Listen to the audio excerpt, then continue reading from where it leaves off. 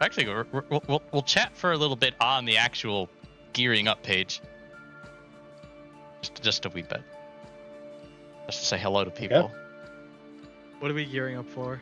We are gearing up for the end of the year chat. So this is the last stream of 2025 for me. Actually, or last Saturday stream.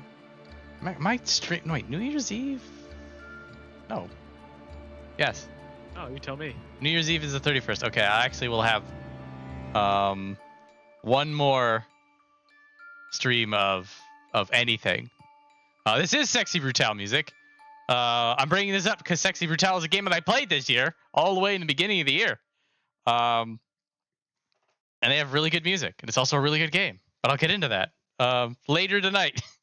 But in the meantime, I have a whole lot of yapping to do. We have, all right. So it's the grand. Hello. Yep. All right. So the grand reveal. The grand. I'm doing air quotes. I figured you can't see it. But anyway, here we go. Let's go. Let's do this. We are gonna be like this, and it's gonna be like a clip show. But I'm also gonna be playing games to show you some stuff, and yapping the whole time. It's gonna be exciting. Oh, maybe exciting's the wrong word. It will be a video on YouTube that you could watch. I'm confident that I'm literally vibrating in my seat with excitement. Excellent. Literally vibrating. It happens. It happens. Alrighty, so I am going to put some music on in the background to make things a little bit better. If you have requests, I might have the track. If I don't have the track, I'm not playing it. If I do, we'll throw it in the playlist. But for the time being, it's just gonna be I have like the short list of good video game music for when I need to get in the zone. Alrighty, so what do we got here? Yes. I wanted things to be a little special this year. I wanted to pretty it up. I wanted to do a moderate effort year-end show.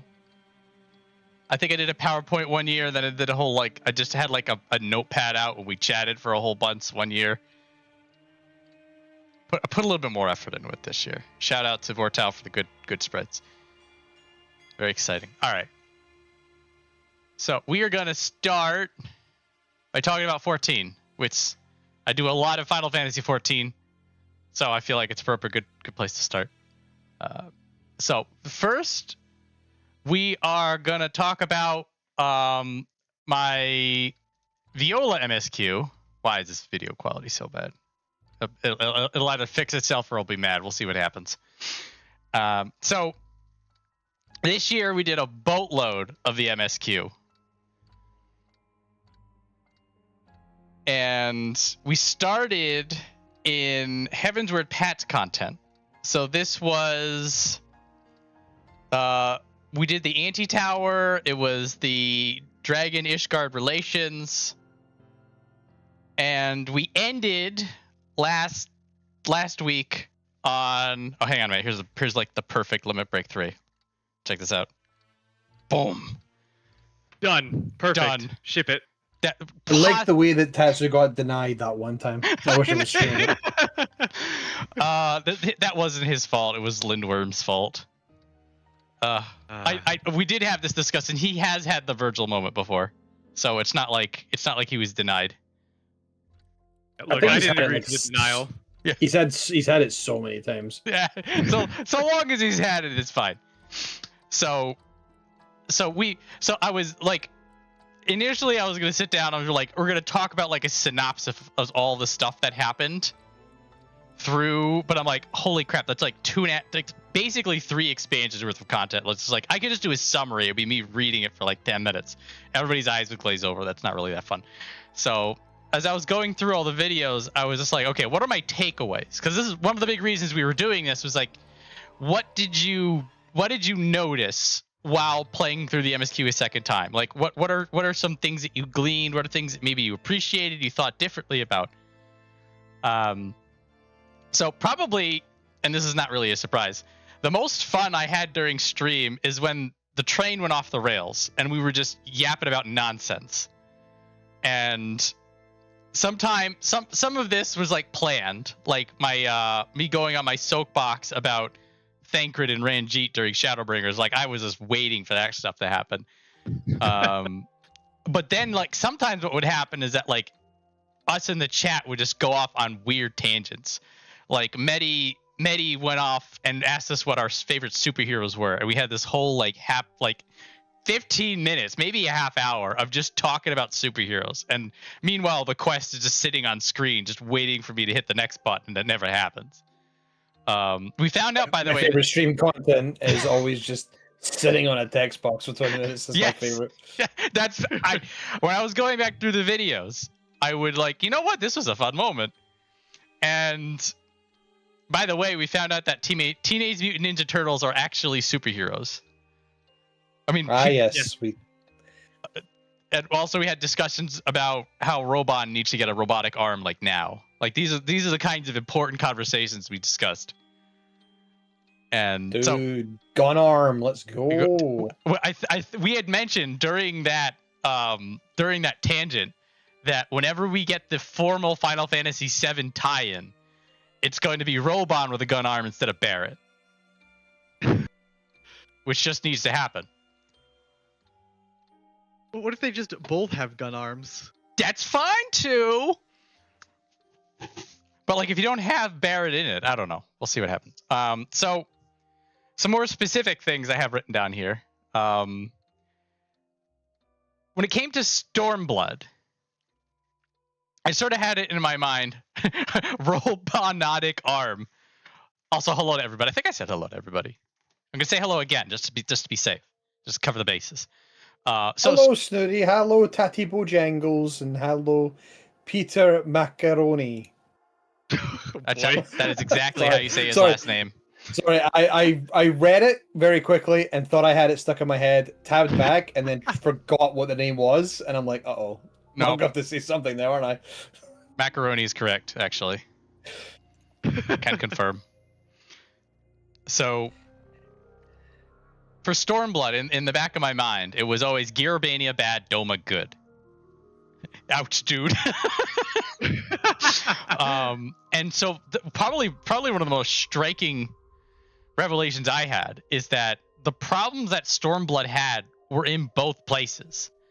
The thing is that like when Gearbania was good, it was just good, but when Doma was good, it was awesome. But the weird pacing issues and some of the crap was through the entire expansion. I was particularly when we were running through Yangsha and we had to tell everybody the Empire was bad for like the 300th time. I was like, why is this in Doma? I don't remember this place sucking. Did Vortel just have a snooty moment? Potentially. Oh, I don't see that message. Really? Do you have do you have top chat or live chat on? Oh, what the? Yeah, what the fuck? YouTube defaults to we're just gonna curate what the chat is for you, which makes no sense.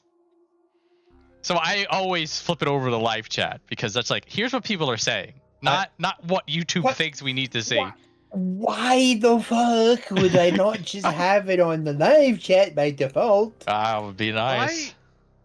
I'm trying to think of like what dictates top chat? I don't know. According to what it says here, some messages such as potential spam may not be visible. So it probably saw that my name was mentioned and was like, oh, that's probably spam. He doesn't need to see that message. I don't. Or maybe they're just like, that's a message from Snooty. Nobody needs to see that. We would just leave it. There is no good answer to this outside of it's stupid. But fucking good job, YouTube. Yeah, excellent. At least you're not assaulting people. We'll give them time. Yeah. So that another revelation. Stormblood patch content was goddamn excellent. I remember. Yep. I remember Heaven's Word, exceptional patch content, and Shadowbringers, pretty good patch content, like damn good patch content. Like particularly like the part that Shadowbringers really, really, really good, and when it goes into Endwalker, it's good. But Stormblood patch content, just all the way down, because we got there's the whole Tsuyu storyline, which, like it or not, that was very well built. You had the little sun line, one of the sickest burns in the entire game. Y'shtola swiped left. Yes. And then you had the Varus Zas Galvis verbal destruction of the entire Eorzean alliance in one fell swoop. That is one of my favorite scenes in the game, actually. The way that villain can just fucking decimate this entire group that's been around for a while and thought they were invincible the whole time. We're the good guys, right? We have nothing to worry about.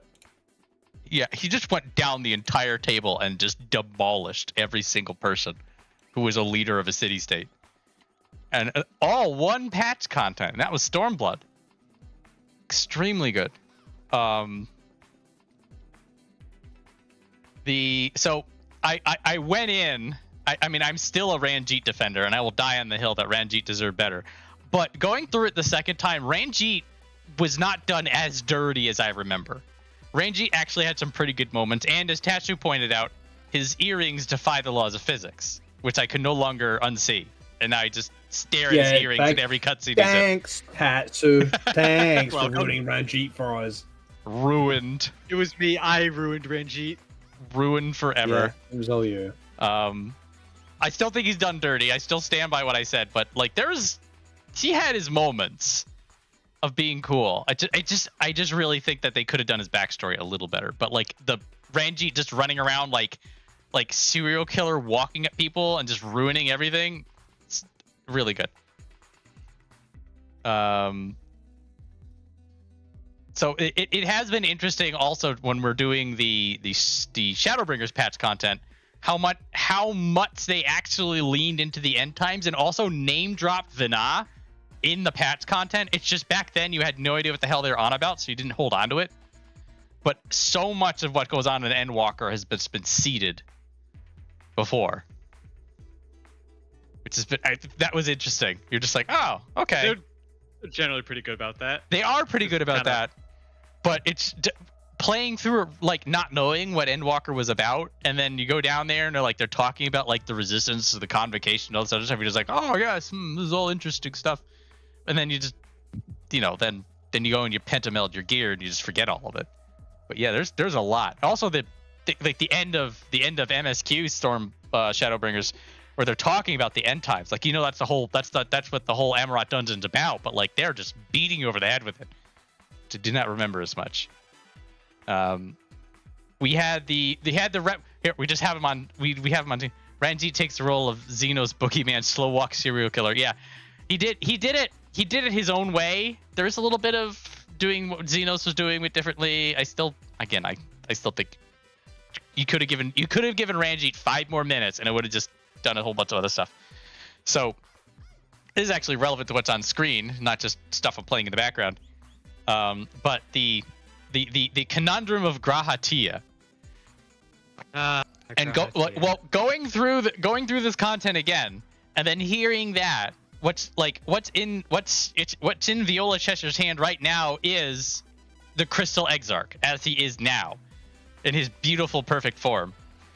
But he then fuses with the nerd loser Grahatia that we remember from the Crystal Tower series, and that he was sort of cool, but he was also kind of a nerd. And like, these two people have now been duct taped together. Like, this Crystal Exarch here, he's gone. So we have to get the compromised Grahatia, and that really has sort of helped to reorient my perspective on the character. Because it was very hard. It was very hard to be in his corner when he would do fanboy stuff. But I was like, okay, he's doing fanboy stuff because he's not fully the person that we're about to see go away. I'd completely forgotten about Tiuna, the Viera badass mage, which is, I believe that's the first instance of seeing past Warriors of Light being badasses in his history.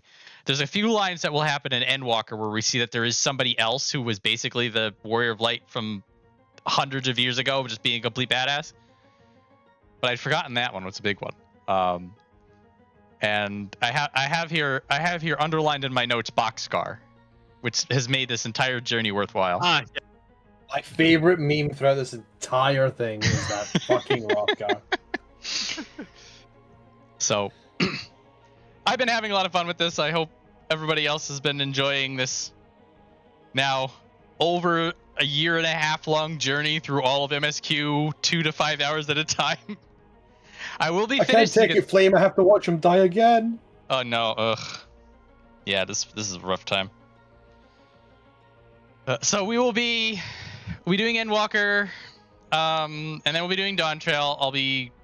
There's going to be a point in the Dawn Trail MSQ that I'm just going to say that I'm done, because it will be close enough. I mean, technically you could say it about Dawn Trail, but we need to get through most of Dawn Trail and then talk shit about the story, or defend the story, as the case may be. We'll see. We'll get there, but definitely. I am going to look for nuggets to defend Dawn Trail this time. I have rambled about the story enough, and I know there are good chunks in it, and there's that part of me that tends to ignore a lot of the good stuff in order to ramble and rave, because I then ask the question, if this good stuff's here, why the fuck is everything around it shit? But I will be inspecting for stuff that I like about Dawn Trail, and not bitching about it as much. But as soon as Valagramanda is involved, I'm going to explode. Okay, that's just warning you in advance. As soon as we get to that point, I'm gonna blow up. Yeah, Dawn. Yeah, so there will be a pivot. Also, yes, Wheel of Fortune, great track. Shimamura bless. There's going to be a tone shift when we get out of Endwalker. That once we start Dawn Trail, it's going to be a lot more of a retrospective rather than trying to experience the story as it is. Which is what we're doing here, and there may be some of it during the zero patch content, but I think that enough of the patch content will just be like, yeah, all right, let's just get through it. But anyway, I've been having fun. We'll be done with it this year. 2026, next year, unless you're watching it in 2026, and this year is a valid statement. And yeah, and then we'll have the entirety of the MSQ just played as a female Hrothgar dressed up as a character from Bayonetta 3, which I'm glad to provide that service to the world. If that is how I'm remembered when all is dust, then so be it. All right. So at the very least, I'll remember you from Left 4 Dead NES. Oh, it's true. That's where I got my start. Only the OGs remember that. All right. So I will give credit for the next bit to Azcon, who is going to let me borrow our prog content of Zillennia for us to talk over. Hey. I'll be borrowing some of Azcon's footage for the next thing as well. Thank you to Azcon for letting me borrow your stuff for this stream. Dude, I'm mad already. Why are you mad already? Fucking Julie has 10k more health. That means his gear isn't up to snuff. Oh boy, here we go. Anyway. Yeah. Yep. Continue. Sorry. So this is us talking about the current state of Final Fantasy XIV. So for 2025, we started out the patch content. I wrote like some stuff. I'm like, what the hell happened this year? I wrote it all out. So I'm gonna be going all over it. We started so we came into 2025. It's 7.15. So near the end of 7.1 patch content. Just for quick reminder, gear check for money. It'll be fine. It's fine, guys. Look, we've got heavyweight gear now.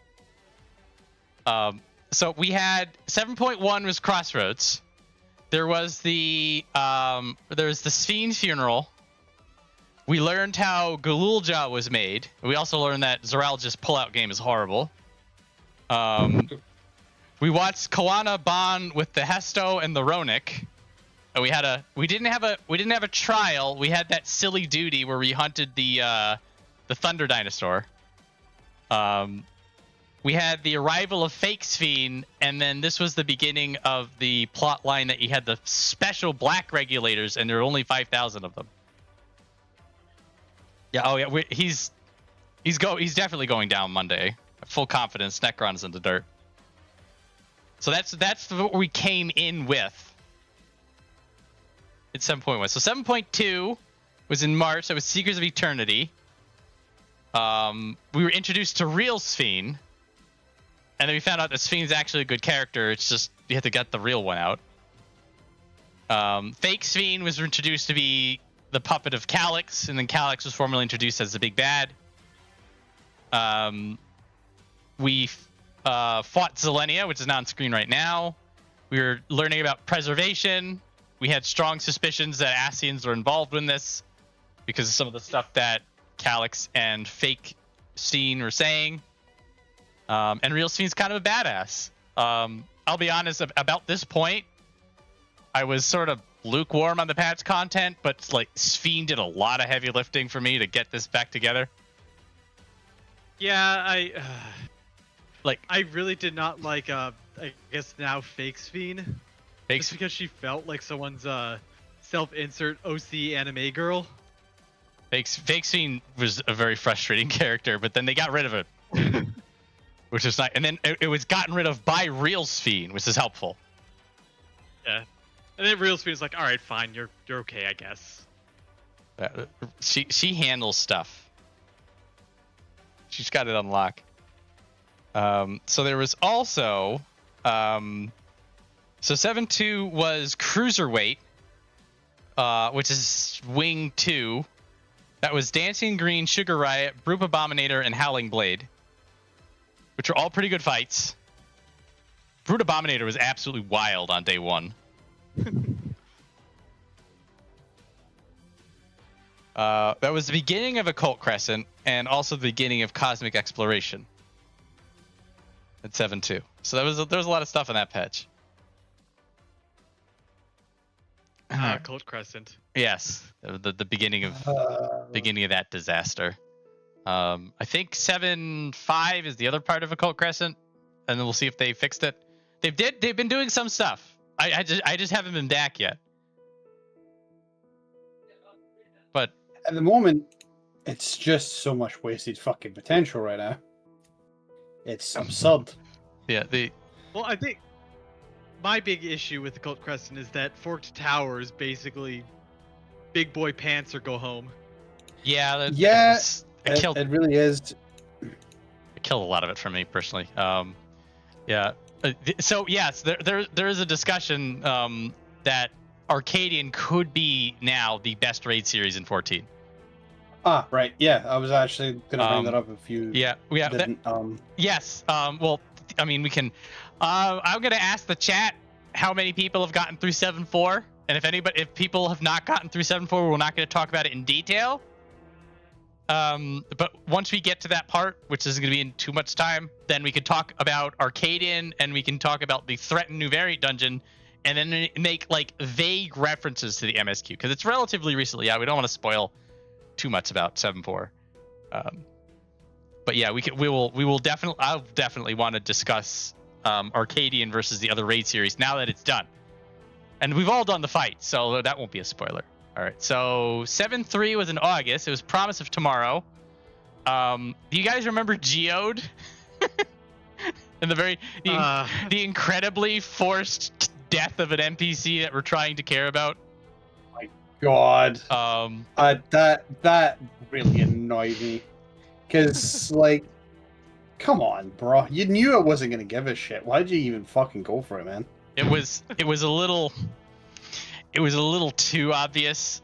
I mean, they had he was in the MSQ. He was okay. He was one of the people that we hung out with when we were learning about Oblivion outside of Solution 9, and then Shale we met inside. Yes, the pile of dust. That one. So that was I feel like that was a bit of a missed shot, but I really, really, really liked the Preservation Lab exploration puzzles. Apparently people didn't like that. I'm gonna go on record saying I need more patch content like that. Little stupid locker combination puzzles, and we're just running around like exploring and solving a mystery. That was some of that.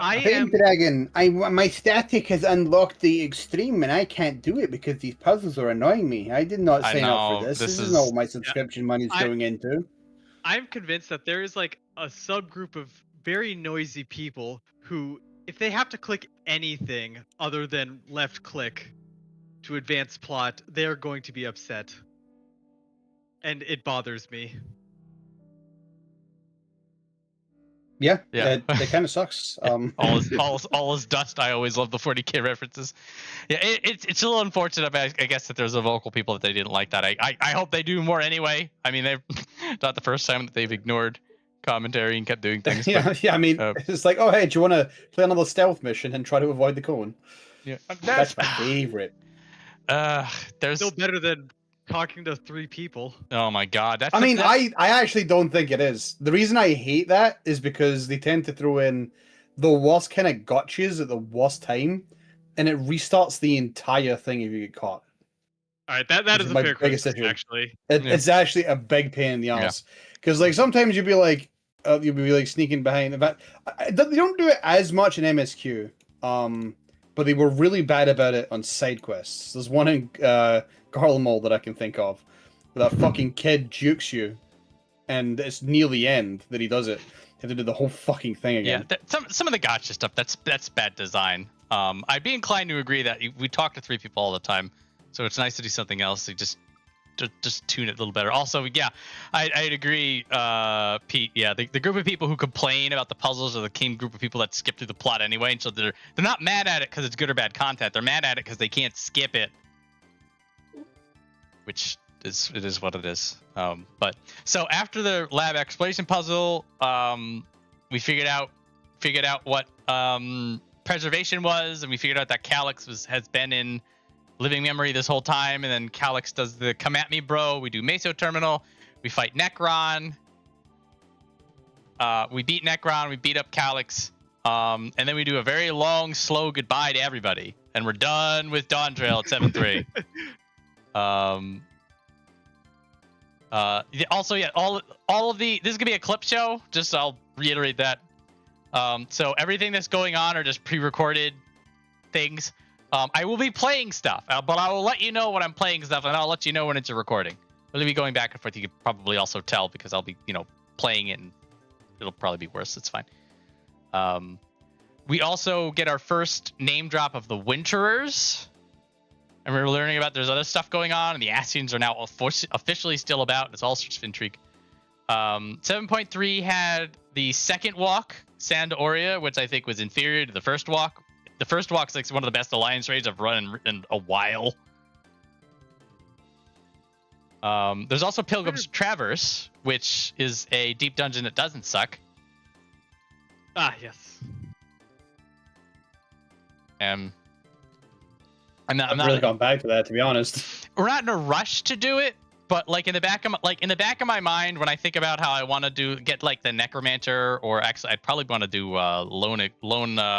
Lonely Explorer, I think is the Heaven on High one. Like I'd probably be actually going after that one legitimately first. I was just like, oh, I gotta go farm, I gotta do all this other stuff, there's all this crap. But like when I think about Pilgrim's Traverse, I'm just like, there's cool things in there. There's stuff that's fun and interesting. This doesn't look like the clear. No, the clear is, well, I have this done. I was gonna say we got our ass kicked. I'm like, is this the clear? Like I feel like we got absolutely destroyed. No, I noticed that I was on 4th on the aggro list. I'm like, that means I died somewhere. I have this. I'm gonna pull the curtain back on this bit now people have figured it out. I might as well just come clean. If we see the clear, then we've been talking about Final Fantasy 14 for too long, and I need to move on. That's my. Okay. I see. Okay. That was right. I wanted, like, initially I was just gonna show the clear, but I'm like, that's like 15 minutes. You're gonna talk about 14 longer than 15 minutes. So all right, that's fair. So this is the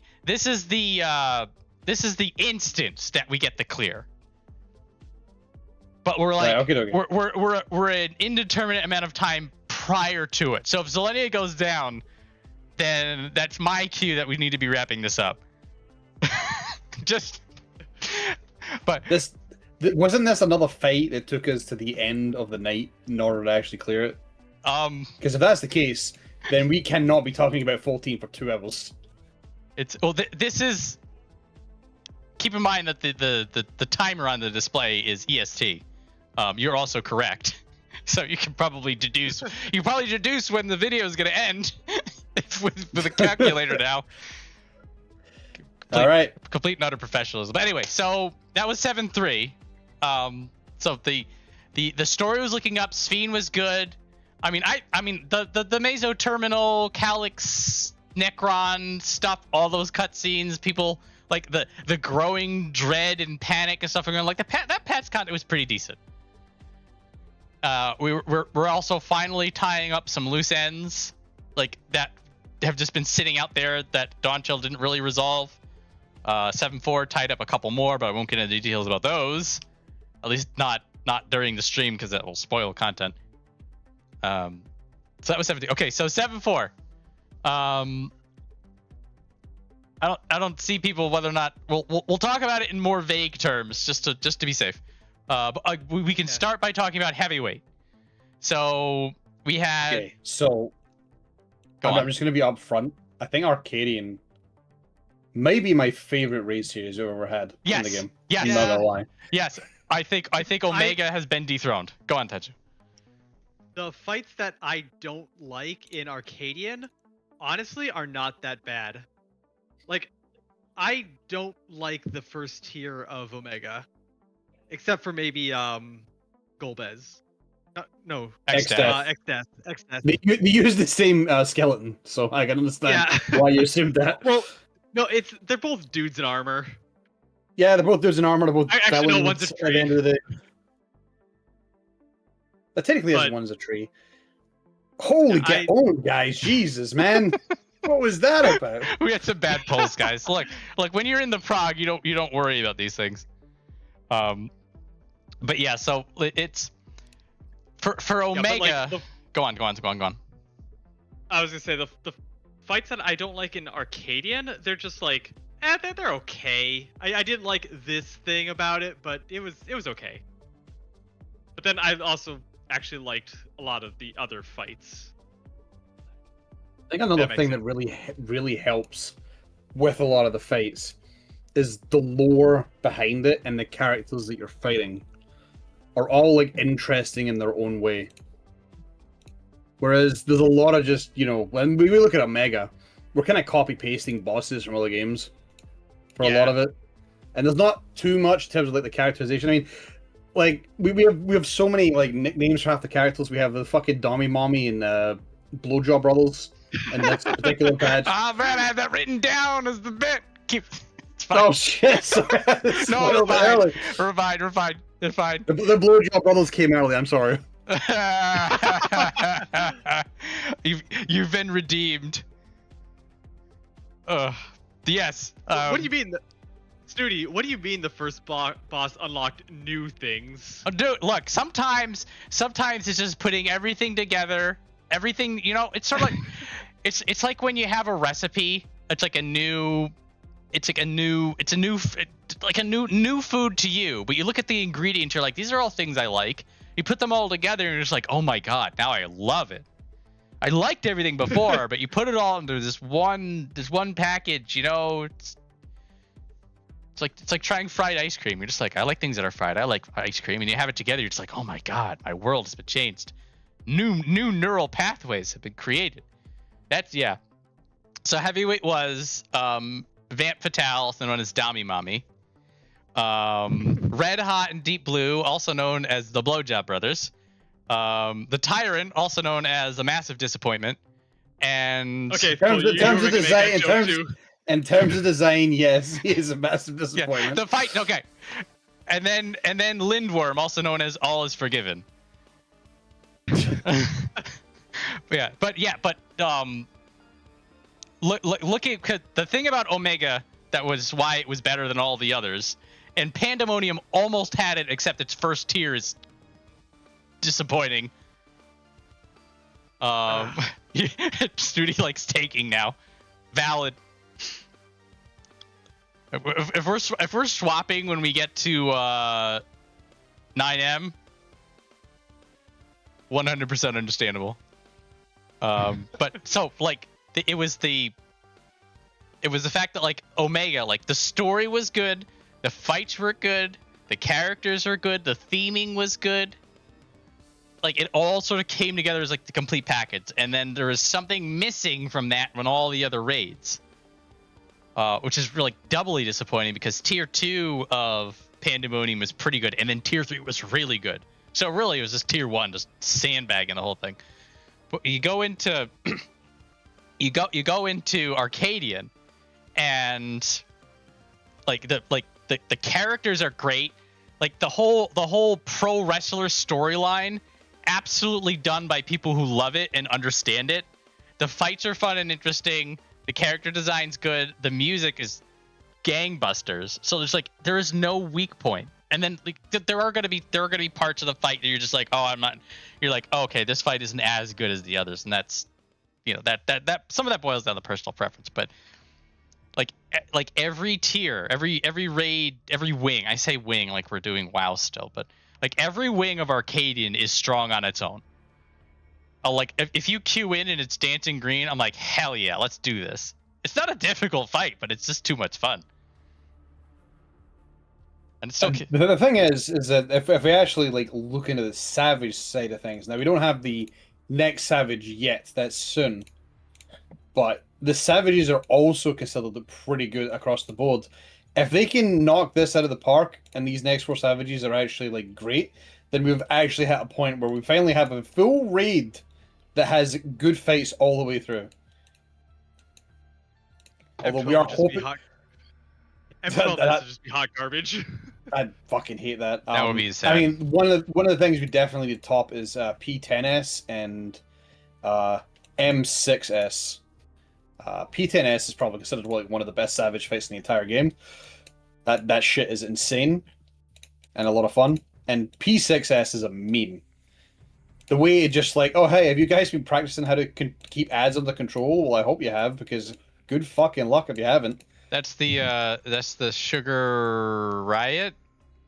Yes, that's the Sugar Riot. That's the Pixelmaster with the spray cans. Yep, that's the cat meme, right? Yeah, the ad phase is absolutely insane, and I kind of love it. But I'm looking forward to the Savages that come out. I'm gonna watch it like a loser because we're not gonna get to it for a very long time. It'll be a while. Yeah, I like watching the prog. The races are fun.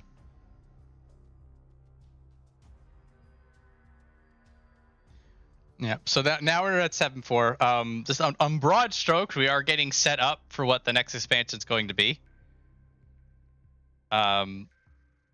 We're tying up some loose ends. I'm trying to think if there's any other loose ends from Dawn Trail that haven't been tied up yet, or at least been referenced. But I think most of the things that they should have done in 7.0 are now by 7.4 finished on some level. So we're starting to get things back together. I don't think there was anything crazy that like massively unaddressed, but I'm also curious if it was just like there wasn't a lot of Dawn Trail that stuck, honestly. There's that yeah, too. I'm kind of on the same boat. There's so few moments of Dawn Trail that really sticks in my head that hard. Like, so many, like Heaven's Ward, even Stormblood, and Shadowbringers, and Endwalker, they all have, like, several moments that I just think about. But I really can't think of very many for Dawn Trail. You remember when Wicklamock got kidnapped? Somehow on like a road that was about 100 yards long, and you're just staring at the road. You could see the town from where you were. Yeah, yes, you could literally see her from where the fuck the quest marker is. How did she get kidnapped that fast? It's even more embarrassing that she got fucking kidnapped to begin with. Yes. And then she got a fucking free Zenkai boost because Heart of the Cards nonsense. Just, oh my fucking lord. I subscribe to the theory that she was never meant to be, though. That is a tinfoil hat theory out there. Someone just offered her free candy, and she was like, "Yeah, sure." I mean, like, if they did that, and we would have a laugh about it. Like, make her a bit ditzy. I don't mind that at all. But it's not how they fucking portray her. But that's a. God, that's a huge ramble to go into. We'll do something for. Yeah, please look forward to it. We're gonna get. We just started Endwalker, so keep in mind that I have about 20 to 40 hours of cutscenes ahead of me on the MSQ, and this is not taking any gameplay into account. And Then from there we have the patch content, and then we're gonna see exactly how bad it is when you're not blue balled by it. But then we're in Dawn Trail, and then you guys are gonna hear all of my crackpot theories and all of my story defending, and I'm going to guess there's going to be at least a couple of streams where I'm not even playing. I'm just gonna put the controller down, and then all three of us are just gonna take turns tearing into it. So our closed fist counter is currently at 0. We just got into Dawn Trail. We just got into Endwalker. So the opening cutscene, the boat cutscene, and the customs cutscenes did not have any fist clenches. Endwalker is good stuff. And it's like Shadowbringers is the crown champion, the best expansion, no discussion needed. And then it's Heaven's Word and Endwalker in a fist fight for who's second best in terms of that. And then there's a fairly sizable chasm, and then we talk about Stormblood, and then we talk about the others. That's the breakdown. So yeah, Endwalker is some of the best content. No close fist when talking with Mom. No. I can go back and review the tape if you think so, but it's interesting because the cutscenes in it would have been 5.55. There was like about a half dozen fist clenches right before Endwalker, and so what I'm doing is sort of as a formality is that it is when picking up the quest that starts Endwalker all the way to the credits of Endwalker. That is where I am measuring the fist clenches. So the half dozen or so that happened last stream don't count because none of them happened before the first quest for Endwalker was accepted.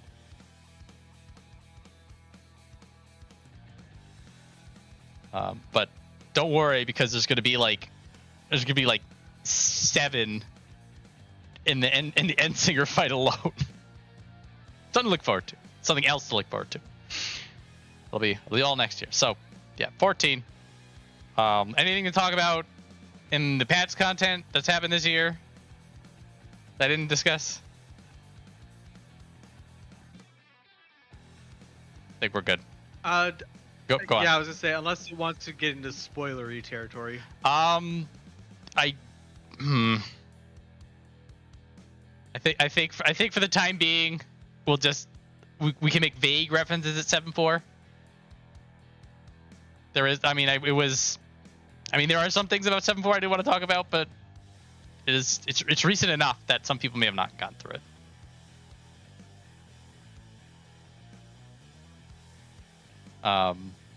Maybe you could just say if you like it or we don't like it. Yeah, we can say if we don't like it. So I guess the setting of the patch content I found enjoyable, and you can argue that some of it was pissing about, and that's I do not really have a counter argument to that. Some of it was tying up loose ends.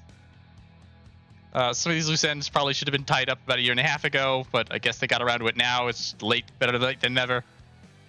The ending is definitely setting up what's going to be happening next. There's a potential of an unlikely alliance that I've been sort of hoping would happen, and there is the game of Find the Warrior of Light,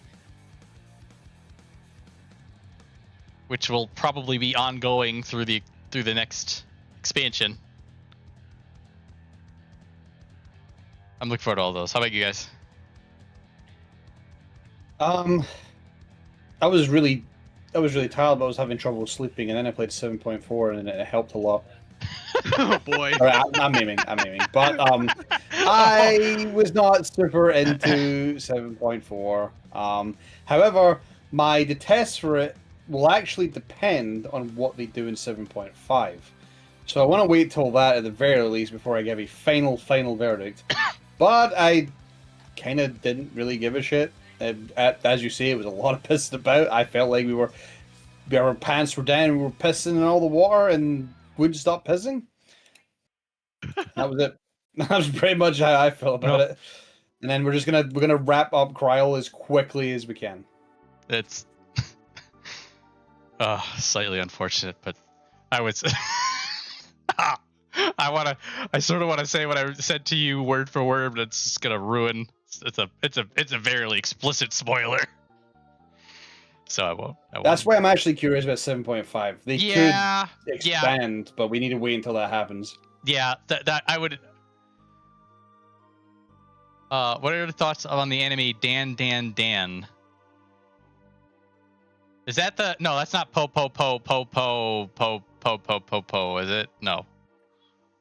That's something else. I don't. Is Dan recent? I believe it's yes, it's recent. I have not seen it though. The fuck is it? What? Oh, hang on. I'm gonna write Dan this. to Dan. Is that a manga? Yes, I believe it. There was an anime that was recently released. I'm writing this down. Right. Well, I have absolutely no idea what it is. I have no idea what you're referencing at all. There. But Portal is not a weeb. And like, I googled it, and I still don't know what the fuck is referencing.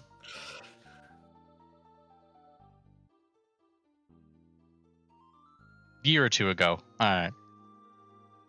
So it was the new hotness a little while ago. I have not seen it. I will look into it. I'm gonna try to do more anime. I keep saying that.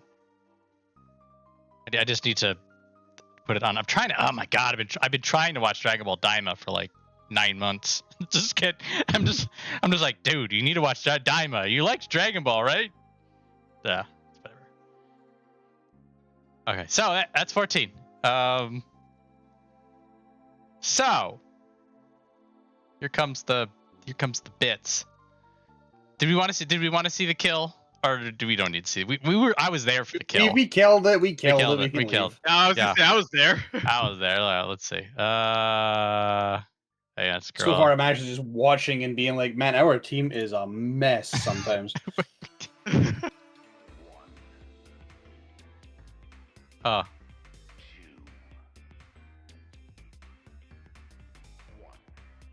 No, I do not. There's a reference about Dan. I do not know the reference. Oh. I'm actually based on the message you sent, I can actually take a guess in what you may be referring to, but I've never watched it, so I'm just gonna be under the assumption that happens in the anime, and I'm gonna leave it at that.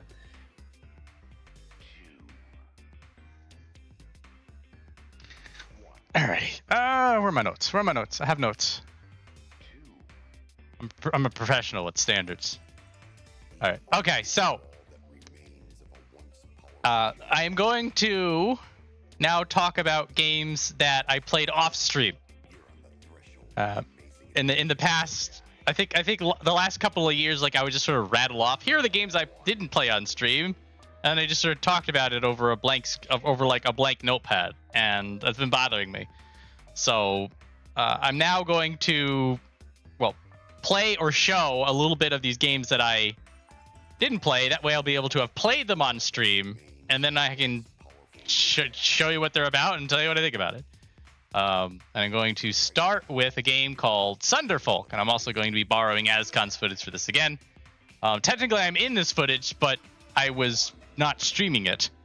We were playing with friends. So the way what Sunderfolk is it was built to be sort of like a combination of Jackbox and Dungeons and Dragons, which is interesting. So this is it's a couch co-op game. And yes, you were talking about Doro Hedoro, not Dan. So the way that this works is that it's a 4-player co-op game, but everybody's like sort of playing on the couch with their phones as a controller. And now we sort of got around this by playing by hanging out on Discord and just screen sharing, but it's 6 one, half dozen of the other. And I'm pretty sure the game was designed with that in mind anyway. And it's a fun like hex-based strategy game. I would boot it up and play it for you, but you need 4 you need 4 players to play it if you want to show a 4-player game. Need friends. You need friends, and well, I mean, theoretically, I could have like gotten the 2 of you guys to like boot it up with me, and we would have been able to show it with you. But it's a lot of effort, a lot of prep, and we'd have to. It is a game that does, because there's a bit of setup to it. There is. It's more for everybody sitting around in the room. It's not the most interesting thing to watch, but it's fun to play. And so what happens is that you get abilities, which we're seeing on some of this. There's a big polar bear is about to smash something with a hammer. The character design and the fight design are actually really damn good. They go into a specific character fantasy, and they do a really good job of it. Now, what's interesting about Sunderfolk is that it was developed specifically as this couch co-op game, but they're having some sales issues because basically you have 4 people playing the game, but they only need 1 copy because you're just putting that copy on the TV. And for a while, like that was their design. They're like, we want this to be couch co-op. We want this to be like a group game. And they designed the entire game around that theory, which is a bit of a risky, interesting premise. But what they're doing is they are adding in an online mode to make it a more conventional online game, which I hope helps with the sales. But I am interested to see what that compromise does for the game itself. Because it's a really good strategy game otherwise. It's not terribly complicated, but there's definitely a lot of room for combos and cooperation, stuff like that. So for people who are interested in this, but all are like sort of turned off by you need to have a phone as a controller, their phone controller thing has some issues too. And if you're also sort of not completely keen on, y'all have to like log into the game. Yeah. You guys posted a while back, it's gonna have a massive online MM mode. Yeah, so I would stay tuned for that if you're somebody who like was passively interested in this. I am hoping that it will apply well. It would be more of a conventional multiplayer game, and that may get more people into it. And then ultimately, like, these are, I believe some of these people are Blizzard refugees, and just otherwise this is just more of a smaller scale developer company, more independent, and they're also sort of taking a risk on a design decision. So like these are the kinds of things that you sort of want to have. You want more stuff like this in the universe. And so I'm hoping that if this 2.0 that they're pushing sort of helps revitalize the game, that they're gonna, be able to sell enough stuff to make more games, and hopefully, not crumble into dust like a lot of things tend to do if they're not EA or whatever crap. Anyway, so this is Sunderfolk. I mean, technically EA was bought recently. Yeah, it's true. It's just AAA games is just such a unfortunate thing. But there's a counter movement now. We've got indies. We've got these like, I guess this is like double A industry, maybe single A, and like there is some there is money. There's double A. Like there is money and budget going into this, and there's polish, and there's I'm pretty sure there's somebody who's like the director of whatever BS. Mid-range clout, but there's like it's fine like that. But anyway, all right. Next up, we are going to, where's my list? Yes, we're gonna take a journey onto the Switch. You see if this works. Hang on a minute. It's the console. That's crazy. So I don't have a Switch 2 because I don't have $600 and a well, $600 to fund my masochism. A shocker, Well, I know. It'd be $600 and then an extra 50 on top of it to buy the Pro Controller. Yeah. Oh my gosh. Yeah. It's a whole thing. I love the way Nintendo does this thing. It's so good. I love Nintendo. I support all their games, no matter what. It'll be, even though they live in a bubble that pretends the rest of the industry doesn't exist. Also, I like how you're getting Switch 2 ads on your Switch 1. Oh, that's fantastic. I love it. Not terribly kidding. Turbo Granny on Dawn Trail. There's technically a couple of Turbo Grannies already in Dawn Trail, but we'll get there. So I'm going to talk about Pokemon Arceus. Yes. I know. Why are you playing a shit game? So I'm just gonna run around. There's people who talk shit about Pokemon Arceus. Everything they say is valid. For me, Pokemon Arceus was different enough. The gameplay sort of works, and I think you can actually. Well, I'll just show it off here. Whatever. It sort of works. Go on. I was going to say, there's like several nuggets of good ideas in Arceus, which is why ZA annoys me so fucking much. But yeah, so the hook for me on Arceus is that the entire game plays like Safari Zone, and that like it was always this weird thing when you're playing. It was just one of the conceits of the Pokemon games in general. That like you run into a wild Pokemon and then you throw out your Pokemon. Ghost of Tsushima at home. Yeah, like every bad thing you can say about Pokemon Arceus is like most of it is valid and most of it is like, you know what, you're right. And for some people, the deal breakers, like the graphics, I know some people had issues about some of the gameplay. I'm like, it's all like if that stuff gets in the way of the game for you, you're not gonna like it. It's fine. But the allure of this being like the entire game is Safari Zone, so you're running around. The Pokemon can in fact punch you in the face, and they'll knock you out. There's crafting for no goddamn reason, but like there's crafting in everything these days. I don't know if you really hold it against everybody.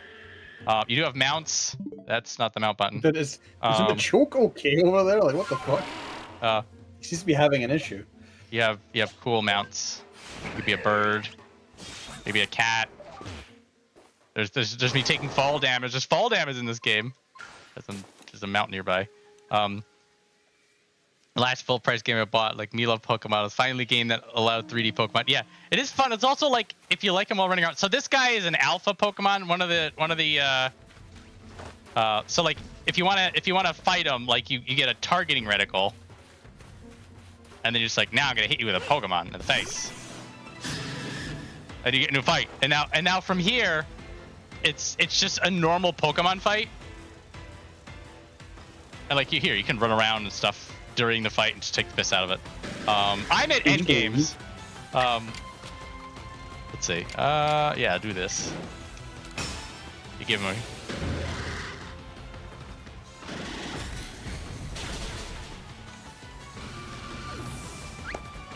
And he's dead. And it's dead. And to fill out your Pokedex, you do a bunch of. So this is also something else, is that like you don't just catch the Pokemon and then you're done. This is the map. I want this button. Open Pokedex. Yeah, I want the Pokedex. Open it. So, like you'll catch the Pokemon, but then you have to learn about it. And so like there's a whole bunch of stuff that you need to do in order to like master. It's not because winding it back, this is an isekai game, so you're some loser from the present who isekais over to the past through the power of Arceus, the god Pokemon, whatever, blah blah blah. So like you're like in some feudal Japan adjacent place where they're just now learning how to catch Pokemon for the first time in the past. And also like they've never done any of the Pokedex crap. So you're like one of the first lines of people doing Pokedexes. And so it's not just like you catch somebody and then you just go onto Professor Oak's PC or Professor whatever the hell their name is these days, and then it's just like, here's all the information about all the Pokemon ever. And it's like, no, you gotta figure that crap out. That part's fun. I like the strong, fast moves. Personally, I think it's pretty cool. I mean, there is the larger conceit that it's still the same Pokemon formula as it always has been. I'm fine with it. I feel like you can do more. I feel like it kind of doesn't matter. Can I say something? Yes. I mean, no. Why does this look so... Oh, okay, sorry. No, sorry. No, yes, I changed my mind. You can say it. Why does this look like... Turn around 180. Why does this whole thing just look so fucking ugly? That is one of the problems. Like, they look like they grabbed a brush to get random mounds and then just, like, sprinkle bits of grass all over the place. It's the ugliest fucking thing. The visuals of this game are something a lot of people rained on. Like, we perfectly caught a bird right there who's got about 4 frames of animation because he's too far away in the draw didn't distance. see that guy. And as I run closer to him, he's going to find more frames. I mean, that's a trick that I know there the it is. Souls series uses. There, now he found his frames again, and if I run away from him, he's going to lose them. I mean, stuff like that in this game. And this was also it fueled a lot of controversy because then like they'd pull up like Tears of the Kingdom and a few other Switch games, and they're like, these games look really good, and it's all on the Switch hardware. And then you play this game, and it looks like hot ass. Like I also caught the trees in the background in mid draw distance, so they have that like Serious Sam fuzziness to them. Yeah, I think a lot of this. You can finesse it a bit better. There is that. Like, so there are people that like this takes it right out for them. I'm like, that's fine. I understand that. There are moments that you sort of do like wish that it looked better, which is weird to say these days. It's strange because I'm comparing this to Wind Waker, and I feel like that game just really holds up. That's still not the mount button. I still remember when everybody was telling me that Wind Waker looked so stupid. And I was there for that. I'm just like, guys, the style is great. What are you talking about? No, it doesn't look good. Twilight Princess looks better. It's by a million. It's better graphics, guys. All right, which one of the two games have aged? Do not cite the deep wet magics to me, witch. Ooh, a space-time distortion seems to be forming. They have live events going on. To be fair, Twilight Princess doesn't look that bad, but I do really like Wind Waker style overall. Ah, it's all the way over there. But yeah, no, it's just like, oh, we gotta fill this place with place. So just get the brush tool, draw some fucking hills in Unreal Engine 5. I don't know, but I think they use their own in-house engine, which is why it runs like fucking ass. But you know, just brush some hills. Don't put any thought into it. Put some trees, but don't put too many, because the game might fucking crash. It just looks so revolting. And again, as you say, there are a lot of games that look really good on the Switch One. There's kind of no reason that this needs to look as much ass as it does. Again, I know it's not like their primary sales, but the fucking Pokemon Company is sitting on a fucking truckload of money. Wonder. Yeah, because I'm looking at this, looking at you flying around. There's so many repeating textures right now. It's a problem. I am not gonna defend this game's graphics. I'm not gonna defend some of the gameplay. I like the strong weak. It's sort of I'll call it like the Resident Evil Zero effect, that it's an iteration on the same formula. So if you don't like the formula, you're not gonna like it. But if you tolerate the formula, you'll be fine with it. And normally I'm not one to like really rag on graphics, but yeah, they could have finessed it, especially with Pokemon being one of their big IPs. Yeah, this is part of the issue. Though I think Game Freak's kind of notorious for not being great at optimizing things. Although again, we say that, but I mean, we don't have any real proper gameplay footage yet. But their newest game is looking to be pretty good looking, and runs fine, at least from what we've seen in the cinematic trailer. So it's gonna be really funny if they show us gameplay and it actually runs way better than all the Pokemon fucking games. And then it's gonna just raise more questions as to why this always looks like ass and runs like ass. I mean, Sword and Shield is inexcusable in and of itself. I forgot how long these damn things take to spawn. I was gonna show you this. They have like world events, that's go on, which is sort of a weird thing in a single player game. But I'm just like, whatever. I'm here for it. I'm an MMO addict. Whatever. It is interesting because like you'll get like old school Pokemon in these, and you can find cool stuff. It's not happening. So the story of this game is also actually pretty good. I mean, it's still mostly the Pokemon story, but like it goes to darker places than a Pokemon story normally does. And there's some interesting character moments. And so like if you don't like Pokemon games, this game's not really going to sell you, but it's different enough that if you like Pokemon games but you want something different, this is about as different as it's gotten, it feels. I am also I'm also a Gen 1er, so take that with whatever it is. I did play Sword and Shield though recently. The soundtrack for Sword and Shield has no business being that good. Final boss was what was the final boss? Yes. I may have, well, as you can probably see, I may have grinded a fuck ton, just a little bit. I think this is my A team anyway. I have a lot. I did a lot. I did a lot of fighting things. So may have had a good time. But anyway, yeah, Pokemon Arceus. There's a big fat asterisk on it, but I mean, I'd recommend it. It was fun. If you already have it, it's fine. Lying around. Maybe it looks better on the Switch 2. I hate that sentence that we have to say. But don't buy a Switch 2 until they actually have games on it that are not crap. But anyway. Or don't buy a Switch 2. For society and just don't buy a Switch 2. Or just don't buy a Switch 2. Yeah, at this point, I don't feel like that's a bad statement to say. Alrighty, now I'm gonna swap on over. Hang on a minute, I'm gonna go like this. Is that gonna? Oh, it doesn't like that at all. Here, I can bring you back over. Hang on a minute. I am changing over from my Switch to my PS5. It's gonna look weird. Swapping it over.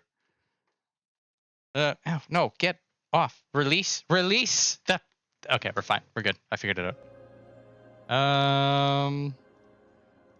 Yes. So now. Welcome back. So now we are going to play Astrobot. I'm mad that that's a game I can't play because I don't have a PS5. What the okay, there we go. No, it's game help available.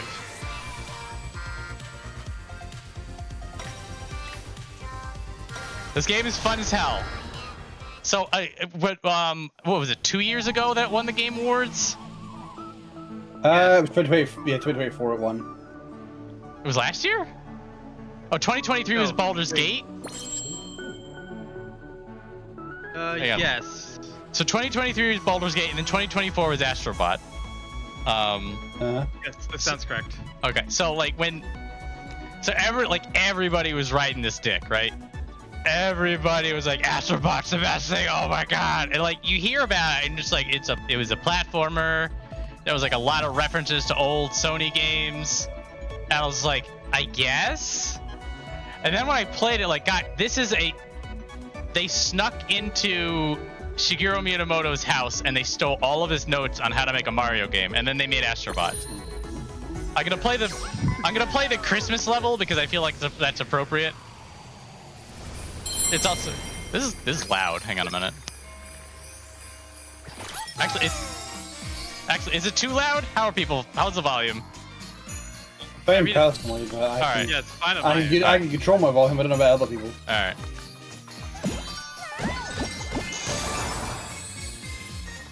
So there's you punch things. There's sound effects. You get cool powers. You can freeze time. Look at that. You dump. There's a double jump. All right, it's fine here. Thank you. All right. So like, it really is just, if you just want to play a game and have fun, this is what this game is. Nobody plays games to have fun anymore. What the fuck are you talking I about? think that's why this won the Game Awards, because they didn't realize you can do that. They didn't realize it was legal. Look, I need all the Astrobot lore, and if there's any inconsistencies, I'm going to write about it on the internet. This game is not for you. I've got a great website. I've got a great website for you, that so it's called Reddit.com. Oh dear.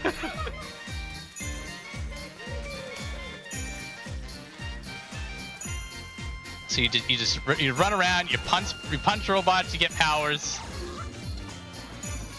They have to watch that on YouTube. Yeah, that is. No, I mean it's one of those things. Okay. It is one of those things, like, it's a PS5 exclusive because it's all Sony IPs, so of course it is. No, actually, one of my gripes about this game that I've noticed is, yeah, they're all Sony IPs, but it feels like, hey, remember this game? Anyway, we're not going to do anything with it. No, Remember that it? is. Yes. So that's sort of that's the elephant in the room on this one for certain. Is that yeah? There's like here's the reference to Bloodborne. Oh, does that mean you guys are gonna do something with Bloodborne? Oh, of course they're not.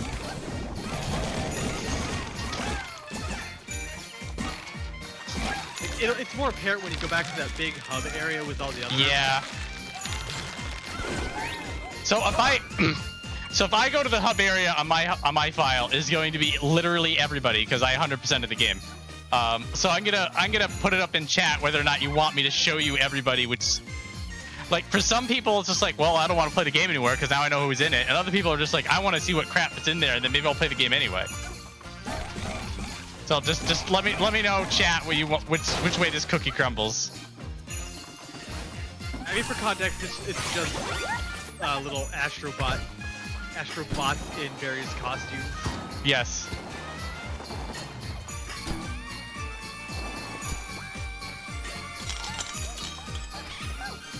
All right, we have one vote for show us. Yes, there's also just. It's the best part. Okay, I might have to do it. That's two votes. Foretell Tatsu, what do you guys want?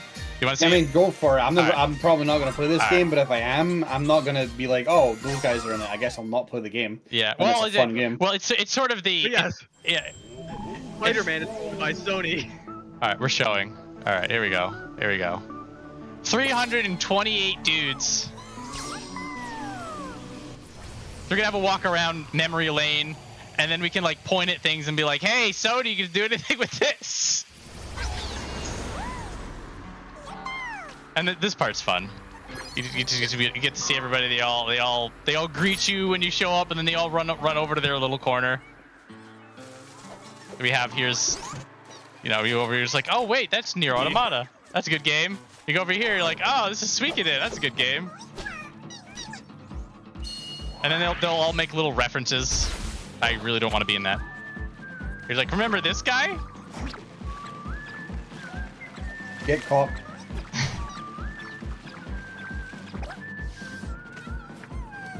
And this part of it's fun. Also, like, you start out with nothing. You just start out with a broken PS5, and then you gotta go get everybody. And so there's definitely a sensation of the more you play, the more like filled in this place is. Yeah. Remember the PS5? Remember this PS5 game?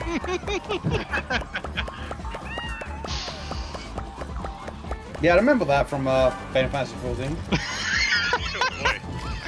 Where's the lie? I mean, they are canonically part of the universe now, Tetsu. Yeah. Food. Hey, remember that IP? Anyway.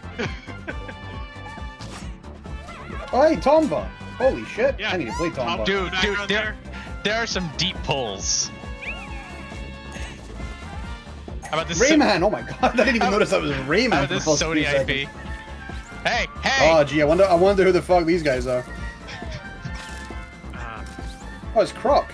And Gex. What the fuck? I thought Gex was Nintendo. No, Gex is... Who does Gex belong to?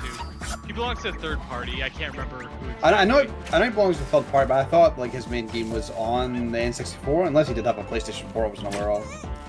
It was originally on PS1. Alright, what LB does he have? Oh, right, okay. What LB do you think he has? I mean, he may have just used cross slash, for all we know. Where's Dante and Virgil? Funny, okay, hang on. The first one, this.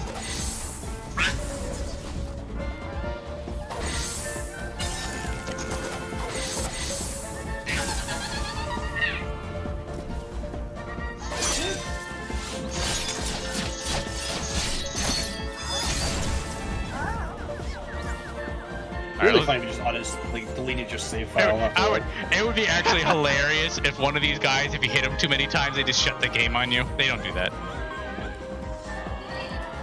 Yeah. I mean, Oh yeah, Beyond Good and Evil is never happening. no, it's not. Oh, there are some obscure pulls.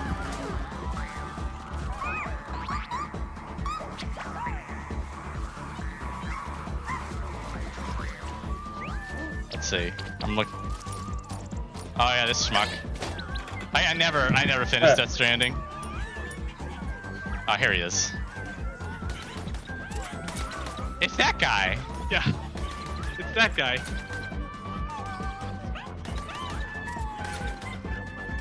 Googling I see Raiden in the background there. I do see Raiden in the background there, and Psycho Mantis.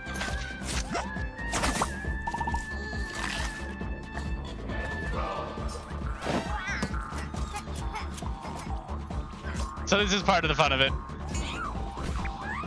Hey, look, it's that dragon that it's just now stuck in that weird limbo. Or Spyro. I also Actually- like to imagine that this is actually just Spyro, and this is where he's hanging out this whole time. Yeah, that's what I was thinking, that because he doesn't have like the weird bot model. He's just here.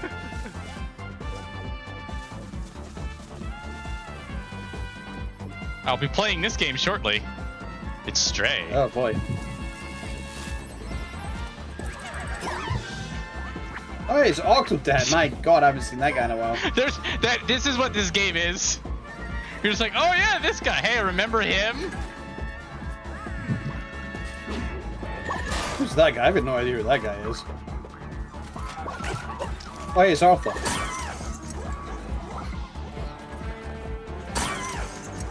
Oh, it's medieval. Where's Medi? Yeah, it's medieval.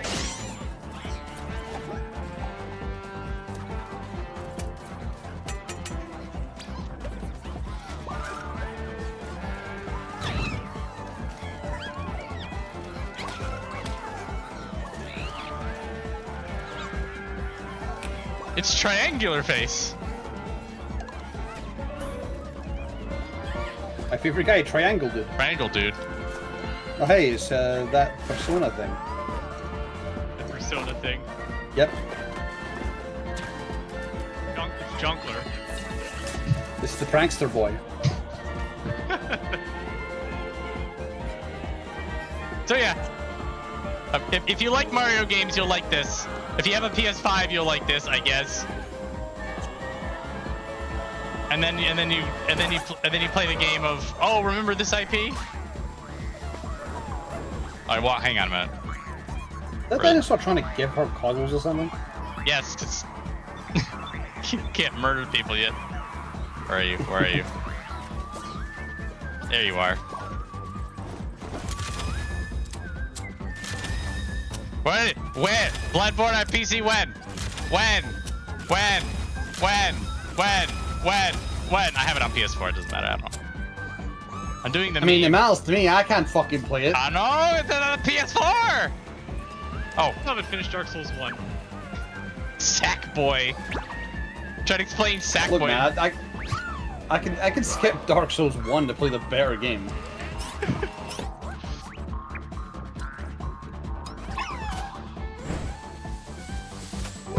Dude, that reminds me, Reese bought me Okami a million years ago in order to actually stream it, and I still haven't fucking streamed it.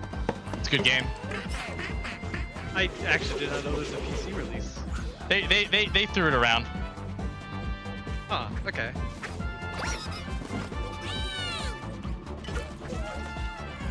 It's Yu-Gi-Oh! Dude, if there was a Forbidden Memories in here, that'd be actually insane. There's no Kingdom Hearts. Which That's okay. That's actually not a surprise. Never mind. Because Disney's probably being sticklers about it. there's some of that. And Jump Flash! Oh my god! yeah, He's so dude. fucking huge compared to everybody else. I don't know how I've missed him. Oh, this one's actually fun.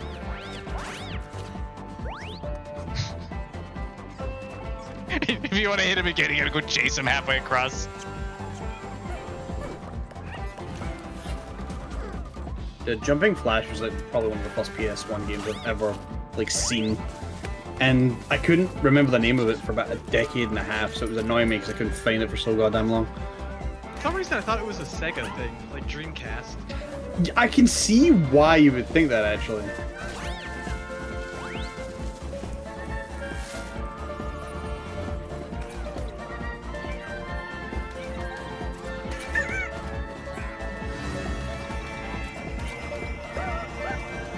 Hey, remember this thing? Hey, remember this game?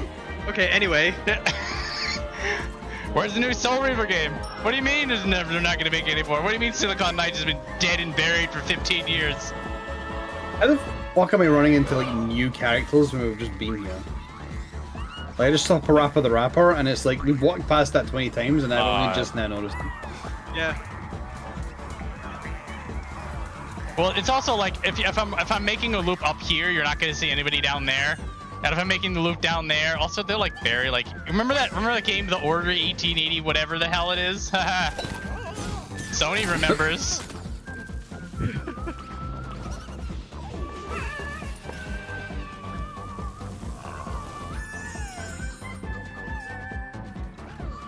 Can you show off how you all work together? Yes. So, part of the bit is that you need, in order to progress into these side areas, you need to have a certain number of people in the island and the crash site.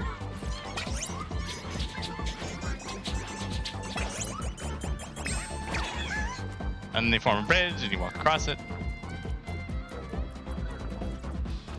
And then I can show you the big one. And then in here there'd be like important unlocks in order to progress through the game. And now they're just staring and wondering what I'm up to. Use this to go back. Where is the statue? Here it is. So I think the original game had how many do you want? 300. So the DLC for the game added 28 more people. So, but normally 301 was the max.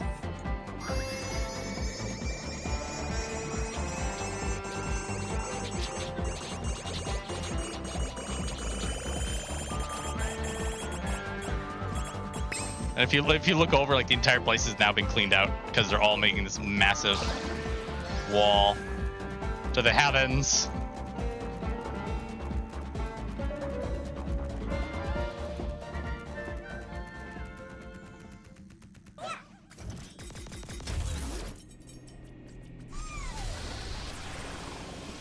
To the mystery ultimate secret test level of doom. Anyway, let's go show you another game. Hang on a minute. Hang on a minute.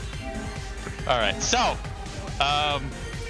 for this one, I'm gonna cover because we're gonna talk about Silent Hill F, and I do not want to show you the loading screen, what happens when you beat the game, because it is a massive goddamn spoiler. In fact, a lot of talking about Silent Hill F is a massive goddamn spoiler. So we're going to be very vague about this.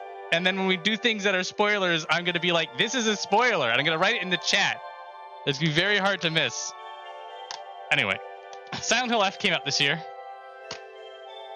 I'm getting it. I'm over here over the side. I'm getting the disc out. I still buy discs. Oh my god, Boomer, why didn't you download it? What if they take it off the goddamn internet? How am I going to play it then? Anyway. Oh, don't knock your Switch over, you fool. Give me a minute. Oh, here it is. Yep. Okay. No, I'm an idiot. What's going on? Actual brain damage. What's wrong with me? Get in there. Get. Hang on a minute.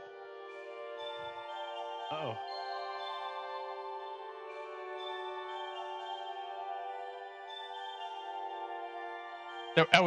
There was a weird cable issue going on. Huh.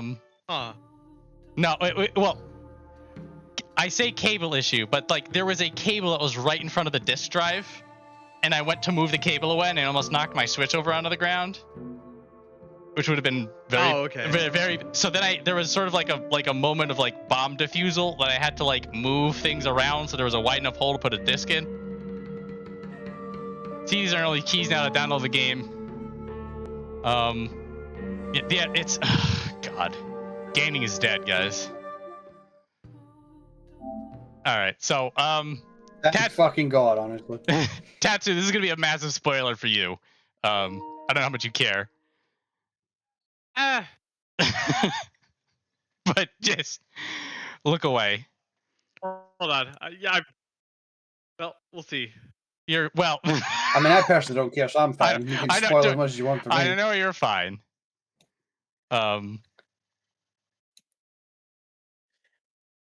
Maybe not. Well, I'm not gonna elaborate. I'll show you. I'll show it for a little bit. We can have a talk about F, which is the most important part. Don't look at this. You looked at it. No, you're spoiled. Everything's spoiled for you. It is and isn't a spoiler. You don't have context for it. Well, I mean, I know enough of it. You're not. Not gonna say anything. Not gonna say anything. Okay. All right. Here we go. I'm gonna unhide it. Okay. So Silent Hill F. So as people are very well below, Silent Hill is probably my favorite video game franchise ever. Silent Hill sort of showed me what video games could do, and I went from thinking video games are fun and cool to thinking that video games is something worth devoting your life to. So that's what this franchise did for me. And then the franchise was gutted and killed by a lot of other things that Konami did. And so I thought it was dead, and I thought it was gone. And then 3 years ago, they talked about how, oh no, we're back, we're sorry. And they started off by showing Silent Hill Ascension, which is that hot ass thing that I really hope that everybody forgets in a few years. They mentioned they're making a movie on Silent Hill 2. They did a remake on Silent Hill 2, which was actually not that bad. Some may call it good. I would call it good. All odds. Against every conceivable benchmark we had to measure this against. They announced something called Silent Hill Townfall, which I've not heard a peep about since, but I really hope things happen with that. And then they announced this game called Silent Hill F, which was going to be bringing the Silent Hill back to Japan, which was back in the day, very, very interesting, curious, mysterious. And they also got the writer from Umineko to do it, which was also very fascinating and interesting and mysterious. And the resulting game was fantastic. It is a great game as a horror game. There's a larger discussion to be made about whether this is a Silent Hill game or if this is just a really good horror game that they put the name Silent Hill on. That's kind of how I feel about it too. I know. Honestly. I know that you feel like this isn't Silent Hill enough. But well, it isn't. It isn't, because it does a lot of things that I have complained about before, and they're like, "Okay, you're complaining about this. Well, here's Silent Hill F," and I'm like, oh, "Fine, I guess." Yeah. But the but go on. That Go being on. said, if you removed like a lot of the Silent Hill references and slapped a different name on it, I would not have seen this as a Silent Hill game. Yeah. So it is a divorced from the name Silent Hill. It is a very good horror game. The visuals are spectacular. There are moments of this game that are legitimately unsettling and terrifying and horrible and beautiful. The visualizations, the visual language, the maps. That's not the map button. That's the map button. That's a baseball bat. That is a baseball bat.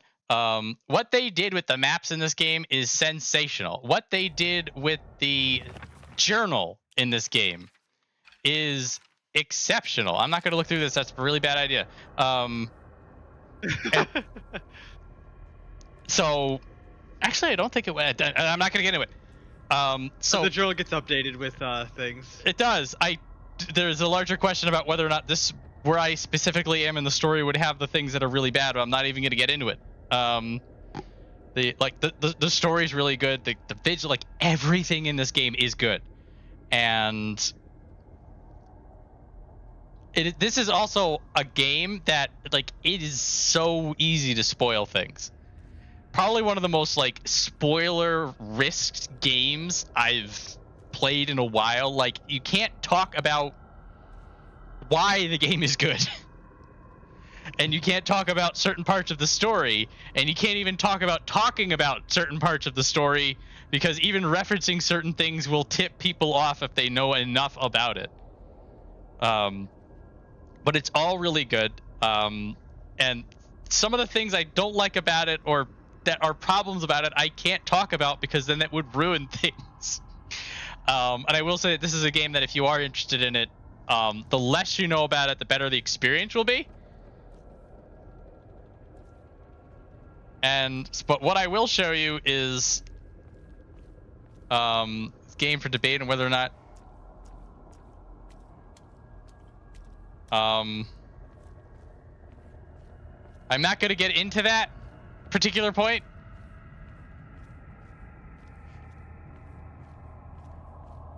This is I will say that this is a game that is set in 1960s Japan, and there are topics and themes that this game covers that are specifically in the context of 1960s and the way they're presented. Now there's, nothing is in a vacuum, and obviously there are comparisons that could be made from this to other things, but for the larger purpose of what this game is doing and what it is trying to do, it is important to remember where it is set.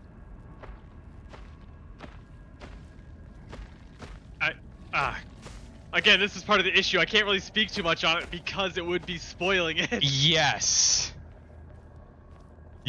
and that's why I'm like, it is important to consider. This place is pretty cleaned out. All right, I wanted to show the combat, which is actually one of the things that this game does. It's very interesting, and that they here you go. You come here. I need to fight you anyway. So this game goes for a more action horror kind of an idea, but you have light attacks, you have heavy attacks. There is no gun. You have no ranged attacks. But you have a stamina bar, you have a light attack, you have a heavy attack. You have a lock-on.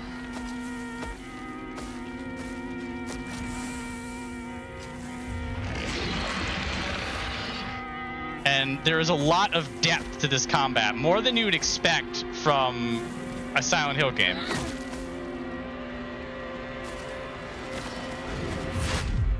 You get slow-mo. You get counters.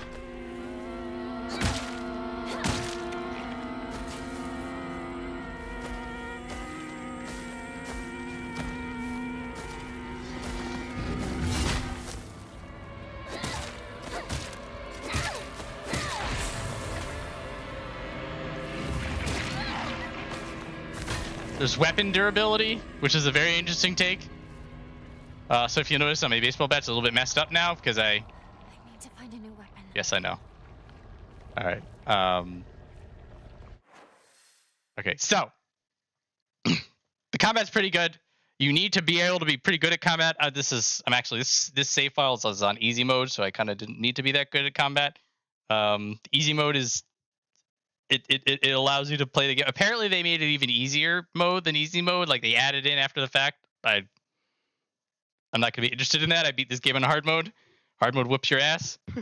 So here I'm gonna say this. I'm gonna put this in the chat. I'm gonna be like, okay, spoilers, UFO ending, and I'm gonna show you all the UFO ending because it's pretty fun and stupid.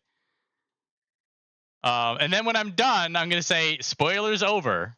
So if you're not interested in seeing the UFO ending, I will say that the UFO ending is 95% has nothing to do with the story. It's just fun. But the 5% that does have to do with the story might accidentally clue you in onto a few things. So if you're not interested if you want this to be as pristine as possible, get out, mute the stream, and then check the chat because I'm going to put in the chat spoilers over when I'm done here. All right, so now I'm going to show you guys the UFO ending, which is silly and fun. All you really need to know for context is that the video game involves about four middle school, high school children who are in a town that's going straight to hell, and it's a really, really bad time for everybody involved, which I just described most Japanese horror games. So there you go.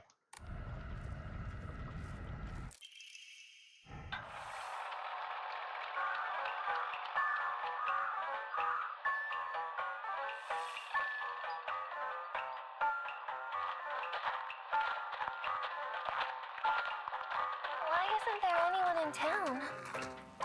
Because of them. There's no doubt about it. Them? Yeah. The aliens. They've been eyeing Earth for a long time, waiting for the chance to snatch up humans and replace them with aliens. Rinko, Hinako, me, any one of us could be an alien merely pretending to be the real person. I'm not an alien! Is there any way to prove our identities? Yes, you are, Rinko. There is. What? Didn't you die? That thing killed you! This is Roboco, an anti-extraterrestrial search and destroy robot I designed and built. This robot can detect aliens masquerading as humans and automatically eliminate them. The battery's dead. Wait, so the Sakuko that thing killed was actually an alien? That thing was chasing me all over the place. I guess you had a hint of alien on you, Hinako. You might be an alien, or maybe someone close to you is an alien. These things copy everything down to your memories, but they're not perfect. Hinako, try saying something only the real you would know. Oh, Rinko once took some of Shu's hair and hid it inside her pillow. Ah! Let it go try out a love spell and dream. Your turn, Rinko. One time, Hinako forgot her underwear in the locker room at camp and didn't claim it! Rinko! You're gonna burn in hell for that! Can't blame you for not claiming it. Gotta be embarrassing saying it's yours when the teacher asks whose it is. Privacy wasn't really a thing back in the day. Well, one time, Rinko skipped gym class and took Shu's clothes and... Well, the day after she fought with Shu, Hinako took his recorder and... I think I'm more scared of girls than aliens at this point. Okay, you're good. You guys passed the test. Next up, it's us, I guess. So one time, Shu ripped a page out of an adult magazine and hid it behind his bookshelf. And he also cut out a photo of a classmate's head and taped it to a swimsuit model poster. Okay. We got it. Now it's my turn. Oh! Sakuko first started wearing a bra in the 6th grade, while Hinako and Rinko started after summer break in 5th grade. How's that?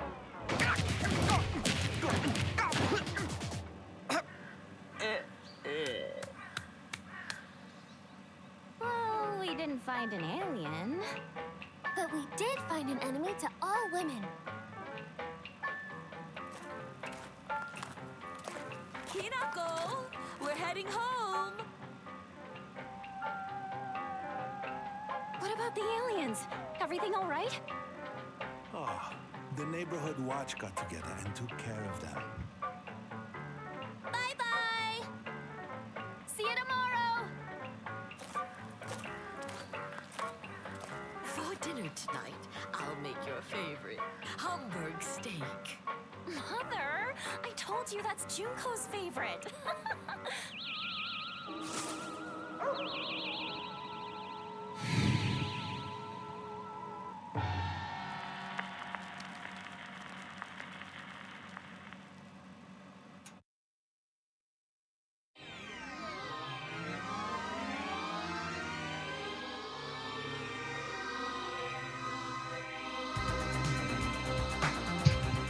So yeah. A None game of that has anything to do with the actual story. 95% of it doesn't. Yeah. So again, this is a game that is incredibly serious, really mature themes, blood, gore, violence, really unsettling stuff that goes on in it. And here's something that is about as far removed from it as possible. I love it. There is a... Well, I find it incredibly fun and silly and nonsensical. And then there's also there's the dog. Very important to see the dog. So yeah. Other thoughts on Silent Hill F, Tetsu? I think I may have touched on everything I wanted to touch on. Ah, dang it, it's spoiler stuff. I can't really say much on it. It is. Yeah, but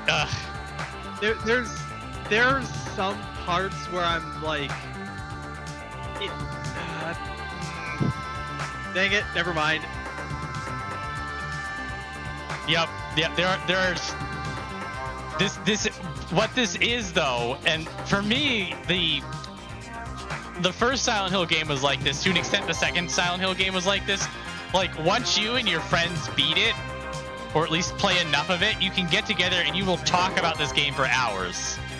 You're like, oh my god, this, yeah. Oh my god, that, and that kind of an energy. It's like one of those things that you just love about a good video game. I mean, this is also, it's true for TV shows, it's true for movies, it's true for books and manga and all that other stuff. It's just, this game, you can really just sit down and be all about this, that, and the other thing. It is that game.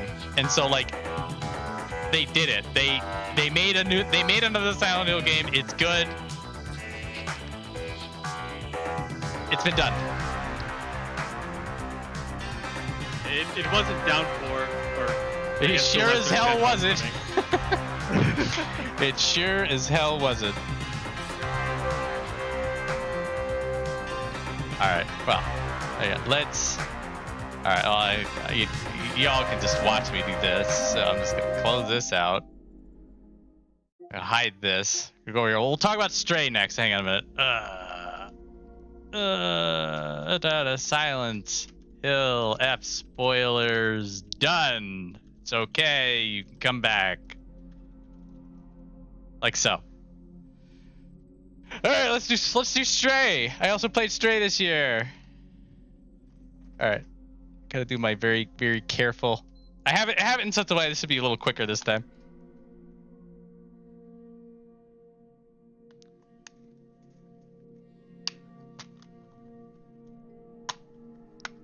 Da da da.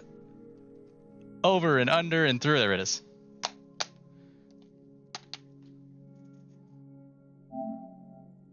It's loading.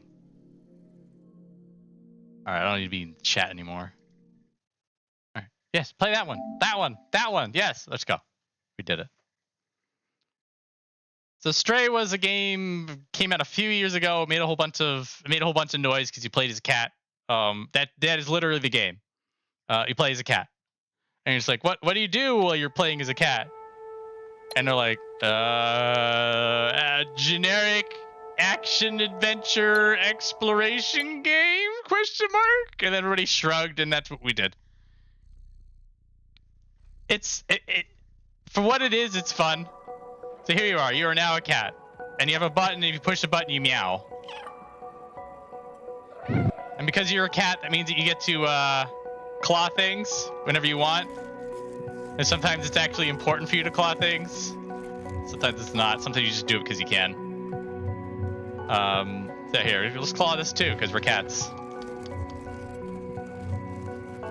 It's not a long game. Oh, also because we're cats, we do silly things like put bags on our heads. And then we have weird, and then they adjust our controls so it's difficult to walk in a straight line. It's all the memes, and like if this is all you want out of a game, you're set. You're good to go. This paper bag will eventually. There it is. Now I can actually do things. And now there's a sci-fi story going on, where you're hanging out in a robot town, and there's no humans, and most of what you're doing here is basically trying to get back home. You fell in a plot hole, or a plot device, in a cutscene, and now you're trying to get back to where you were, and it involves hanging out with these robots and exploring sci-fi.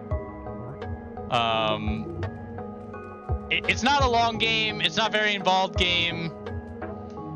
The stories, you take it or leave it. The gameplay is pretty standard, like traversal gameplay stuff. But like here, you push triangle and you bop a thing around, and you can climb up on top of things, and you can like knock things over off of ledges. You do parkour. Again, the very important. Actually, is there something I can knock? Here we go. Here. Probably knock this off a ledge. Can I knock this off a ledge? No, we're not knocking things off of ledges in this room. That's unfortunate. I picked the wrong room for the demo. But like, if this is what the game is. This is what the game advertised itself to be. If you like this, then you'd like Stray. If you don't care, you're not missing too much. You're not. This game isn't going to change the world. But it's fun. I had fun with it. It's not that long. There is a weird. It feels. Go on. It feels like, you know, when it first came out, people were like, oh yeah, he plays a cat, and then there was like the whole sci-fi storyline, and they all kind of lost interest. And sorry, I thought there was like actual voice acting. No. There's no voice acting. It's just jibber jabber. Yeah, it's weird because it feels like it fell off pretty hard. Yeah, I didn't know. I had to read that because I realized that the door was locked. I didn't know if I actually had to solve a puzzle or if it was just a silly bit. Because now I can go into the town proper. This is basically where the action. There we go. Now I can knock things off of ledges. This is what I tried to do this whole time. Look, I'm a cat. I knock things off of ledges because I'm a cat. You get it? There you go. Hang on. There it is. There it goes. Oh wow! Orange cat behavior. and again, it's like it's just this bit lasts about as long as it can. And then when they run out of bit, like they send you loose, and then it's like a lot of like platform puzzle solving traversal stuff There's like generic enemies that you have to avoid. They give you a gun. You get to shoot the enemies. They take the gun away, and a dramatic plot device. It's very standard issue. It got a lot of traction because you were a cat, and that's a meme. But I mean, the game itself is fine. I had fun with it. I enjoyed my time with it. It's a weird. I don't know if the story is taking itself seriously and it's supposed to be a joke that everybody's trying to take it seriously, but you're a cat, or if they actually thought that you would care about the story, which is a little tragic because it's really. Why would you care about the story when you're a cat? A cat is not going to have an empathic bond with anybody here. You're a cat. Anyway, it's Stray. It's fun. It's a cat game. There's a robot. Hang on. So you use your robot, like you have your backpack. That's where your robot companion is, who just arbitrarily in a cutscene decided they're going to hang out with you. Okay. But then you use the robot to talk with people.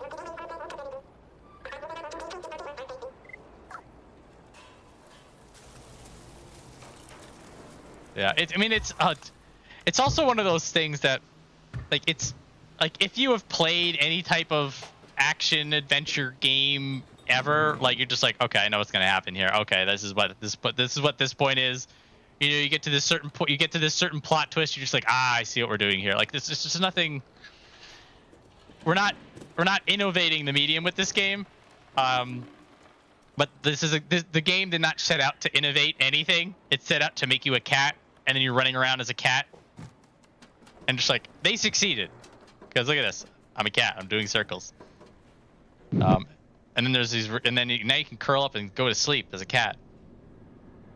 And then your controller rumbles very, very quiet, very, very simply because you're purring while you're sleeping. That's what we're here for. That's what this game is.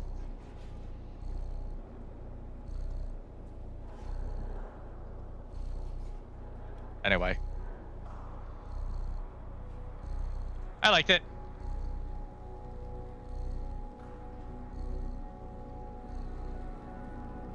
Okay, we are now done with consoles. Those four games are the games that I didn't stream that run a console. Most everything else can be on PC, so it's gonna make these transitions a little bit easier. You go away. Go to sleep. Thank you for your service, PS5. I've had this for a little while actually. It's sort of cross my fingers. I'm not. It's got enough of a lifespan, I guess. I don't know. Anyway, so let's get going with more games. More games. Let's see. What's next on my hit parade? Aha! Where's my other controller? I need my other controller. Yeah. Yeah, I mean, that's the thing. That's exactly it. You play as a cat. There's a button that you push, you meow. That's all that we need. That's all that we're here for. It's all that matters. All right, let's do some... This is all working? This is all working. Tunic! It loads. Let's think about it. There it is. Oh, I need to get rid of this. Hang on a minute. Actually, kind of funny that I ran into the dev of this game playing La Milana 1 and 2, and I didn't actually realize he was the dev of this game for like hundreds of hours. It wasn't until very recently that I realized, like, wait a minute, this dude's a dev for fucking Tunic. And I liked the way he approached La Milana, and that he actually straight up drew every single map himself. Damn. Dedicated. It's a very well detailed map. He's also a furry with a furry VTuber, but that's not too much of a surprise, I don't think. Well, is his furry VTuber a fox by chance? Because he may just be playing as. It's actually a mouse. Oh, that makes sense because that's his game. That's his company icon thing. So anyways, Tunic. I am 100% glad I did not play this game on stream because part of this game is to make you feel a bit stupid and you're having trouble figuring things out, and that's definitely the kind of things that I don't particularly feel good with when other people are watching me. Hey, streamer. Hey, streamer. Hey, Yeah. hey, streamer. Streamer. He Yes. doesn't know Peppy left. Streamer, Yeah. over there. Yeah. Like, Streamer, come on. I figured this out. What are you doing? What? Come on. So I figure a live demonstration would drive the point home. it's mostly true. So the premise of this game is that it's very similar to Zelda. The outfits and the level designs are very on the nose about it, and the premise also then is everything is written in this funky language. So this is actually something I really like about this game too, just because it kind of unlocks the memory of me playing Zelda 1 before I could actually read. That is the energy this game is going for. Now I know you've played a bit of this, so go on about it. Yes, I played a bit of it. I didn't get through it all the way. But I guess basically what I was going to say, there's a menu or something where it looks like an instruction manual. Oh, hang on a minute. Keep going. But no, I like the cute little drawings, but then like you can't read half of the instruction manual because you don't know the language, and you have to unlock the language, or at least use the context clues to figure out what they're trying to say. Don't ask me how I know that. Table of contents. There it is. Maps and drawings. Like, oh, look at all the neat pictures. I can't read any of this, but... Yep. So the premise of the game is that you are finding the instruction manual for the game in the game as pickups like that. And so you're sort of running around the game, you're sort of mucking about, and over time you'll learn how certain things go. Now the game is pretty good about telling you about specific things, like when I picked up the stick it told me I can hit the LB button. And then that told me how that works. And then when you're in the LB button, like you can make your stick any button you want, which takes a little bit of mental gymnastics to get used to. You weren't particularly expecting that. But there are other things, there are other game mechanics that are secret. And so you have to learn how they all work. Now as is the case, I have a feeling some of this was intentional. There are parts of this game that are... Well, once you get into like the deeper parts, like there's learning the language itself, like translating the language, and like there's stuff you can put into online. It's like a translator. All the pages are translated and stuff like that, and it's all out there. If you're somebody who doesn't know doesn't care about the mystery. And there are some oh, here's another page. Ah. Yep. So here we go. So now you hear about ringing the bell, and here's the game screen. And so now you're just, it's emergent by finding the manual, you learn stuff. No, out of that menu, please. And the combat's pretty good. Things get pretty difficult, but like in a manageable way.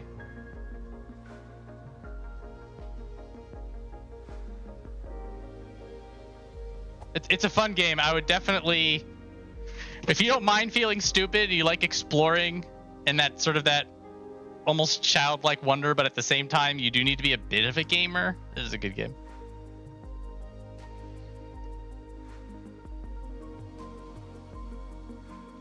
So yeah, any thoughts, closing thoughts on Tunic? I'd recommend it. It's fun. The music is good, as Pete said. The story does get pretty good and deep, and it's interesting, and there's a lot of cool stuff going on with that.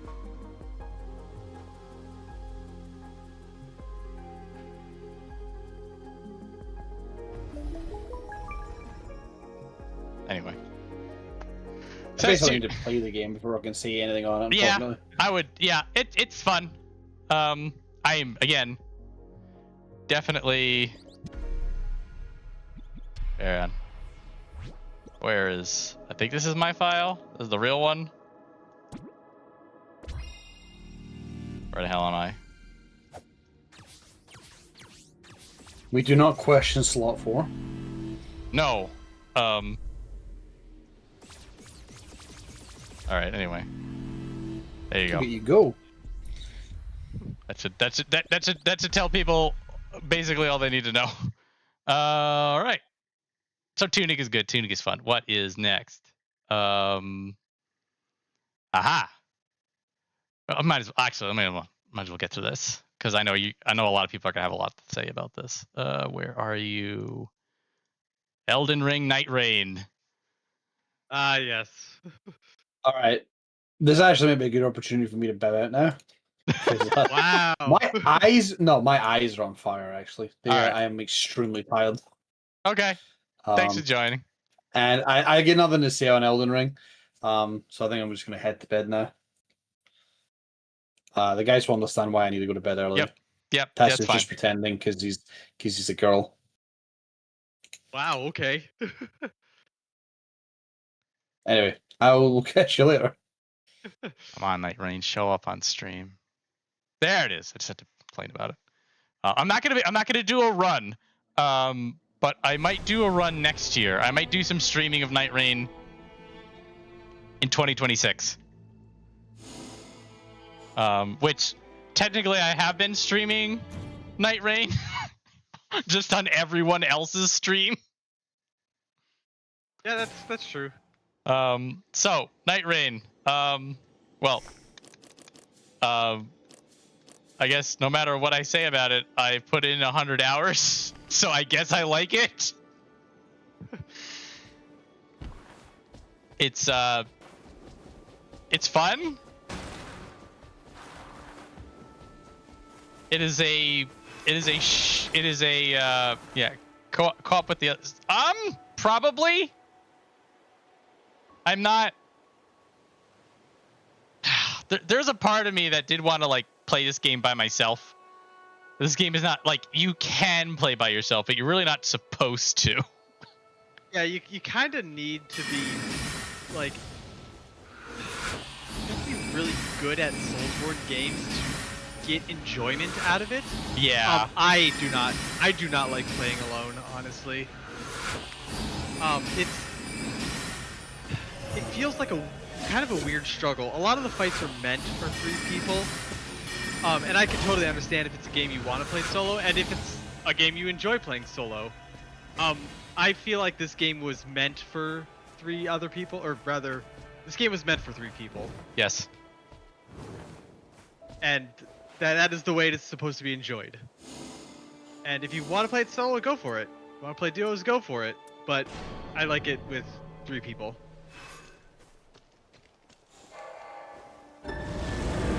Get him. Also,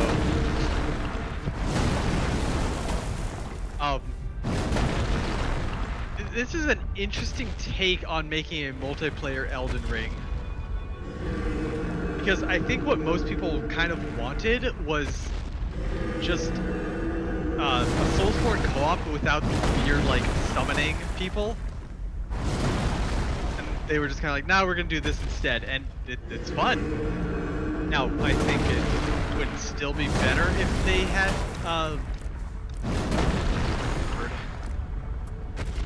if they had sort of the proper co-op, quote-unquote. Seamless co-op, that's the word I'm looking for. If you want to play Elden Ring with your friends, it's kind of a pain in the butt because you have to set up a password and then you gotta summon them. If you die, you gotta re-summon them. It's a little clunky. But also, this is nice because it's just kind of like, hey, you want to do a game of Nightreign? Okay, and it's like, I don't know, 40 minutes to an hour. Nice and easy. You ever get so mad that you stab the ground and a rock comes out?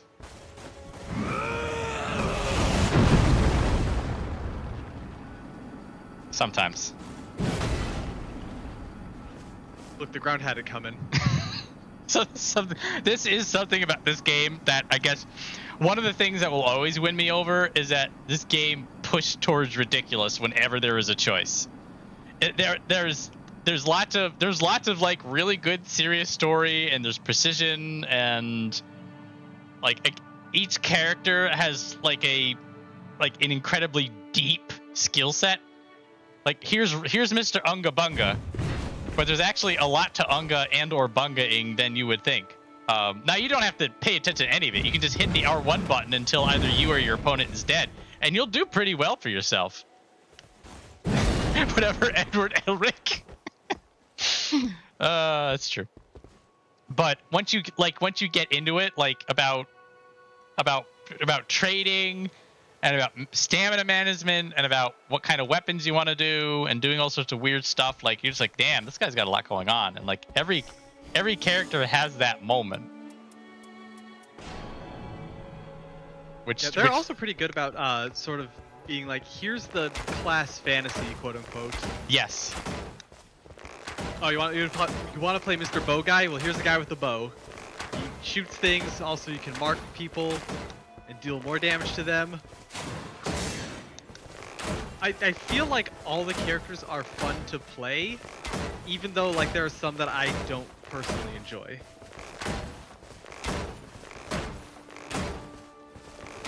Oh, I popped the mark. I suck with Executor.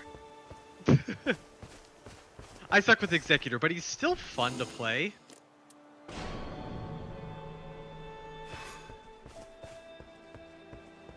I think part of the reason I don't like Executor though is because I don't like the katana movesets that the samurai player.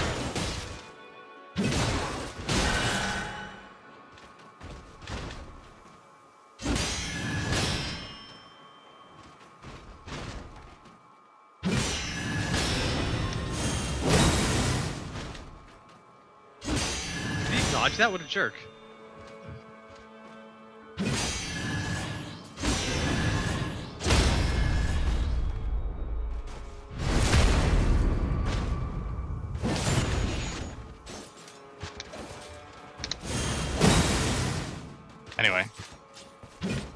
Anyway.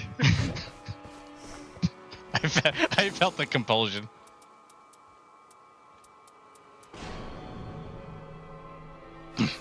So yeah, it hits the point, and this is kind of where I'm struggling with it a little bit. It hits the point where the difficulty really starts to make it less casual friendly. Yes, Deep of Night in particular. Deep of Night, and some of the bosses are sort of just like, I hope you're ready for this shit, and sometimes you're not. I mean, I feel like I have my moments, but there's definitely also some moments that you're just like, I am not worthy. But again, something that this game does that's actually really good is the moment-to-moment gameplay feels good even if you suck. Because there's this L1, R1, block, parry, dodge. That's only some of the gameplay. If this was all the gameplay, I would have fallen off this game. I might have bounced off this game.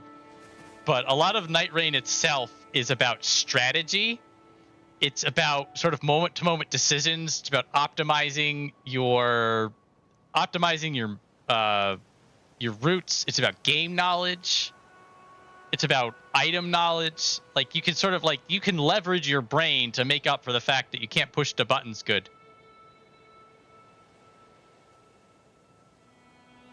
And that means that you can feel like you're having a fun and rewarding point, even if you get to the boss and you're just immediately kissing the dirt after like 5 seconds. Which I'd like to think I got better. I mean, I'll throw myself on the mercy of the jury about how much better I've been getting at this game over time, but like there are moments that I'm like, okay, I think I could do this, and like there are some moments that like even like if we get absolutely bodied, or if I get absolutely bodied, I'm just sitting like watching the boss with like 3/4 health. I'm looking at him just like, well, me getting here was still pretty fun, so I don't mind this. And I feel like that's the secret sauce of Nightreign, that you're having fun through the whole thing. Yeah. You also get to be a bird man, which is very important to me for personal reasons. Even though I'm actually horrible as him, which pains me on a deep and spiritual level. But I don't care sometimes. I get to do this!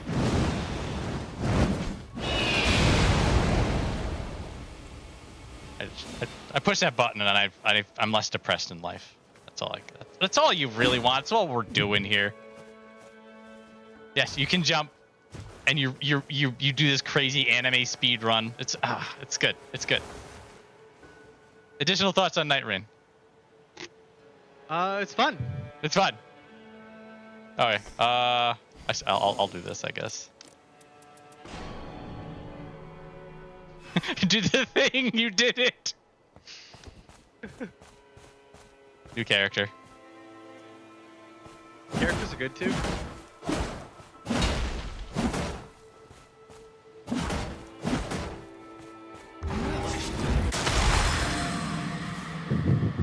If you really get the angle on it. Ever get so angry that you pulled your spine out of your mouth and stabbed someone with it?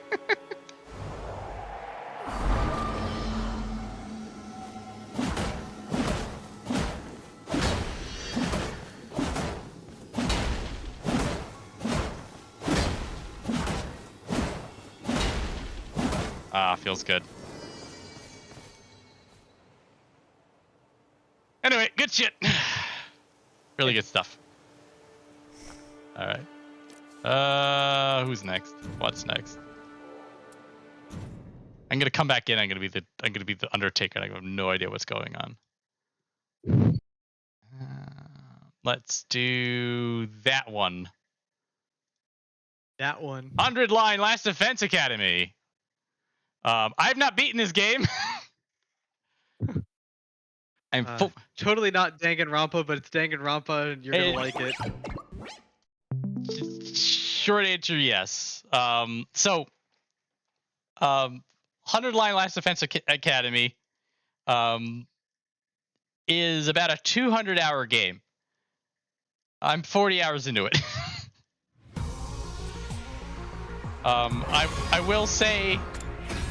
I will say for context that I'm going to yes, this one. I am loading a VR session, and the VR session has specific characters that are loaded in for combat. So who's here versus what the story's about are completely different. So this is not a spoiler. This is a VR mission. So what's going on here has no say on what the story actually is. But I also loaded this in because the battle music is sick as hell. Music in this game is sick as hell. Game is really good. Story is really good. So you had mentioned this is a Danganronpa game. Yes and no. So this is actually a Zero Escape game written in a Danganronpa format. Alright, that's fair.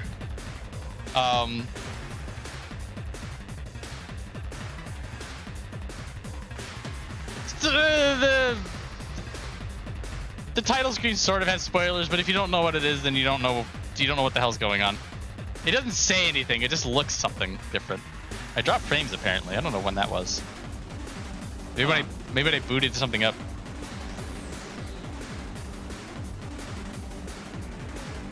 So as is the case with a lot of these visual novel games, is that there's like an A side and there's a B side, and then there's usually something sandwiched in between.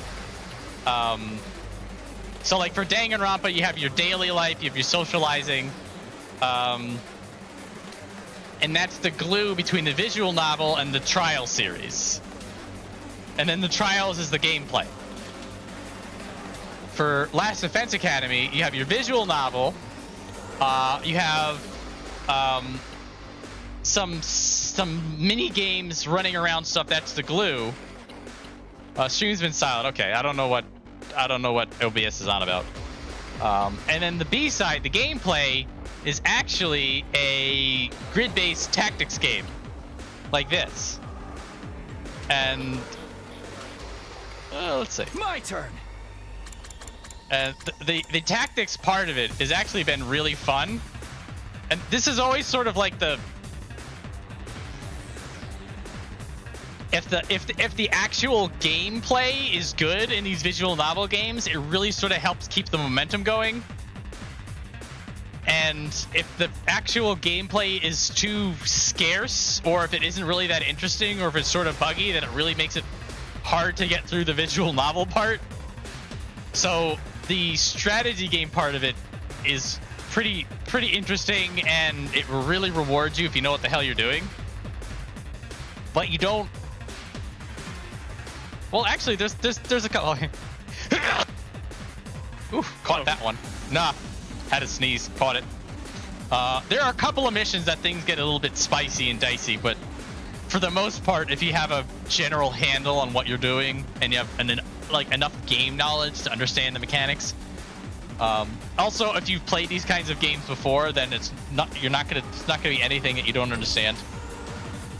A lot of the characters in general, some of them are old favorites, some of them are a little bit new. Like, you know, there's always like the biker guy, the rude, rough and tumble guy. So you're just like, I know who you are.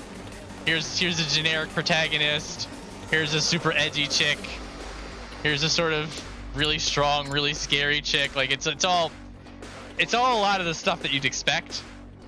But as is always the case with these Danganronpa games, they make the characters interesting. They all have interesting stories going on.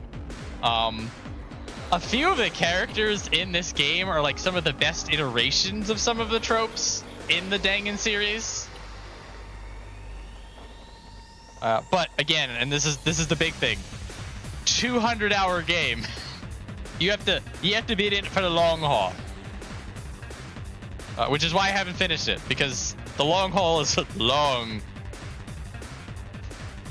Yeah, let's do it. Yeah, when I Let's get started. had read that a lot of this is gets very Zero Escapey, I'm like, oh boy. Which, again, if you're here for Zero Escape, if you're here for Danganronpa, this game will deliver it in spades. It's like, this is all they're doing with their lives today. But you have to, there is a certain amount of, you need to be here for this. You need to understand what you're getting into. But if you like any of those things, you're gonna like this. Die! Broken so soon. Rev it up! This guy has a motorcycle. And he also has a spiked bat. See, Night Fiend. It's killing game time! This girl's a little bit unhinged. Here we go! Are you here for? Are you here? Are you here for unhinged? I hope so.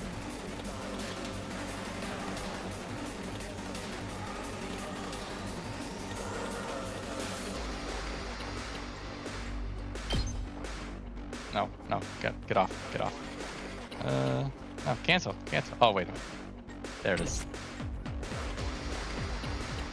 Yeah. So again, the strategy. Every character will have certain moves, have passive, have actives. You get a set of attacks. Each attack will have a move aspect and a target field aspect. So like you can move here, and if you turn yourself like this, you're gonna hit 3 people. Each attack costs 1 AP. If you kill larger enemies, your AP is refunded. Let's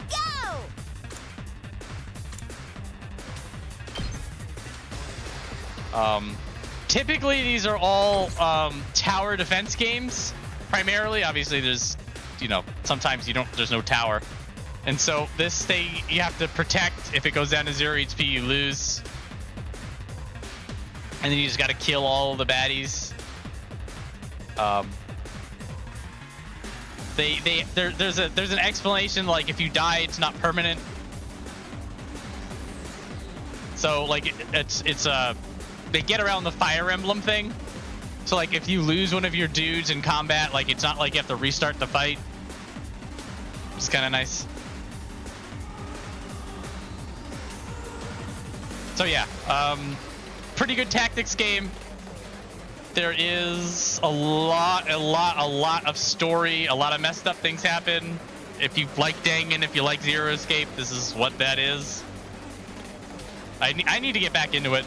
I think it's one of those things that I just need to set aside like an hour or two a day and just whittle away at it. I don't want to get too much into the story and things that happens because it's sort of like, well, I guess the premise is that, yeah, the story is great. So the idea behind the Last Defense Academy is that there are enemies of mankind, which are these monster things here. And they're trying to kill humanity, and you're a part of Last Defense Academy, which is that building in the back. And within Last Defense Academy is something that is basically the last hope of humanity from total annihilation. And these guys want to blow it up. And our job is to not let them blow it up. And we're going to fight them with cool, weird high school superpowers. How do we zoom in? There it is. And that's basically it. And then everything builds from that premise. Yeah, there's all sorts of questions like, who are these characters? What are we protecting? Who are these bad guys? What the hell's in the building? Why is humanity on the brink of extinction? These and other questions will sometimes be answered, and sometimes you'll be strung along for the entire game. We all know what we're getting into. We might need to pick a different path. When I picked this game up to get to this point, to the VR mission, so that I could show the game off, I pushed through on our current path. Like, ugh.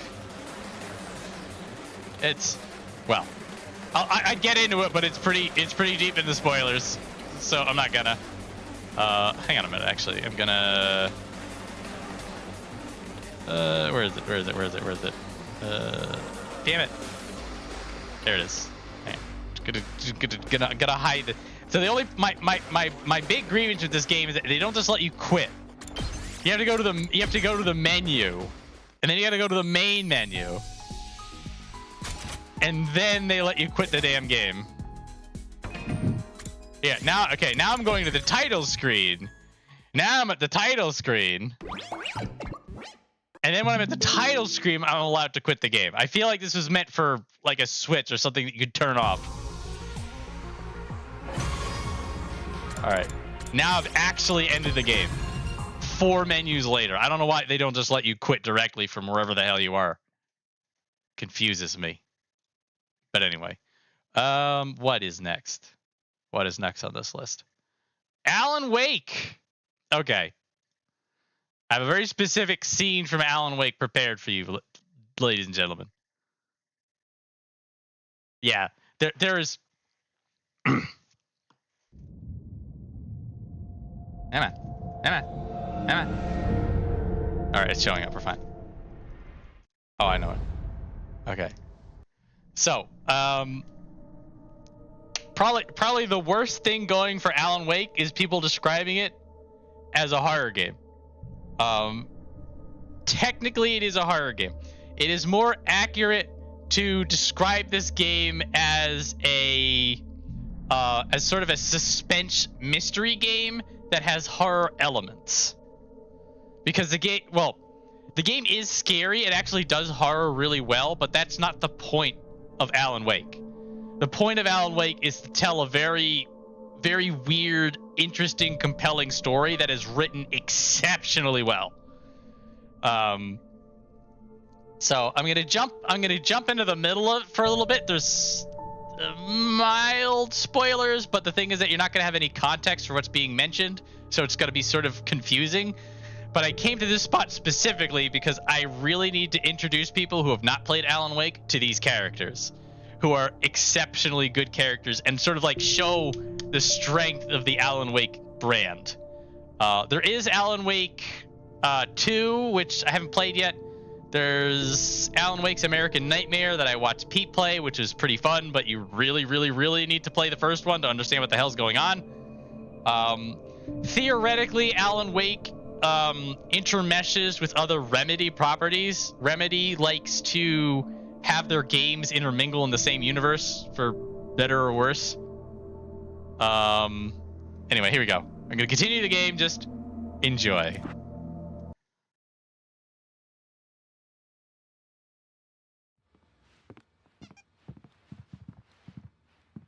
My rheumatism's killing me. There's a storm coming. Oh, what a storm. I hope it wipes this place off the face of the earth. And these two are the Anderson brothers, Odin and Thor. They had how should I put this? A heavy metal band in the 70s and 80s called Old Gods of Asgard. They even adopted new first names to complete the image of Viking gods. After the band broke up, they lived on a farm nearby. They are, well, in advanced stages of dementia. They're well cared for, TLC and all that. There's nothing more that can be done. I'm afraid that the rock and roll lifestyle has left its mark. Oh, that won't do. I'm so sorry to cut this short for now, Alan. The power has been acting up. I'd better go check on it. We'll continue this soon. Meanwhile, when you feel up to it, return to your room and try to write. It really is for the best. Don't you think?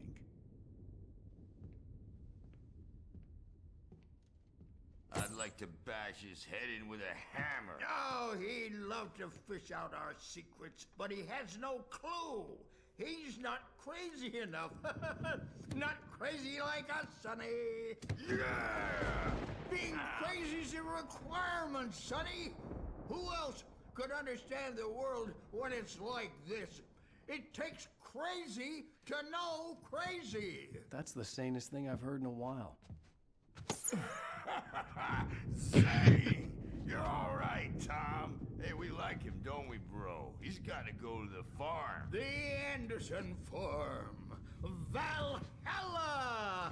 We wrote it all down, lest we forget. A crash course. All you need to know to get your head right. You need to find the message. Here, Sonny, here's something for you. Gave me a rash, but I kept it safe from these bastards.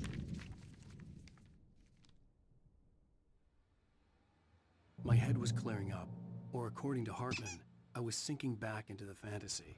I was convinced he was lying to me about everything. Crazy or not, the Andersons made more sense. Tom, you got any booze on you? Yeah, no. We have a stash of the special stuff at the farm. Our own formula, local ingredients, medicine, clears your head right up.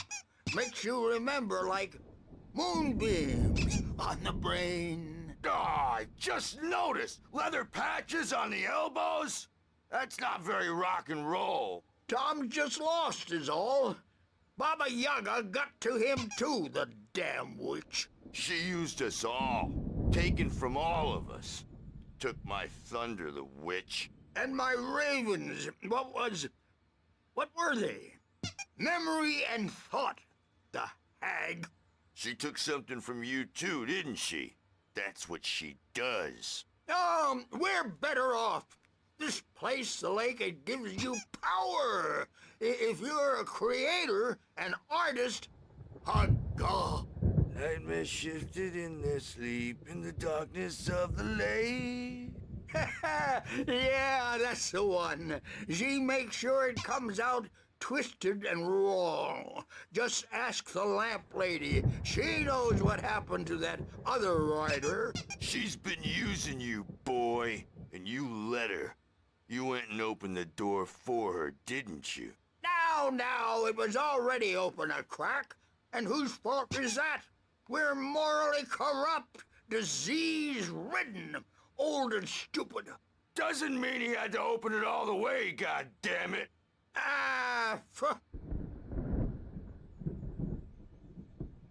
So tired. Built the farm close to the lake. A place of power. We had parties there, man. You should go there and have a party. That Bob Balder threw the app through the window. Hit that a hippie chick in the back of the head. 15 stitches and a concussion. Bob's dead now. Leukemia. Stitches, snitches, and narcs, man. Bad scene. So yeah, I'm tired, man. you get characters like that in this game. It's a great story. You do end up going to the to their place and checking it all out. The larger story is that you're wrapped up in this weird mystery that has these weird powers, and you're trying to figure it all out without dying, and you're not quite sure about your own sanity. You're running into other people who are clearly also not, things aren't going well for them. A lot of the gameplay stuff that people know about, you use your flashlight to weaken enemies and you use a gun to kill them, and it's balanced in such a way so that it's not, if you're somebody who does horror games, you're not going to have too hard of a time. But there is a hard mode that will kick your ass, just if you need that kind of a thing. The pacing is great. The writing is immaculate. And for this was a 360 game, I think. So and tired. Looks pretty good. The visuals are kind of impressive. Interestingly, this game came out when Silent Hill was kind of in its slump, and I had looked at it originally, but I kind of passed on it because it wasn't as hard into the horror genre as I would have liked. That's what I did, and I feel like that's sort of like what a lot of people did, is that they look at it like you're like, oh, I need another horror game, and then you hear about Alan Wake, they're like, oh, I heard it's horror, and then like you sort of look at it and you sort of read about it, and just like you bounce off it, because if you're if you're looking at this game as a horror game, you're as somebody who's also a fan of horror games, you're going to be disappointed. Not that they don't do horror well, they actually do horror really well. There are some things they do with pacing and anticipation that are exceptional, but the horror is a narrative tool, pardon the pun, that Alan Wake uses. So it's like it's part of a larger whole, and the larger whole is like the suspense story. So it's more of a story-focused game that has horror elements, compared to what we're more used to, like Resident Evil and Silent Hill and Dead Space, which is that the horror and the gameplay come first, and then the story usually comes second, or in some cases third. Yes. But that's so going in with those kinds of expectations would probably make things a little bit easier to stomach. But anyway, Alan Wake, really good game. Really good. And what was interesting, I played this with the buddies in the chat, and there's a couple of people who aren't normally horror people, and they found this game very scary. And so I realized that this is sort of it's the spicy argument that I'll give you that. And I sort of this was a great like introspection for me personally, because like I'm a guy who eats ghost peppers all day when it comes to horror. I'm like, no, give me your worst stuff.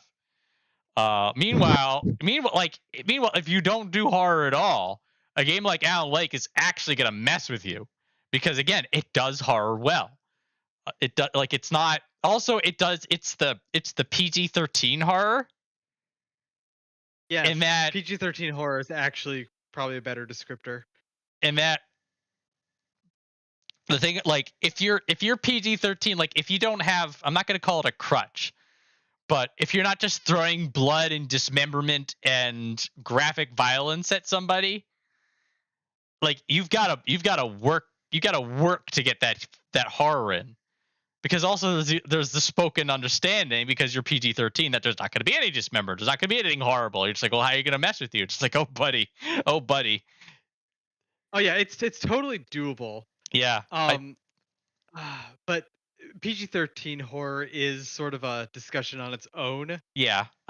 There's where it's like you can do it, but it's harder to do it well, Yes. So like there's basically there's three. There's PG-13 horror, which is we used to be R, but we censored it down, so there's actually no substance and no horror. There is PG-13 horror, as in it's a little bit more goofy than it is spooky, in which case it's hard to take seriously. With overlap with we tried to be spooky, but it didn't work. But then like there's stuff like Alan Wake. Also, Returnal is one of my favorite examples of a game that's PG-13 but will absolutely mess with you. Yeah. And that is just like, oh, we don't need the birds. There's a lot in this game that you're just like, oh yeah, that messed with me. Yeah, that was messed up. That unsettled me. You can put a blender in somebody's brain with PG-13 rating. So, Alan Wake, and again, there's Alan Wake 2. I do want to get to Alan Wake 2. We'll have to decide whether or not we want that to be a stream game or if that's something I'm just gonna play anyway. And then if we make it a stream game later, we do it. I'll have to figure that out. All right, we're quitting. Goodbye, Alan Wake. Alrighty, from there. We have, okay, that's the sound of me unplugging my controller because the rest of these games are mouse games, and there are a couple of games that will be upset if I try to use a controller. So now we will talk about Mouthwashing. Boy. Which I know is another one that you played, which is why I wanted to get to it before you had to leave. Yes.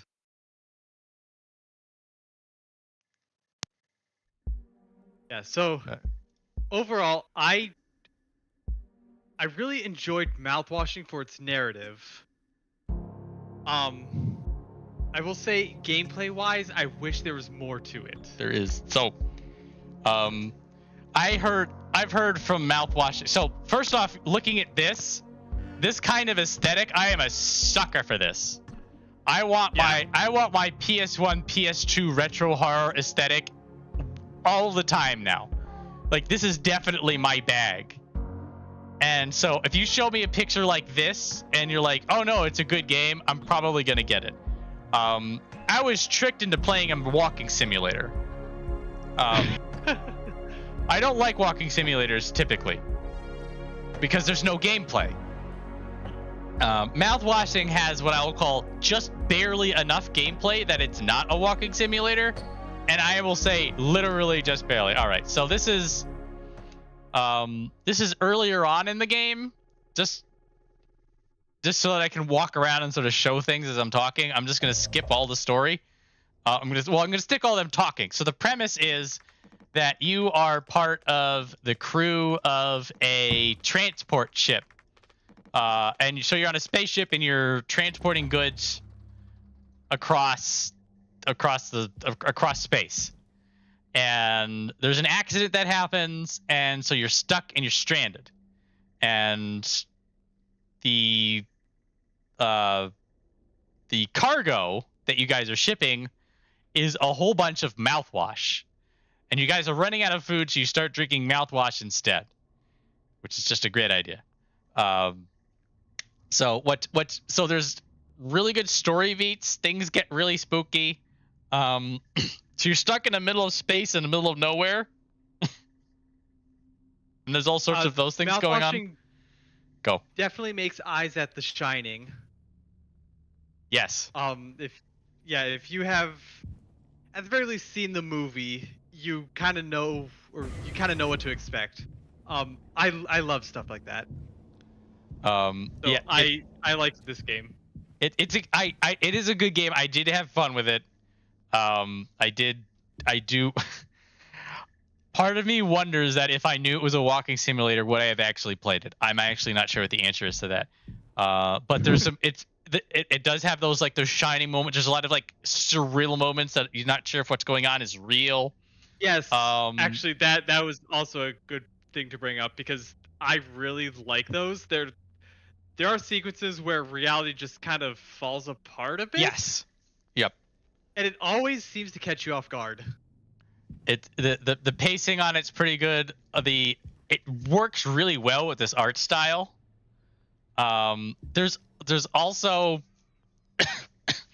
there's this undertone of like corporate oppression. So. Oh yes. So There's one of these work signs where it's like. Yep. Polly says, "Don't be daft. Proper preparation prevents accidents. It is your responsibility to keep yourself and your crew safe." Yeah, that makes sense. Medical expenses will be docked from personal credits. Oh, that's great. Stuff like that. Yeah, There's one about like getting your required 4 hours of sleep or something.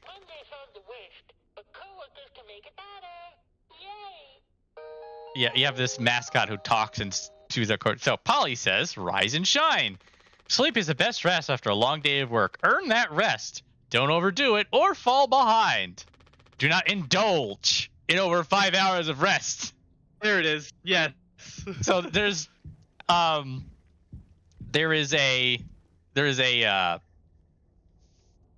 not to go, yeah.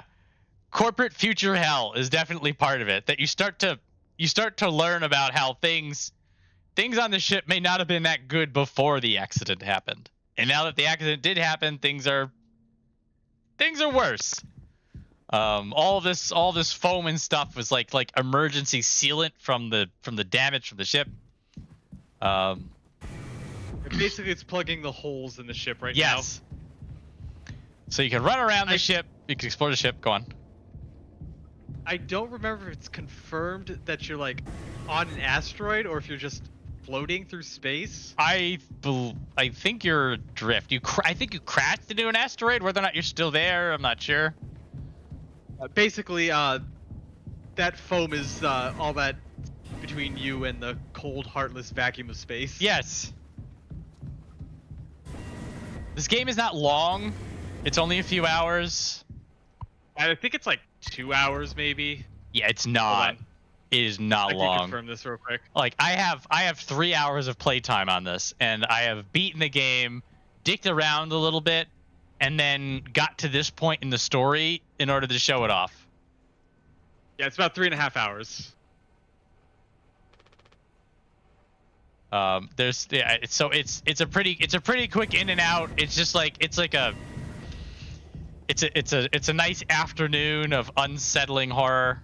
There's some poking around extra stuff in there, but like you're gonna get what you want out of it after those 2.5 to 3 hours. Yeah, I do kind of wish it had some like branching paths where it's like, oh, if you do this instead of this, then you get a different ending kind of thing. There's yeah, I feel like part of me feels like this is as far as it could take the idea. Say hello to this guy, by the way. Yeah. Hi.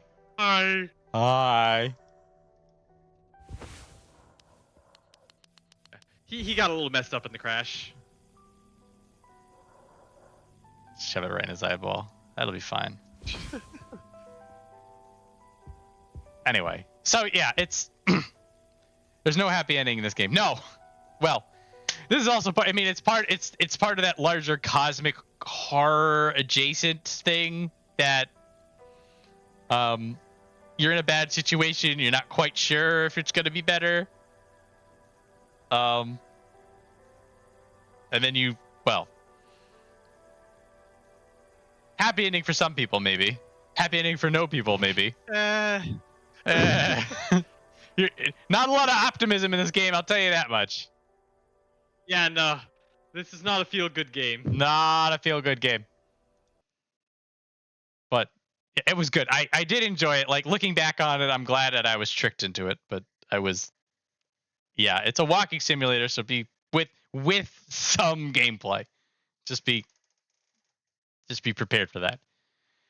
All right, so next up, the Talos Principle. More games. And I will say, I need to hop out. Yep. Yeah, the rest of this stuff you either know about or don't care about. Yeah, clean teeth, he brushes. Clean teeth, though. Yeah. Yeah. All that mouthwash. So that Talos totally won't burn his exposed flesh. Nah, not at all. How much alcohol's in mouthwash? Can't be that much. Anyways, I will catch you later. Adios. Bye. So Talos Principle is a game that I'd be like, oh, I should play this game. It's pretty good. and it took me years and years and years and years, and I finally got around to playing it. And then when I beat the game, they announced that they were going to make a remaster to it, which is just hilarious timing. I do have Talos Principle 2, which I want to get on playing this year, next year maybe. Like it would probably be a next year thing then. So Talos Principle is like a weird thing because it's made by Crow Team, or the people who made Serious Sam. But this is about as far away from Serious Sam as you can get. Because this is a puzzle game where you play as a robot who's musing philosophically about the nature of consciousness and humanity. So there's your robot hand. So what you're primarily doing in this game is that you're running around puzzle levels. So like here's the entrance of the puzzle. You go on in, and you gotta pick up a puzzle piece at the end of the puzzle. It's like a Tetris piece, and you're just running around and you're picking stuff up, and the individual things that you're doing, nothing by itself is terribly complicated. Like here's a laser pointer, but then it's iterating these puzzle pieces along with the environments, along with some of your other abilities, and basically trying to find ways of looking at things from different ways. And so it's a pretty good it is the Serious Sam team. There's a lot of similarities in some of the environments, in the visual language, some of the music and stuff like that. But there's no guns, there's no violence. There's like a bomb. If you're stupid, the bomb will blow up. But like you're not shooting a bunch of people. You're not popping off one-liners. Like here, you have a jammer. You can just make this go away. Here's a box. You pick the box up. You can also stand on the box. That sort of thing. So you're solving these puzzles. You're running around. There's an omniscient voice who says that he's your creator and that he wants you to go solve these puzzles and figure out the mysteries of the world. And it's all this weird stuff. You pick up logs from computers. There's a chat bot in there who's a really weird guy. So there's all these like puzzle pieces of what's going on, like what these puzzles are you're solving, why you're solving them. You're piecing together like what's going on outside. You get these time capsules, which is narrated. I was in school when I first read about the Talos Principle. I think it disturbed me at the time, made me hyper aware of my body as a physical object. I picked one at random, by the way. Reality of the brain. Ideas that made me uncomfortable at first, but I think in the long run, it helped me understand how frail human beings are and how precious. It's not a comforting way of thinking about the world, but I'd rather face the truth than lie to myself. So it's very, very contemplative game. It does that. It walks that narrow line of being intellectual without being pretentious. It might stick its toe over the pretentious line a couple of times. There's a few moments that you're just like, oh yeah, okay. But like for the most part, a lot of it is sort of like presenting ideas and presenting thoughts, and then sort of like you're just sort of thinking about the nature of consciousness and humanity and the frail finite time we have upon this planet, and that sort of headspace. And then you use a laser beam to solve a puzzle, and then you feel smart. It's as a puzzle game, it's pretty good. As this weird like exercise in philosophy, it's pretty good. Allegedly the sequel does it all and also better. I have to get on the sequel, but this game they came out with, what's the name of it? Talos Principle Reawakened. So they came out with a remaster to it. So if you wanted this, but with like better graphics and maybe it runs better, then that's out. If you have the original Talos Principle, it's also pretty good. I did enjoy my time with this game. You do have to sort of be in a contemplative mindset for it a little bit. But at the same time, if you absolutely do not give a single toss about any of this philosophical stuff, you can just solve all the puzzles and just tell everybody shut up. And that works. So you can just, okay, I'm gonna solve all the puzzles and I'm gonna leave. Then you're done. There's some like super puzzles in this game too. I didn't really mess around with much of that stuff. There's sort of a, okay, now you've solved these puzzles. Now here's the crazy stuff. I did some of the crazy stuff, but there's some like even crazier stuff. I did not go all the way down this rabbit hole, but I went down far enough that I felt like I got something out of it. So there's that. All right, let's get out of here. Good stuff. All right, so next on my list is the return of the Obra Dinn. This game was my obsession for like 2 weeks. That's showing up. Hang on a minute. Oh no, you're a full screen game. You're not going to be nice to me, are you? Let's see. Come on. Come on. Show up. There it is. Another puzzle game. I played a few of those this year.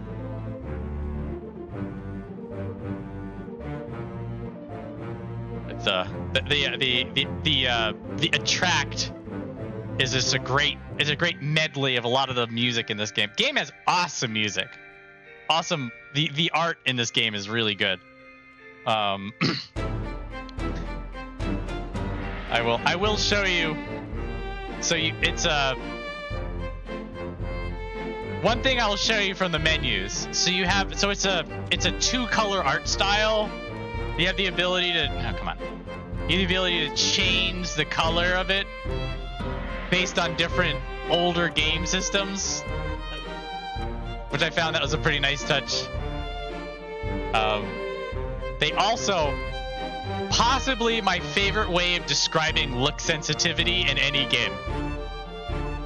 So it starts out with look sensitivity perfect, which is middle of the road. But if you open up into it, so you have slow side of perfect, just slow, strugglish, and nearly motionless. And if you go faster, it's fast side of perfect, reasonably fast, unreasonably fast, and a parody of control. I think I busted out laughing when I read that, when I was just screwing around. So for this game, I'm just going to let the opening 5 minutes talk for itself, because that's about as long as it took me to want to play this game into its completion.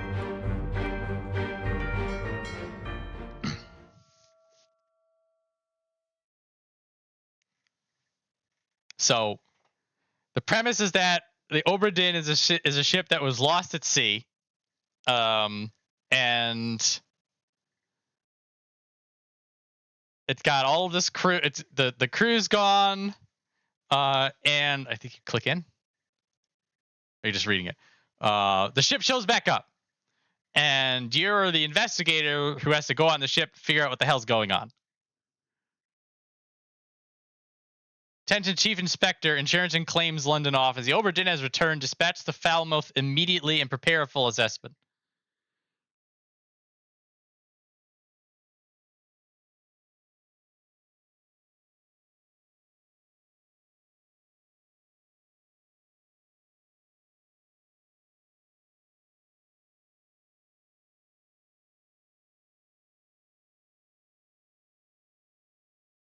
I have to click it.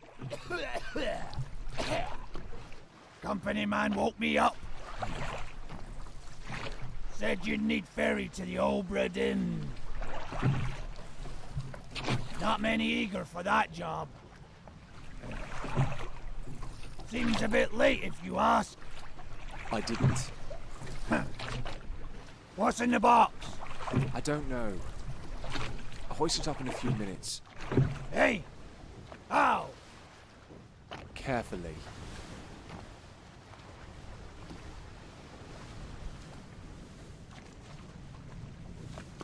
Now you're Inspector. Up you go. Onto the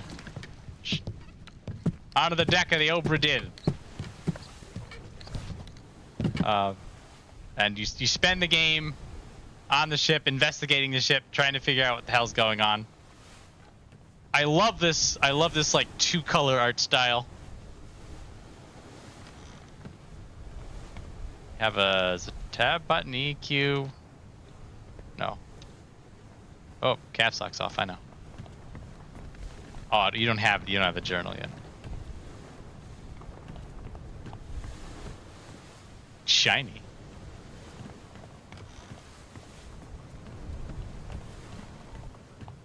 Looking around.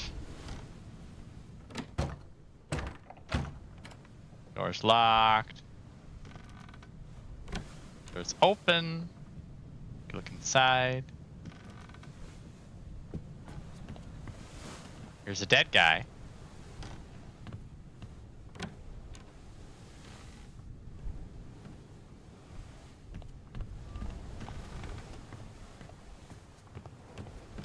Oi!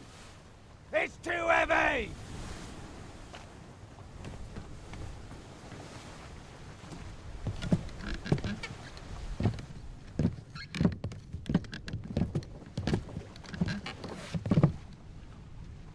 It's too heavy. Take it yourself or open it here.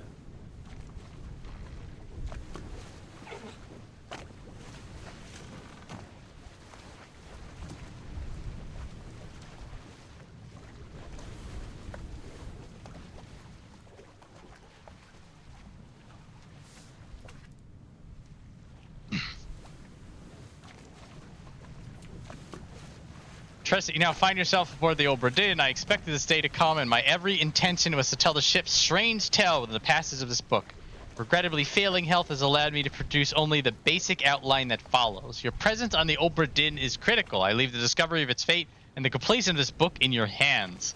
The next few pages will seem bewildering at first. All will make sense in time. Use the pocket watch to determine and identify the fate of everyone on board. Complete each chapter accurately and return the book by guaranteed post to the French Office of Affairs in Morocco.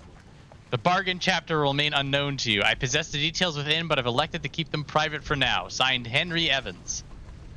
And so now we have information about the ship itself, the ship's past. Here's the list of all the people on the ship. Here's some pictures of the individual people.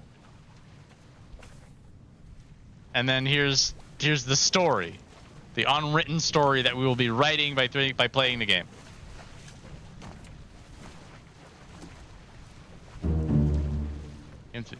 Fine. Yes, yes.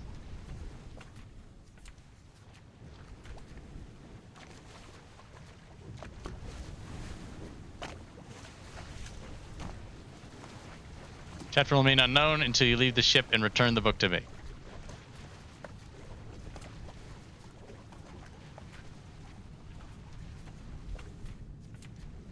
You open it, it's all empty. Here's the conclusion. Things are circled. Not unsure what the hell any of this is.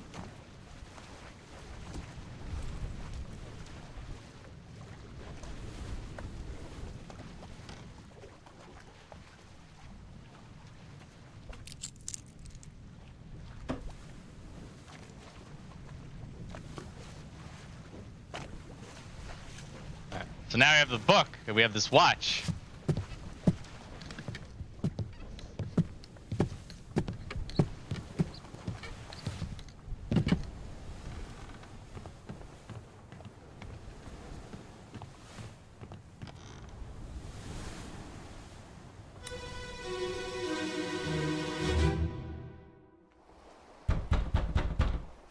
Captain! Open the door! Kick it in. Ah! Lest we break it down and take more than those shells! You bastards may take exactly what I give you! Ah!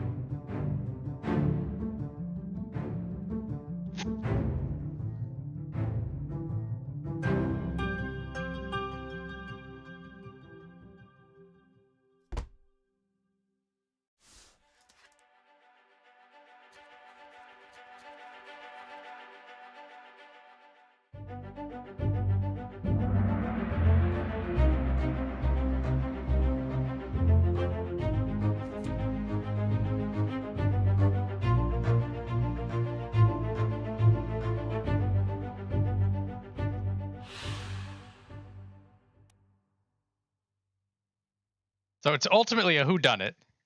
You have to figure out you find all these dead people, and you have to figure out how they died and who they are. And for some of them, some are easier than others. You get contextual clues. Now this puzzle game, there's some parts it gets like really damn obscure. And you're just like, how the hell is I supposed to figure that out? Allegedly, you should be able to. There's just like, oh, if you're smart, blah blah blah. Let's do it. There's a lot of investigating. There's a lot of trying to piece things together. And then, like, you can go over here. Here's all the ways people could die. You could get shot with a gun. Who did it? The captain. And then as you fill out the journal, when you get things that are correct, it will let you know if you're right or wrong as you go. It sucks you in, and it's like it's the art, it's like all of the nautical sound, like the voice acting's good, the music good, everything just like you just get sucked in. And like at this point, I'm like, oh my god, I need to know more. But what's also interesting is beforehand, this door was locked. I couldn't get in. But now that I've seen an investigation that involved that room, I go back to the main ship, and now this door is open to me. And I can walk in, and now, okay, here's another body to look into. Now there's two bodies to look into. And I go over here.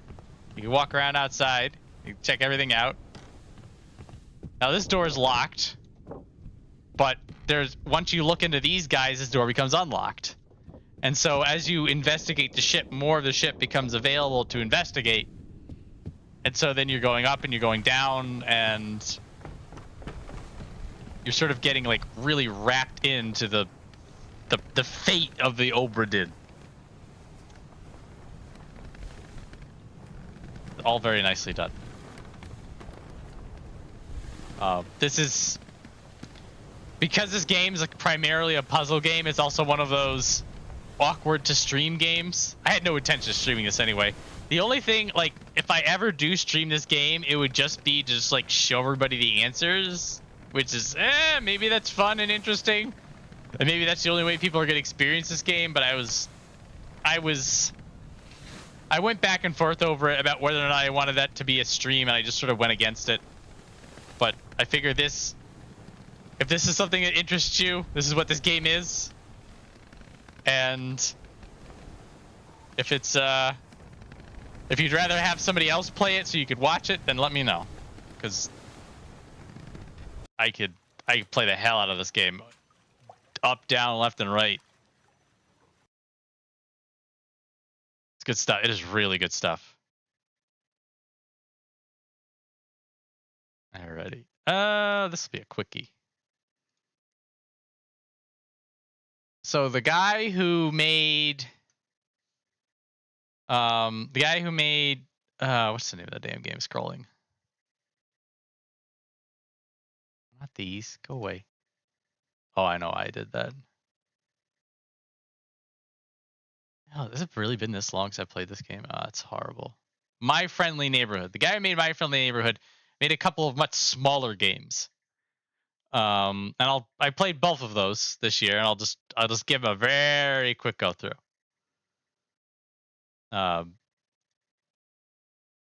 They're both of them are extremely like quick. Like, so this game is the Pony Factory, which is like it's basically it's like an hour long. I don't think it's even an hour long. And it's sort of just like one idea. I think they even made it during like a game jam or something like that. It's like it's not even a big thing. But the premise is that the pony factory is supposed to make magic ponies that make everything good and happy, but it involved a dark ritual, and the dark ritual goes wrong, and now everything's bad in this pony factory, and we got to go into the pony factory. And it's a shooter, and it's got a fun aesthetic going for it. There's little there's lore going on, so you can sort of see like the general idea of what's going on in the pony factory. What is this ritual? What's going on here? But ultimately what you're doing is you're exploring the pony factory. Get a gun, which is the Maximalist V4 automatic bolt gun, which is it's an automatic horse killer, which is quite convenient because we're going to be killing horses.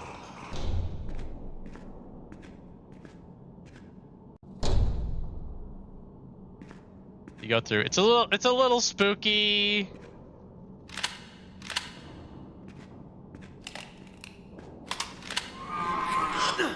Here's your unicorns. And so these things are gonna be chasing you around the whole map. This one's gonna kill me, and then you're dead. It's a very basic shooter. It's fun. It's interesting. It's just like, again, it's just like a little. It's a cute little distraction.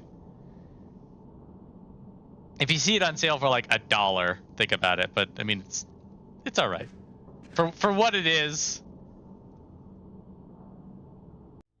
Just a fun little bit. There's also the guy who made this also made something that's called Exiled, which I also played, and it's also very quick. This one's a little bit more involved than like Pony Factory. You just go through and you shoot things. Exiled is a more of a Lovecraftian horror puzzle game. It's also really quick. Like it's not going to take you long.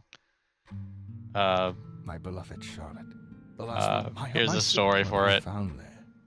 I will never forget. You go into a spooky. You go into a spooky library, some forbidden, mysterious library in the middle of who knows where. You have a message that your missing loved one wrote, and you're trying to figure out what the hell this message is because you want to save her from whatever fate she's befell. And you have some artifacts. You've got this clock, which is making the sound. You got this box. You have this box. Can you? No. And then you have this book of eldritch beings compiled for study and protection against the ancient terrors. And so what you're doing in this game is that you're trying to translate this. And you do that by reading this book and finding correlations based on, you sort of have written in weird script on the right side, normal script on the left side. So you're like, okay, the A is this thing. So you go over here and try to remember what it looks like because you'll forget. And you're like this. So you go, A is this. And then it will automatically transcribe it for you.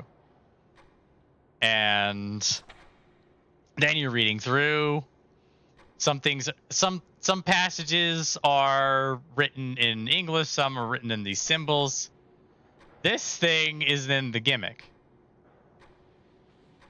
And that this I thing is in the library with you. And so while you're researching, you got to sort of keep your eye out. Because it doesn't want you to figure things out.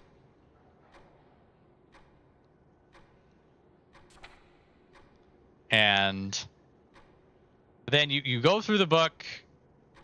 There he is. Look at him. He's right there. He wants to kill me. But if you look at him, he goes away. So it's this mental juggling of figuring out what the words are, going over here and making the connections. Excuse me. And then figuring out what these other artifacts are on the table. And then doing all this while trying to keep an eye on him. So it's like a interesting tension puzzle game. So the Pony Factory, it's a thing. You know, if you like shooters, it'll keep you distracted for like a half hour. But this is a pretty interesting sort of puzzle mystery thing that you wrap together. Now, I mean, once you solve the puzzle, well, I mean, because you still have to do the cipher and stuff like this. But I actually had a good time with Exiled. So for Pony Factory, I mean, like I would say to support this guy, but I mean the Pony Factory itself is just whatever. But this will be an interesting thing. This is also relatively quick. I think it took me like 90 minutes to 2 hours. The only problem with this game is that you cannot save it. You have to do the whole thing in one go. Which I found that to be a little annoying, that you couldn't save your progress. So like you need to have 2 hours of I'm gonna be able to go start to finish on this. I think I got through part of it and then I had to go do something else. Life happened. But then I came back, I had to start from the beginning. Now, as a benefit, you know, because it's a puzzle game, like that's what the answer is, so it was relatively easy for me to sort of pick up where I left off and be like, okay, this is the letter A, this is the letter M, this is the letter B, blah blah. So that was relatively quick, but still it would have been nice if you could save it, I suppose. Not necessary, but anyway. This was a good time. I'd recommend it. Get it when it's on super sale. But I mean, it's already a pretty cheap game because it's not a big game, so it's a good one. It was a good one. Let's see. Oh sure. Let's see. Where are you?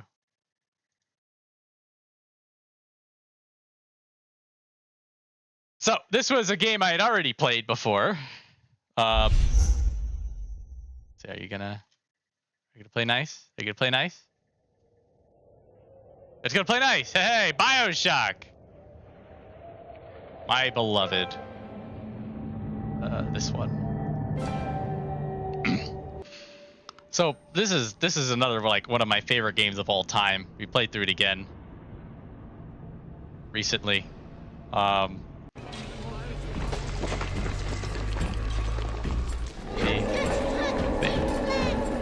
Like one of the archetypal games. So for me, yeah. One of the big things for me was whether or not this game would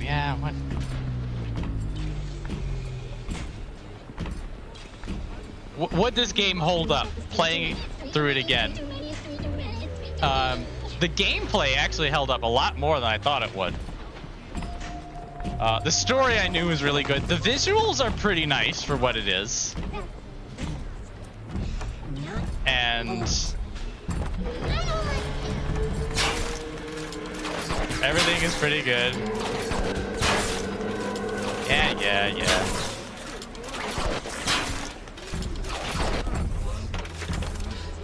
Hang on a minute.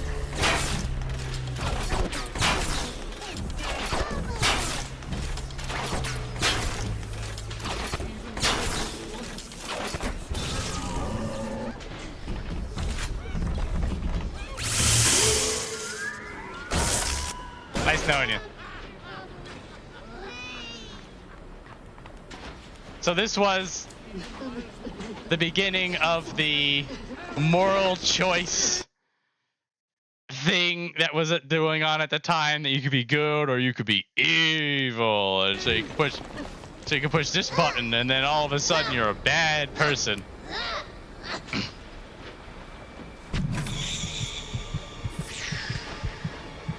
But he's stuck in midair, aren't you silly? Get out of here. But yeah, Bioshock. I played this on the hardest difficulty. because I've never done that. It does sort of change the way that you approach gameplay, but your power spike is still absolutely incredible. And I really like this game. I think it aged pretty well, all things considered. I enjoyed talking about it. I enjoyed going on this journey with people who hadn't played it. And yeah, Rapture's a really fucked up place. I mean, well, where I am, you're not gonna understand where I am, but yeah, if you've somehow not played Bioshock, well, I'd say play it or watch it at this point. It's up to you. The Bioshock 1 is really damn good. Bioshock 2's fine. Part of me does want to go back and play it again just to see, be like, was it as bad as I remember? But also I'm like, I kind of don't care enough to go back. I played it once, it was okay. Bioshock Infinite I do want to go back to at some point. That was an incredibly good game. But the OG will always have a place in my heart. We played through it again this year. I didn't stream it. I was considering streaming it, but I was also playing it on the super hardest difficulty. There were a couple of moments that I had to sort of like save scum, and I was also trying to do some stupid stuff, and also because I knew everything that happened in this game. It was sort of just like I'm just playing through it and just not didn't have much to say. Just sort of had a smile on my face the whole time, just looking for the little secrets and trying to remember the things that I had figured out like a decade ago. That was also good stuff. And lastly, so this is the last of the games that I haven't played that I'm showing off to you guys. Is a game called Is This Seat Taken? Which, come on.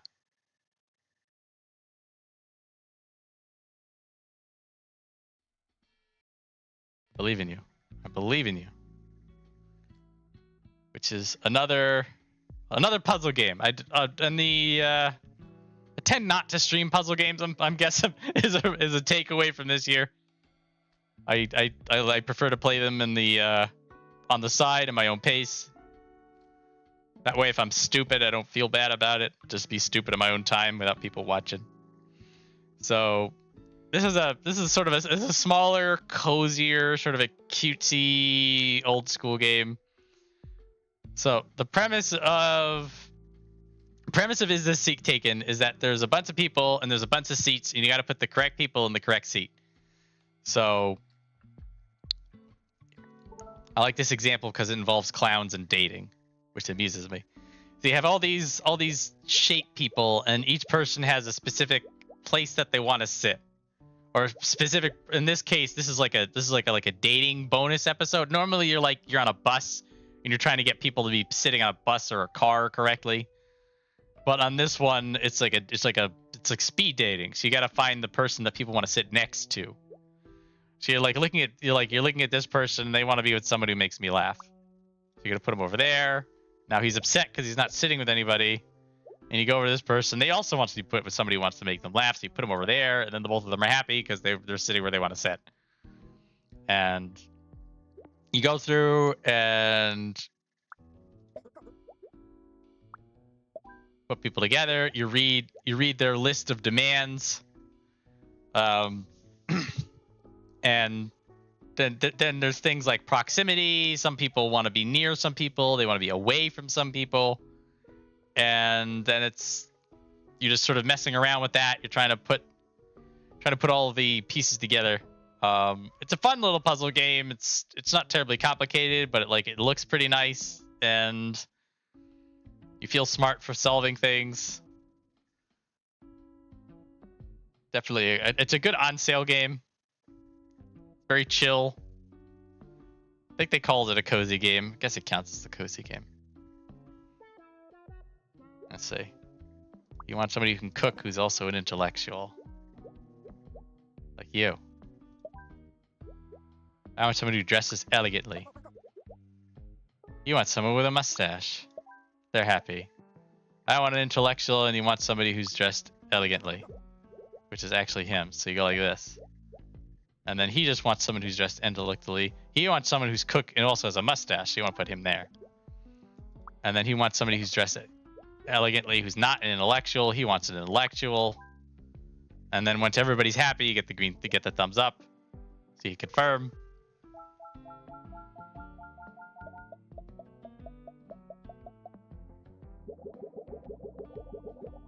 And then it's the next round. Then you can sort of see your progress tracker here. It's not complicated, but it's a fun time. So get out of here. So now I have played all the games that I haven't streamed on a stream so that I could talk about them. So now I'm talking about all the games that I streamed anyway. So now I'm going to talk about all the games that I did stream that aren't 14. And we can go back to watching silly clips. Let's see. That one, sure. Let's get the music back going. All right, so first game I played this year was Sexy Brutale. I actually played it again recently. When I was starting to put the list together. I was like, oh yeah, Sexy Brutale. I had a really good time with that. And the game is still really, really good. Sort of another sort of like a puzzle mystery game. There's some action in it. There's a lot of good story. The art and the music are exceptional. And I really do like this game. There's a lot going on. You're just trying to figure everything out. I ended up accidentally doing everything. I think on this stream, the one that's on the screen right now, I had I beat the game and I'm like, hang on, I want to keep going, and I went around and I found all the cards and I got the secret ending and all this stuff.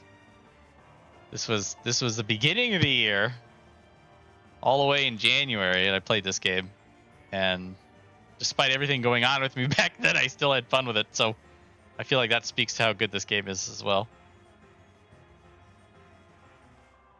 Yeah, this was a really good time. All right, this will be probably gonna get through these a little bit faster because I'm not having to keep rifling through things. Yeah, but next up, I played Observer System Redux, which was the cyberpunk game that also had this spider mini game that I got absolutely obsessed with. So we're gonna have that going on. Observer System Redux was also pretty good. I believe I played this after the Silent Hill 2 remake, which was the end of last year. Which would have been the end of 2023 into 2020. No, the end of 2024 into 2025, because that's when it came out. And at that point, I'd been converted to the cause. I'm like, okay, what other crap has Bloober done? And some of the other crap that they had done was this game Observer, which is already on my radar because I was interested in it being sort of like a dark, gritty cyberpunk detective story, and it had Dolph Lundgren in it as the main character, which was just a big deal. Particularly now that he's, God rest his soul. And this was a fun time. It was, ended up being a walking simulator of sorts, but this was more of like an exploration mystery game because you had to go around and interview people. The sort of the big mechanic of going, like, basically like diving into people's minds ended up being more of like the horror show walking simulator kind of a thing that, again, I'm not terribly interested in. I think that's what, like, Bluebird's one of her earlier games, like Layers of Fear, and a lot of it is sort of just like you just walk forward and then spooky things happen. I'm like, okay, fine, whatever. But I mean, this one, there was mystery, there was talking to people, there was learning about how this world was messed up. Going around the apartment, very good visuals, not very well optimized. I think my computer had a fit at certain parts of it and like screwed the stream up. and almost like my computer almost like crashed out like in the middle, which is kind of funny. But this was an interesting time. It was also sort of interesting to look at this in the context of the remake for Silent Hill 2, because it's like, well, they did this, and like you could see like they're sort of getting some of the gameplay feeling, some of the environments and stuff like that, but it's just like there's still that walking around corridors and then spooky things happen going on. But it was a good story, very cyberpunk, dark, gritty. Really felt like you're in a spooky world. This was a good time. There was, oh, well, I think I did both of the endings on stream. I don't know if they're on this video, but very, very dark and gritty. Good stuff. I think I didn't 100%. There's some stuff in here I did do or didn't finish, but I really wasn't itching to do that kind of a thing.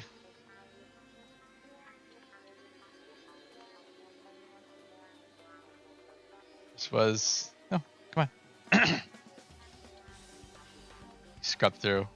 Yeah, later on. Yeah, you're walking around, you're looking for things.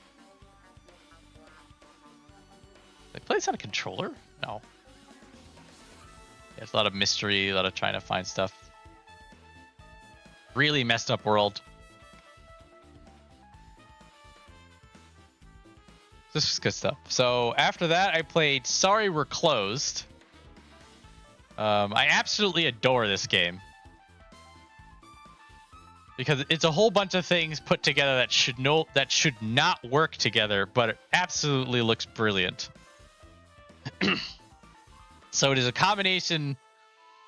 a weird combination of like horror games and this like really poppy art style, and then it goes over into this weird Persona, talking with people outside of dungeons and learning about the nature of love and relationships. Everything is gorgeous and stylish. Everyone's gay. It's bold. It's just like 100% people are making a game that they want to make. Chef Armando is also really good. It's a great character. So the story itself is really fun. It's pretty standard, but it's just like the way it unfolds it feels unique and interesting. You've got the nice gritty horror stuff when they want to do it, like they do here. The game mechanic of the third eye was really fun, and that you sort of you get this bubble that you sort of see into the other side, and then you use that in tandem with the combat. So you can just shoot somebody normally, and then they'll take a small amount of damage. But if you use the snap and you let your enemies get close, then you get to shoot their weak spots, and that does more damage, and it staggers them. It's a unique gameplay. It's easy to grasp. It's almost addictive. It's very well put together. But yeah, it's just like, here's the final boss sitting at the table. You're going on a date with her. You don't want to go on a date with her, but you're forced into it. And also the final boss got your favorite musician to play music during the date. It's this kind of like almost surreal nonsense that's just beautiful, and you're just like, I need more of it.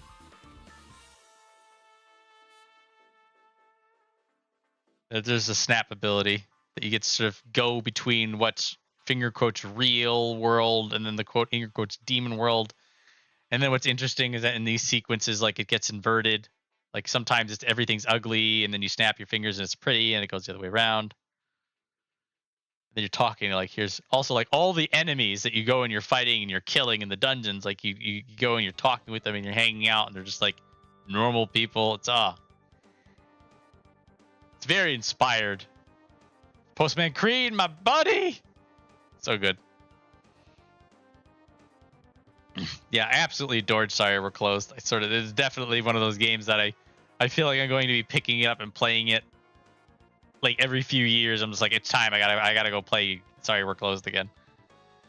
Because it's too good. Look at him, he's all dressed up. It's so silly.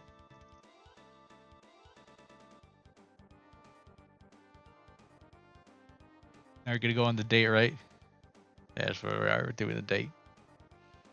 Going to the gameplay. Where's the gameplay? Oh yeah, we're hanging out in the normal world, learn about love. Or here in the dungeon. Oh yeah, here's the fight with Michelle.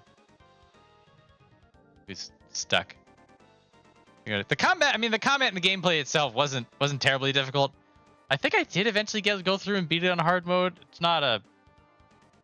Oh man, can't aim for shit there. Oh, I got him that time. Everything's fine.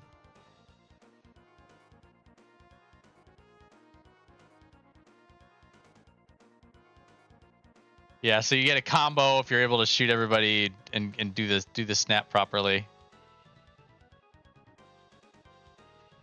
I think this was actually kind of difficult on hard mode, but by that point I knew what the hell I was doing. It wasn't too bad.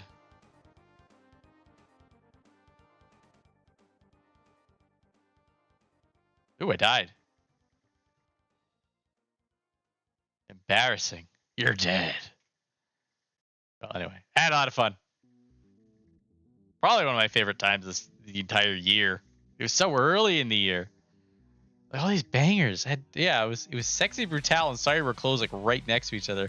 Observer was a good time. I wouldn't say game of the year kind of crap going on, but anyway, it was good stuff. So then next, I pulled up the emulator and I played Parasite Eve 2 because it had been so long, and I pulled up the clip of the notorious video.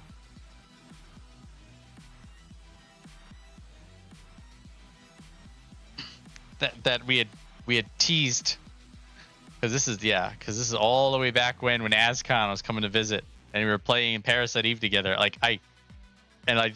This cutscene comes in. I think there's gonna be a message in the video about the chat that came over from Twitch. It's gonna reference the joke. There it is. Your mother's teleported to your room to let you know that dinner is ready. I swear, Mom, it's not that kind of game. But yeah, Parasite Eve 2 was fun. It held up. I think I kind of didn't play that well. I know that I got I didn't really go after any of the endings. I think I screwed some of them up. But I think by the end of me playing Parasite Eve 2, I was like, I got what I wanted out of this. A bit of nostalgia, a bit of I don't remember much of this game, and also a bit of going back and just playing a good old school horror game. And then once all the boxes were checked, I'm just like, I don't actually care what the ending is. Let's get out of here. I don't even know what's canonical, because that technically I know I think I was talking with Pete. He hooked me up with Third Birthday. I technically could play that. I just sort of... Also, why is this song playing? Hang on a minute.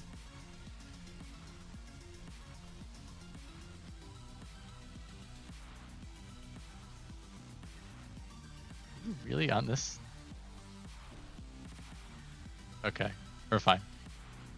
No, this is not a video. This is technically not a video game track, and so I just wanted to make sure that the playlist that I was playing was the video game music playlist, because if it wasn't, then we may have had some stuff that would be censored audio crap. But yeah, here's a nice boss fight, showing off the gameplay of Parasite Eve.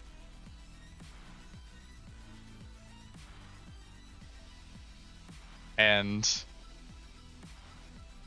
this was a good time. Fun to it was fun that the magic was sort of a complement to the guns and the gameplay.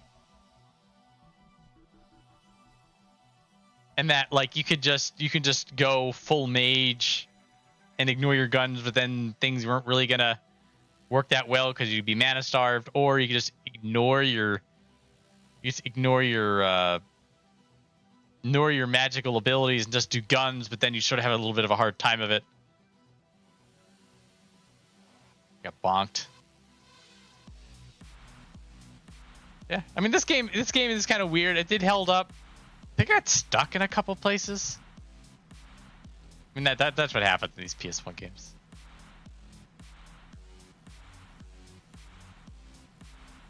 I mean the real travesty is that we're not going to get another Parasite Eve game probably. I guess Parasite Eve 4. I mean technically it could be Parasite Eve 3. I just don't know how birthday ends. Maybe I find out. Hard to say.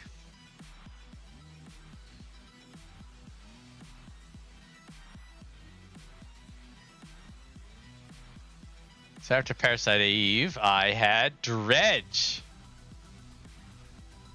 So I was 99% sure I was going to enjoy Dredge. Because it was fishing and cosmic horror. And things not being quite right. Ooh, what was that? I don't know what happened to the video there. I think we're okay. It could be. I have all these videos like paused and queued up, so maybe it just hit the buffer. Not a big deal. I absolutely adored Dredge when I was playing through it. I kept playing it off stream, and I got about as. I'm pretty sure I caught every fish, or I caught everything that filled up your fish diary. To be a little bit more specifically accurate, because there's some things you haul out of the ground are not fish anymore.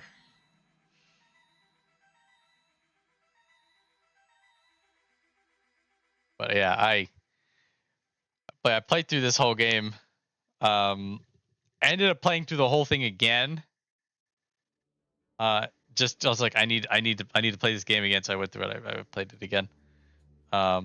So for the vast majority of games I play, like I will hit a point where I'm just like, I've had enough of this game. You know, I had a good moment, and you know, sometimes you'll go back to a game because it's been a long time. And like Sexy Brutale is actually a pretty good example, because I played through that game. When I was playing through it, I was like, oh, this is a really good time. I'm having a lot of fun with it. And you play through it, you beat it, you're just like, okay, that was nice. It's time to move on. And then about a month ago, when I was putting this list together, I was just like, oh man, Sexy Brutale, I had a really good time. I'm gonna play through it again. So I played through it again, and I'm just like, yeah, that felt pretty good. You know, that I put it down and move on. Like I know I'm like, it's like, I mean, I could play it again, but like, why? I just played it. It was nice. I never stopped wanting to play Dredge. Like right now, I feel like I want to just turn the stream off and play Dredge. When I finished playing Dredge, I still wanted to play Dredge. Like 2 months ago, I still wanted to play Dredge. 3 months ago, like just in the back of my mind, I've never stopped wanting to play this game. This does not happen to me for games. I'll hit a point where I just get done with it, but I still want to play this game. There's something about it that I'm just never satisfied. I just always want to keep going back to it. But I'm just like, you gotta go do something else. You gotta go play something else. There's more things to do with your life than Dredge. But there's like some part of me is just like, there's not really. What is that other thing gonna give you that Dredge isn't giving you? That's just nothing really. Just go back to play Dredge. I may actually like unironically go play Dredge later. We'll see what happens. Just something about it. It's like this mixture of fun fishing game and exploration. There's good music. You have weird stuff like this that happens. It's very bizarre and uncomfortable. Are you gonna let? What do I do with this guy? Hang on a minute. Oh, that's actually really clever of me. I lost him in the shoulders. Anyway, if I had to pick a favorite game of the year, it probably would be Dredge. for no other reason than like I could turn the stream off and just start playing Dredge right now, and I would not. I'd be like, let's do it. I'm here for this. It's too good. It's too much fun. Yep, and I got hooked up with the DLC. Thanks again for that. DLC is fun. The rig one is definitely more of a DLC, and the ice place was fun. It's just like, here's just another zone. You just run around the other zone. It's fine. It's good. Dredge is just so good. Oh, the voice is starting to. 3.5 hours in, the vocal cords just decide that they don't want to behave with you anymore. I'm running out of content, guys. We still got a few things to go still. I'll say. Anyway. So next up, after Dredge, I played Super Meat Boy Forever, which is a fairly dramatic tone shift. Why is this? Oh, I know why. This is pause for fine. And I had a couple of years ago. Oh yeah, that's just, yeah. It's a buffering black screen. That's a little disorienting. It's fine.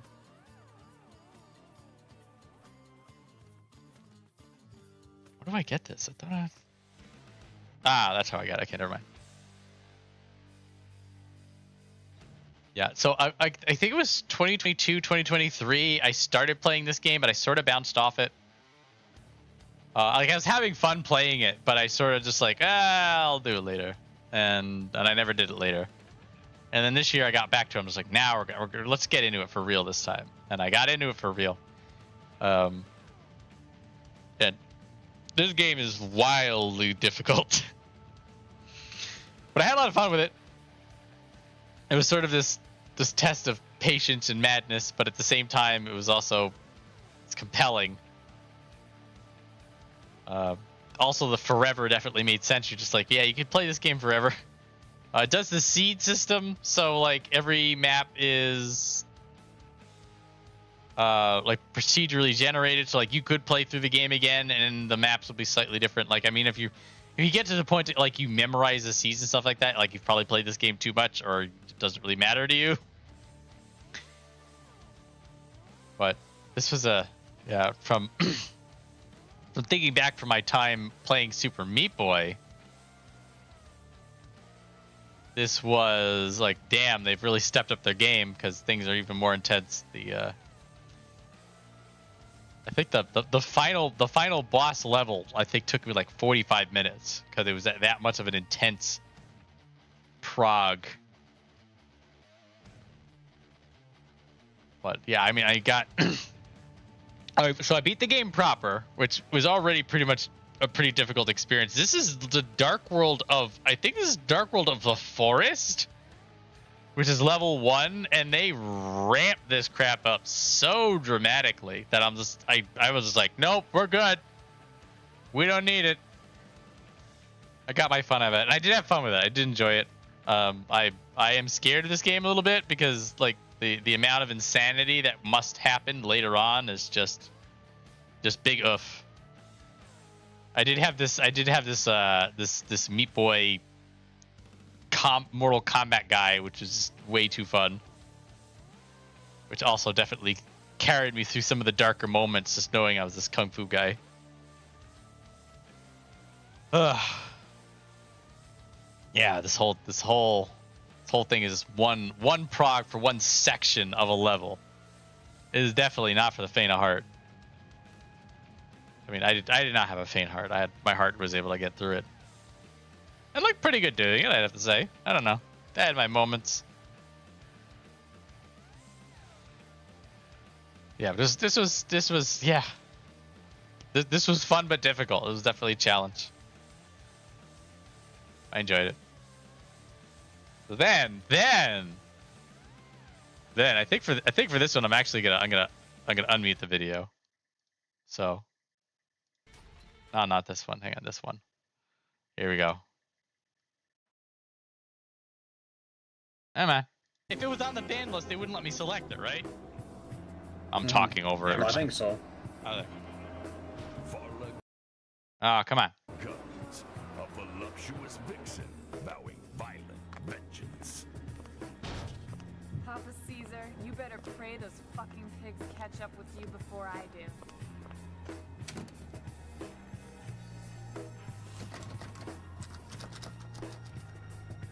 GTA Brothers wheelchair. It is a push door. No vehicles here are safe. Candy Striper, just your average girl next door. But behind her wholesome image lies a dark secret. Oh, Jasper, my special little chair bear. One day, we'll be free of this hellhole. Forced to degrade herself night after night for cheap thrills and a handful of dollar bills.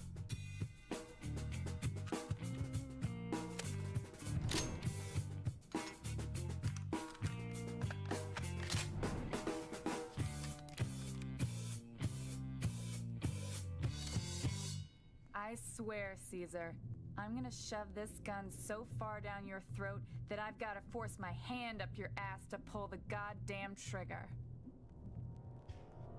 Oh, that's a line.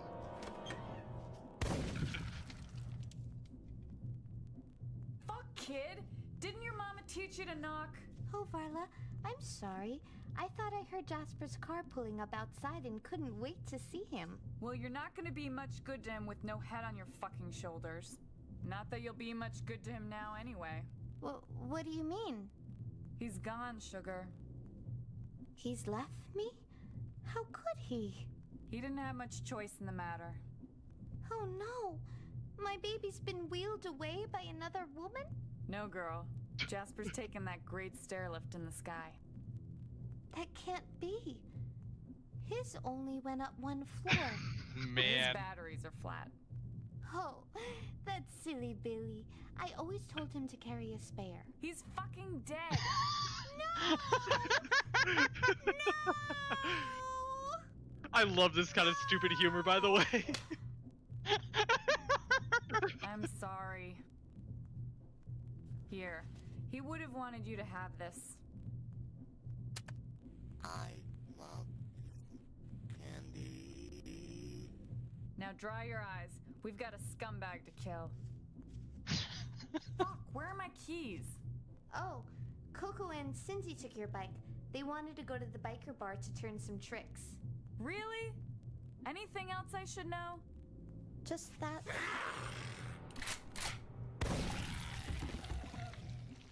Never mind. Get ready to be titillated, tantalized, and teased by tasseled titty temptresses. But beware, these kittens have claws. Witness naked desire, naked lust, naked terror. Adults only. Keep both hands on the controller. Did that? You cannot lead any harder into it than they just did. Guys, come on. I don't even need to say anything, do I? Peak cinematic genius. I can let it keep going in the background now that it's muted. Ah, my God. I don't. Maybe this is Game of the Year too. Typing the dead overkill, but I'm so happy I played this. One way or the other. Absolute ridiculous nonsense. They just don't do this anymore. This was a beautiful thing that happened this year, I suppose. I think the entire game is like this. It's just bonkers nonsense, absolute trash. We want trash. So this was a fun time. Very agreeable. So next up. Serious Sam, Siberian. Why is the quality so crap? Maybe it'll fix itself. We'll see what happens. Come on. HD. What's going on with this? It says HD. What's going on? I'm not. Just not going to look at it. I'm upset. But anyway, so Serious Sam, Siberian Mayhem. Oh, it's better now. Why did it need to buffer? It was already whatever. Whatever. Videos of videos. So as a Serious Sam game, it was definitely a Serious Sam game. There were lots of good guns, lots of good shooting things, a lot of fun. Was the story was meh.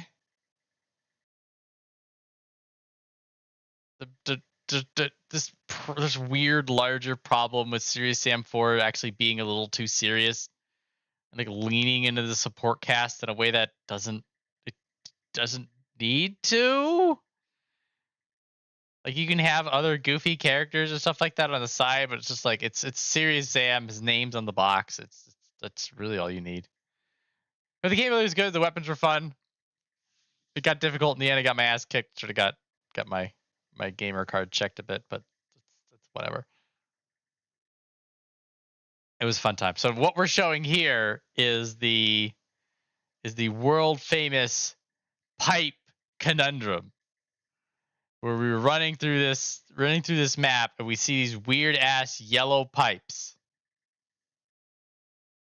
and they're bending, they're up, they're down, and we didn't know what to make of these damn things. We were baffled. We went on Google. We did market research. We did wrong answers only. And I remember this bonkers sequence almost more than I do half the gameplay in the game.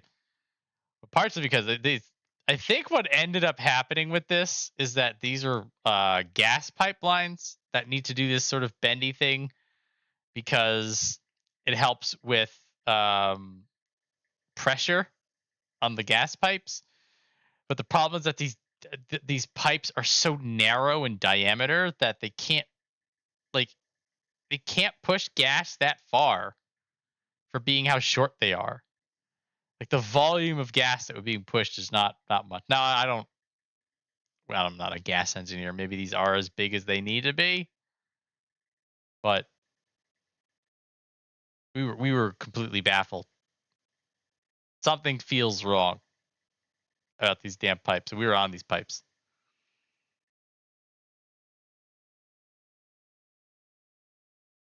But yeah, the game was fun. It's a shooter. You shoot things. Serious Sam brand in particular was kept proper.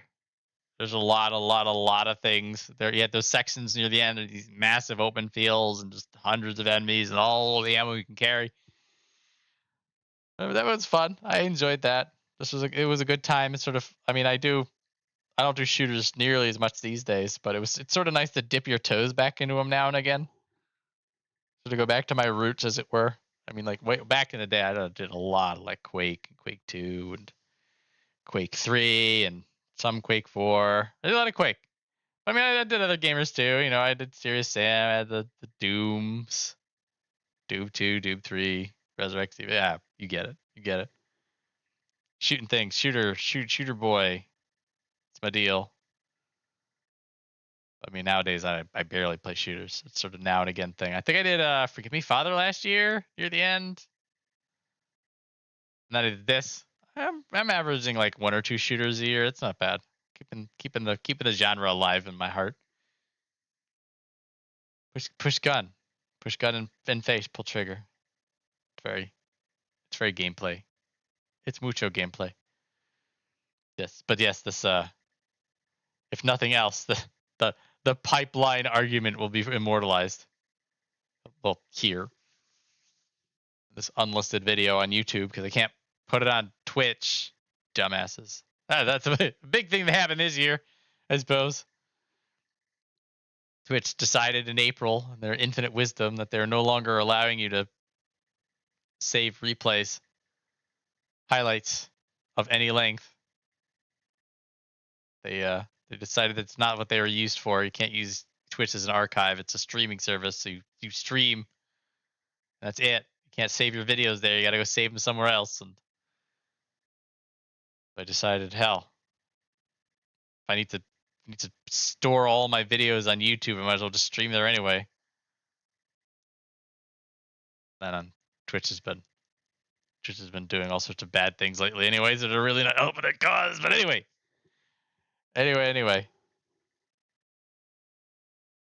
The pipe. The mysterious pipe. The world may never know if these winding, narrow diameter over an extremely long distance pipes are actually sufficient for pushing natural gas in a volume of relevance. We need a proper geothermal engineer in here to come look at these. Nobody's a geothermal engineer here, so it's just the intrigue is more interesting than anything else at this point anyway. Let's be honest. All right. I had a bit for It's Serious Sam that I was going to do, but Vortel's not here anymore, so I'm just going to skip the bit. It's less funny. After this, we had Disco Elysium that I played. This was in the summer. I remember my AC broke when I was playing this game. So I was... Well, it was very hot and nasty. I'm trying to enjoy this game. So I didn't finish Disco Elysium. I didn't pick it back up after I stopped streaming it. As I was mentioning before with the puzzle games, I don't like. I feel like I don't need any help being or looking stupid on stream. I don't really need the game's help with that. Sometimes I'll make an exception here and there, like if the game's interesting enough, I'll just stream it anyway. And if it's not, then well. For Disco Elysium, there's a few things happening. One, I'm realizing it had more in line with sort of one of those point and click adventure games, where it's a lot of rubbing things against each other and figuring out how things work, and a lot of that is some of it's trial and error, some of it's looking stupid, some of it's trying to figure things out. And I was like, I don't particularly want to do that on stream. In addition, there is a very, very gentle time pressure where if you can't figure things out enough, you'll run out of money and then things will be bad. And I didn't really want to deal with that. Now you could just save scum your way through these kinds of issues. I kind of feel like that's against the spirit of the game to do that. Now the game explicitly lets you do that, and some of these checks, if you don't want to deal with them, you can sort of just keep rolling them until they pass, I guess. Part of the game as well. It's not strictly speaking, they don't auto save you. You could just save and load, but I don't know. Like I feel like particularly for this kind of a game, like dealing with the bad rolls is part of the fun, is part of the intrigue of the game. So, but at the same time, like if I kept screwing up, like they had the like this guy in particular, like I did the thing, like I kept failing the check to not throw up looking at him, and then there was a check to get your coat, and I kept failing the check to get the coat. In the back of my mind, I'm like, I don't really feel like wasting everybody's time screwing around to get enough skill points to try to do the roll again. But at the same time, I also didn't want to keep saving and loading in front of the coat until I got the coat. Because again, that the way I see this game, I felt like it was sort of against the spirit of the game to do that. So I was in this weird spot when it came to that particular part. And I was also in a very, very weird spot when it came to the content of the game, because there's a bunch of racists and assholes in this game, which I guess is what happens when you're investigating a place that has racists and assholes in it. And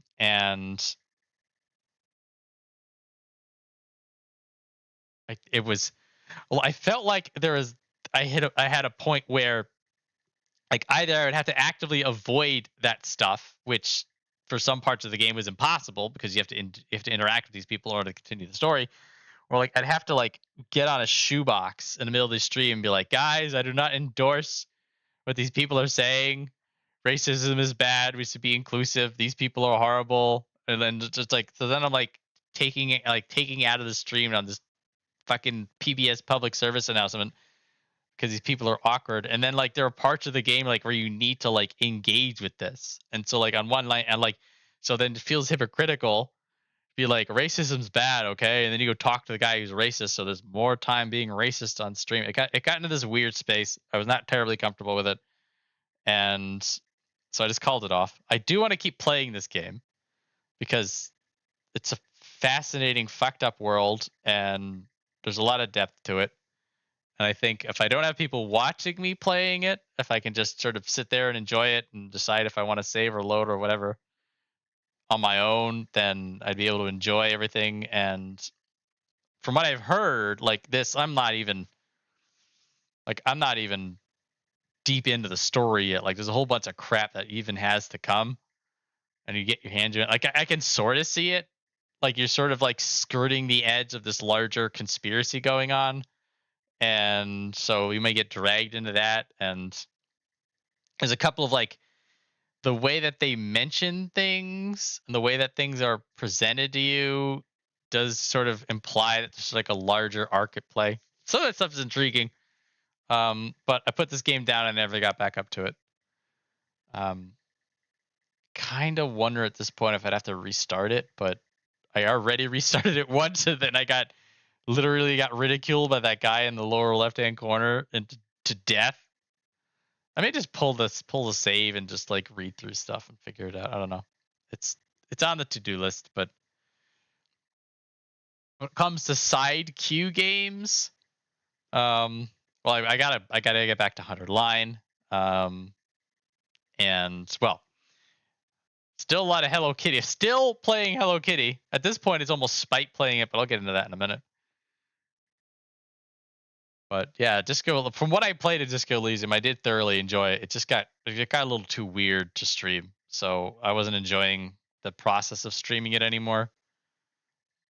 But for there was a part where like streaming it was more fun than awkward, and for that part of it, things are pretty good. And then sort of the ratio dipped the other way, and then it was more awkward to stream it than it was fun. That's when I sort of left. Saw the door. But I'll reserve final judgment on it until whatever time I can actually get along to the rest of the story. All right. So next, after that, I played a game that I got absolutely obsessed with, which was Pit People. And that Pit People sort of put me on the whole behemoth train again. And we started looking into all the stuff that they were doing. Oh crap! We played Castle Crashers this year too. I just now realized that. I guess I could play. I don't know where the video is of that. Dig that up. Well, I played Castle Crashers. Totally forgot that. It was such a good time too. How did I forget? I didn't write it down. Did I not write it down? Hang on a minute. This is the thing. Where's my list? A list. I did not write it down. This is what happens if I don't write it down. It just goes right out of my head. Hopeless. It's hopeless. There's no anything. Well, anyway, so I got into a whole behemoth thing. So Pit People has been on my radar for goddamn ever. Sort of like Alan Wake was. Actually, no, not. What was the other one that was on my radar forever?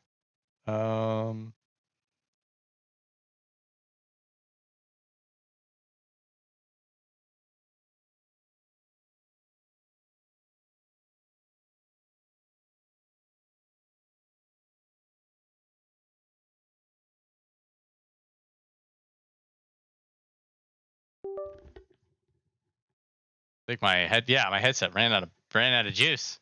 Interesting. I don't think this happened before. I had it plugged in. What's going on? Maybe I didn't plug it in for long enough. I was using it this afternoon. I may not have charged it for long enough. It doesn't matter. I figured it out. It's plugged in now though, but now I'm tethered like a wired person. Anyway, back to it. Okay, Pit People. I was a fan of Pit People for a while because the soundtrack. And I had bought Pit People for like a decade. It's one of those games. Everybody has a game like that. And so I've just been sitting on it for goddamn ever, and I was just like, now's the time. Let's get it done. So I play it. It's a fun little strategy game with a heaping dose of chaos and madness and RNG, and it fits. It all fits. And it works together. It's a fun game. I got back into it somewhat recently.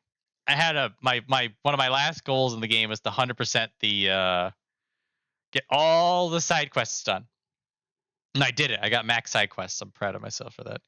Now there's max exploration and there's also max items.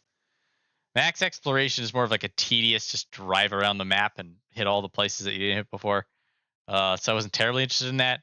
There's also like these secret switches on the map, or like if you hit all the secret switches, something happens. I don't know what happens. I also kind of don't care. I mean, maybe I can like look up a video with it if I really did care. But again, I'm just like, I didn't even look the video up and just whatever. Max items is like a trial and a half because there's so many items in this game, and there's a lot like that. I want to keep playing this game forever. But I mean, as it is, I already played this game a hell of a lot. I did a 12-hour stream playing Pit People, which was fun, except doing it with a bad back may not have been the smartest thing I've done in my life. But it was also a test to see if I could do a 24-hour stream. You know what they say, like if you want to do a marathon, you start out with the 5K, and then you go from there. So like, it was, well, I'll say the 24-hour stream isn't off the table, but probably the 12-hour stream was a commitment. But I got through it, and I got through it. Actually, I thought it'd be an absolute wreck, but I wasn't a wreck. Just sort of a fender bendered, I guess. But anyway, People was a lot of fun. Story, the goofy characters, everything was insane. Which is very much the Behemoth brand at this point. This footage here that we're seeing is actually, I didn't realize this at the time, so early on in my Pit People career, but this is the fight where we found and captured Trevor. Trevor, who then ended up being one of the most important Pit People in the entire game for me, because he was the hair troll that literally carried me through several missions, and who was just an absolute beast of a powerhouse tank bruiser. Deserves all the head pats because he's a very good boy. This is me capturing him. This is his indoctrination into the Pit People world. But yeah, Pit People's really good and got me interested in the Behemoth stuff again. Whatever they're working on, they're still working on it behind the scenes. They come things at their own time. Do I want to look into Alien Hominid? I know they came out with a game called Behemoth, which is like a more of an arcadey game. I think Alien Hominid is just more like Pit People with guns. I don't know if I need to get into that, but whenever Behemoth actually come around with something else, I'll both eyes attuned. I'll say that. But yeah, Pit People, a lot of fun. Pretty good strategy game. It's forgiving just because a lot of stuff is these random elements. There is a hard mode. There's an insanity mode. So if you really want to push yourself, if you really want to maximize what you do, can be done. Man, they're bullying Street Pizza.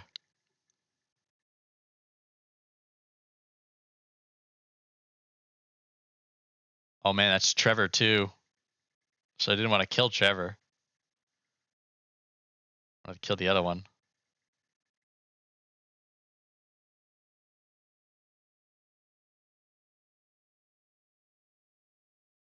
Just watching them. I'm getting wrapped up in watching it now.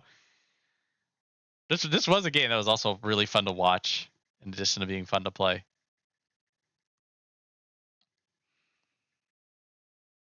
Because there's a lot of it's simple enough that you can sort of follow along, and all of the music is good. The visuals are really nice and fun and snappy. It all works.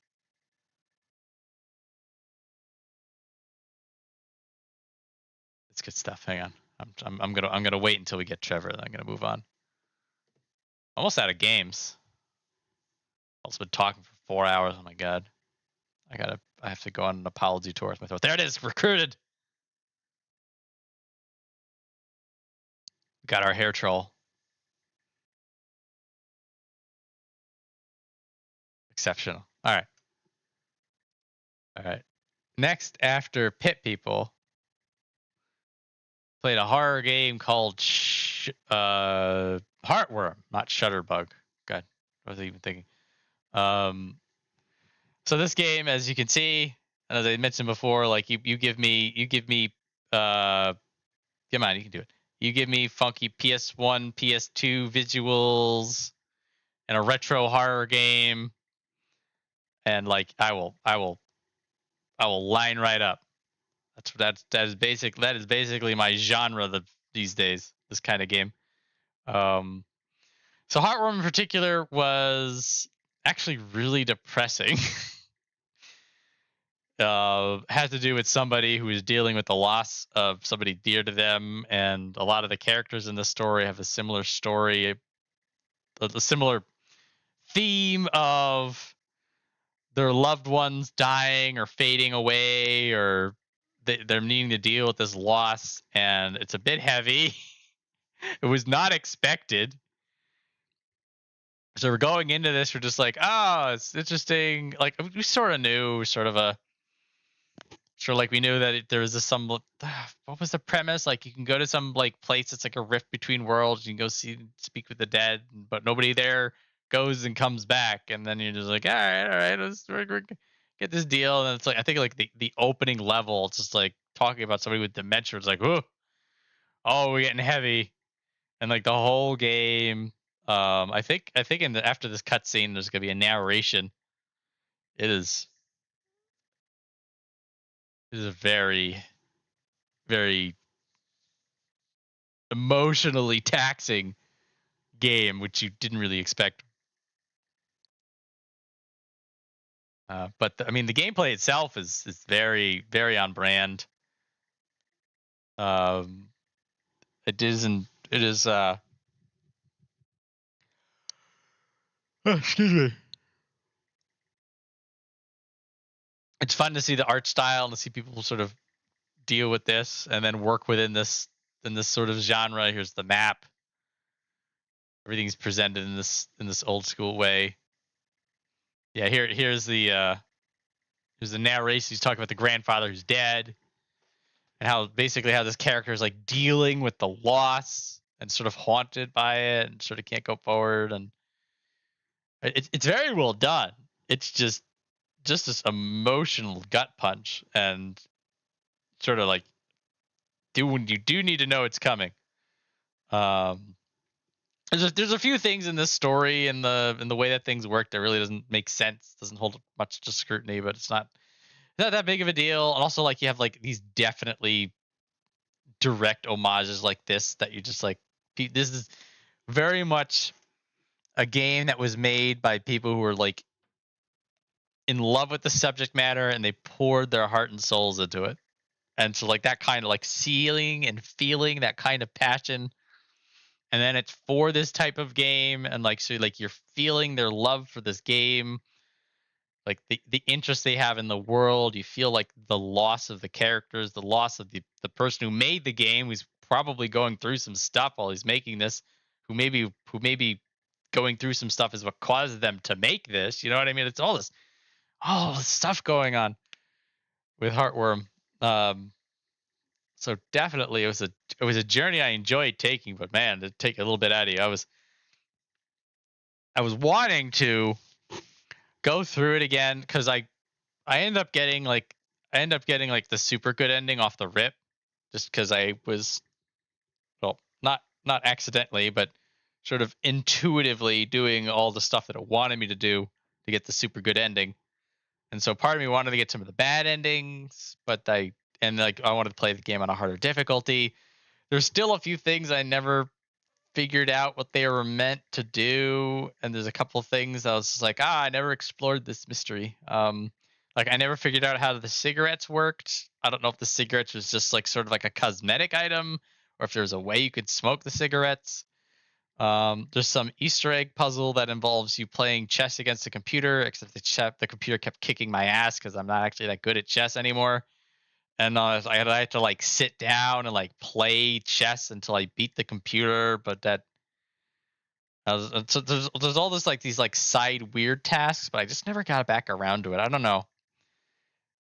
Sort of feel like I got what I wanted out of Heartworm already. Like I can go back to it and enjoy things, and like I can play through it again. Maybe I just need time. Just need time and a little bit of distance for the heady subject matter to get into it. I was probably also thinking about speedrunning it, but for the same reason, I'm like, I don't know about this. I did enjoy all this. Yeah, I was here for the first time, so I'm like, oh, it's a wolf. It's like I didn't want to hit the wolf, and then the wolf wanted to hit me, and that's just the way things went. Yeah, this was definitely worthwhile, and the effort that this person put into camera work. Cameras are not easy to deal with. They're finicky little bastard things in 3D, but they just made everything work. They wanted it to work. So that was Heartworm. So after that, we go over to Hello Kitty Island Adventure, which was a bit for the longest time. Because apparently, like Hello Kitty Island, I think it came out in 2023, relatively recently, and apparently it was really good. And it was always, and then it was sort of like a joke. It was like, oh, we should play Hello Kitty Island Adventures. Oh, it'll be fun. We could do it together. It did have multiplayer, and multiplayer is actually not that well. I've never actually done it, but it's not terribly involved. You just sort of run around the place together instead of by yourself. I'm not sure if there's specific quests you can do in multiplayer that you can't do otherwise. There probably is like a little bit of content like that, but well, in any case, I got into this game. It sucked me in. First off, with the character creator, like I think this is like one of the most significant moments because I didn't know there's a character creator. I'd mentioned on the stream. I thought like you just played as Hello Kitty in Hello Kitty's Island Adventure. I didn't look into it at all. I didn't know anything about it. But nope. Create your own character. And they're all cute and adorable, and there's like 100 good options. I still think fondly about Power Owl. We ended up with the bird character, Sugar Plum. In the interim, I have created I created a cute little lion character, just to mix things up. So there's a lot of running around. There's rep grinding. There's quests. There's exploration. There's actually there's surprisingly okay dialogue and character stuff. It's all very whitewashed and PG and stuff like that, but it's still it's interesting. They make it fun. This game is definitely fits well into the way that my brain is wired. Because if you tell me that I need to wake up, I need to pick up a whole bunch of like rocks off the ground, I craft them together into something, and I hand them to a bunch of people. Like it's like my brain is wired to do that stuff.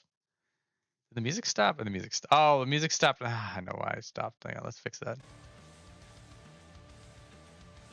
Stopped because we were watching House is Dead. And I never turned it back on. There. Hopefully this helps.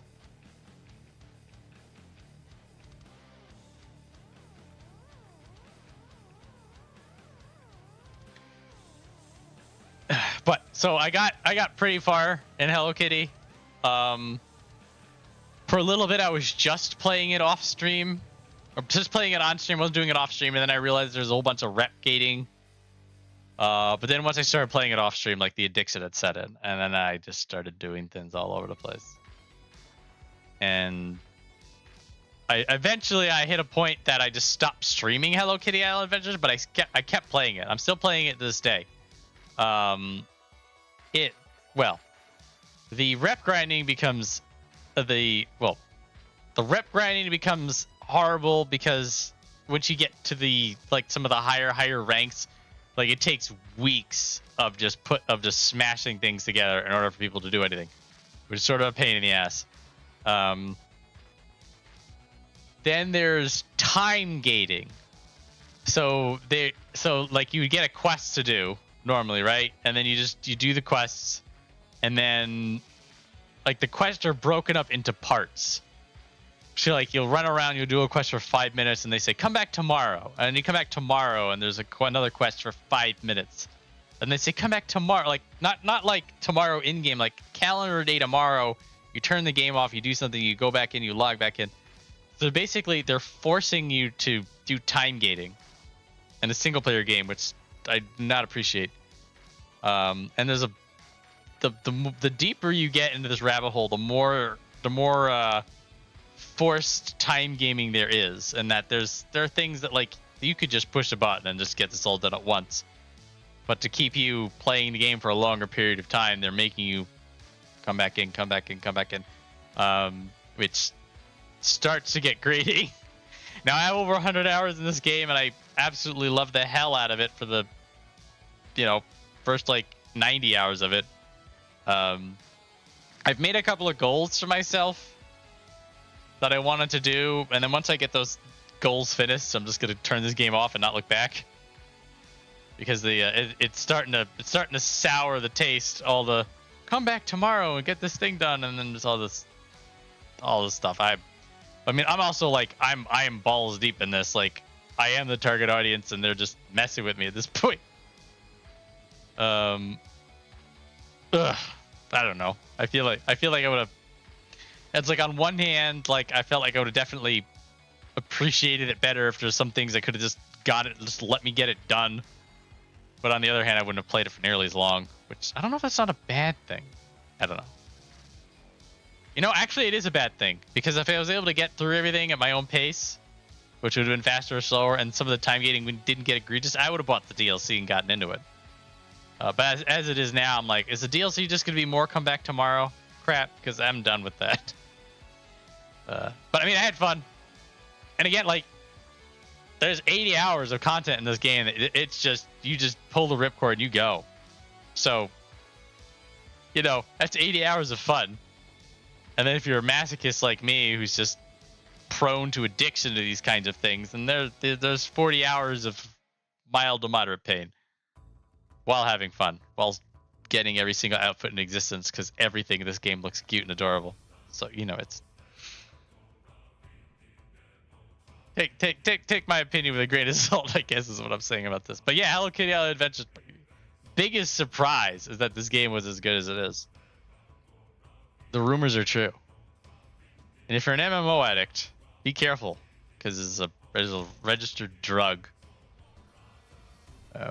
So, after that, we did Tormented Souls 2, which I think was the reason I stopped playing Hello Kitty, because this game came out and I was itching for it.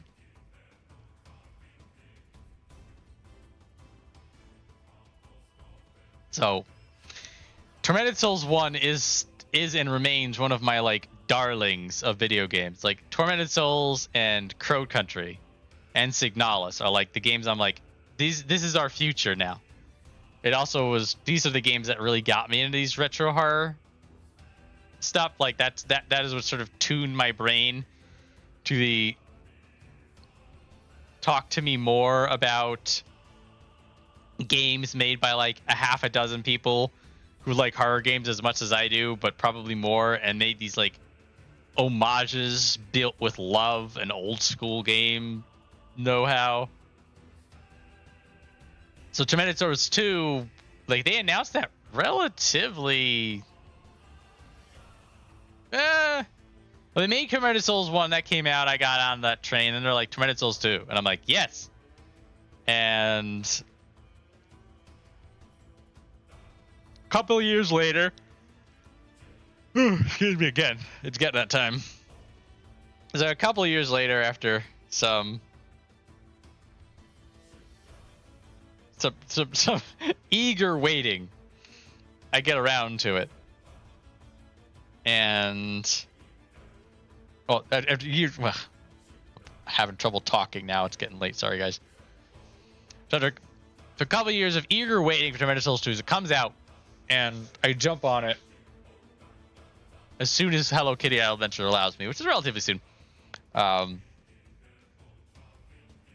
I did really like this game. I have a hard mode game that I'm coming through on the side. I put it down for various reasons, like prepping for this show, and I got to get back to it. The hard mode is whooping your ass. It's really, really difficult, and it's not. Well, some parts feel a little unfair. It's ugh. It's a hard mode though. It's sort of a like there's a sign. They made you sign a waiver. You're gonna get your ass kicked. You sure you want to do this? You say yes. But this is one of the things that Tormented Souls 2 definitely did iterate off the. So Tormented Souls 1, there was no difficulties. You just went in and whatever it was. It was relatively easy, but it was only easy like if you're a horror guy. If you're somebody who did horror, you can handle it. Like you did, the ammo management wasn't a big deal. All that other stuff, blah blah blah. And I feel like normal difficulty for Tormented Souls 1, it's easy difficulty for Tormented Souls 2. And then there's a normal difficulty, which is parts get dicey, and then there's the hard difficulty that I gotta finish my playthrough of that's pretty rough. But like good rough. Like I hope you got your shit together rough. And they did a lot of iterating. There's more weapons now. The graphics are better. The cutscenes have like lip syncs and voice acting and stuff like that in it. There's a bigger production value. Like everything went bigger in Tormented Souls 2, and for the most part, it's good. I feel like the story is definitely shakier in 2. Parts of the story are fine, parts are not. The writing isn't as tight, but it's because this is sort of feels like growing pains. There's more stuff now, so there's more things that need to be done. There's more. It's just bigger and more, and so there's just the quality can only be stretched so thin. I think when I was talking about it with Tatsu, talked about how Tormented Souls felt more. The first game felt more like a video game story, like the way that the pacing was, the way that the characters were. Whereas the plot in Tormented Souls 2 feels more like a movie in terms of the character tropes, in terms of the way that things happen, in terms of like the hows and the whys, and that there is that sort of that campy horror energy where you're just like, well, this is kind of stupid, but it's a horror movie. What are you gonna do? And it's sort of more like that energy in terms of like the way that the characters are, and like things feel weird. I definitely prefer the video game story for the video game more than I would prefer a movie story for a video game. But I still like Tormented Souls 2. It was more ambitious. They definitely went for broke. They definitely made things bigger and better. And that, I mean, in a way, that's good by itself. But at the same time, and again, some like Tormented Souls 1, I was just like so in love with that game. So like comparing it to Tormented Souls 2, part of me feels like, is this a biased thing? Like, could there have been anything that Tormented Souls could have done to make it better and bigger and better? It's like, I was like, you know what? It got halfway there. There are parts of Tormented Souls 2 that I was like, you know what? Let's do this. Let's be the better thing. But it's so many story beats are just so awkward. I don't know what to say. No, I liked it though. And again, I want to get through Tormented Souls 2 on hard mode. I might speedrun it.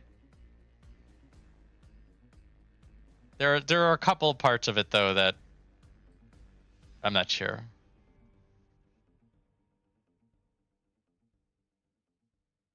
I'm thinking about it.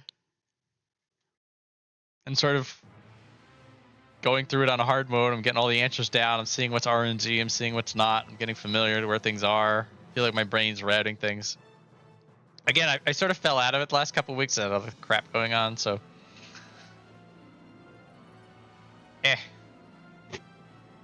Still fun. I at least want to beat it on hard mode.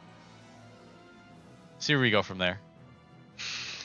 All right, and let me look. Yep, this is the this will be the last game And that is, oh, I'm gonna pause this video. Battleblock Theater. So I'd already played this game before, but as I mentioned before, with Pit People. Come on, video. There it is. I had the revelation of Pit People being actually related to Battleblock Theater was a sort of a silly, fun thing, and I had already a hankering to come back to Battleblock Theater, and this sort of felt like the perfect excuse now that we played through Pit People. And so I put it up on stream. It's not an involved game. It's not complicated, and well, it's just a platform. I think I was done with it in 2 streams. 3 streams? No, I thought I was gonna be done with it in 1 stream, and then I got too tired, and it turned out to be the correct decision to wait anyway, because I got, let's see, this is the like the hardest last level, and this is about the 3-hour mark of the video, so I was basically able to reasonably get another 3 hours of content out of it. But yeah, Battleblock Theater has been, I was fond of this game since a decade ago. Fun little platformer, silly story. A lot of things that Pit People sort of took with and ran in a very spectacular fashion.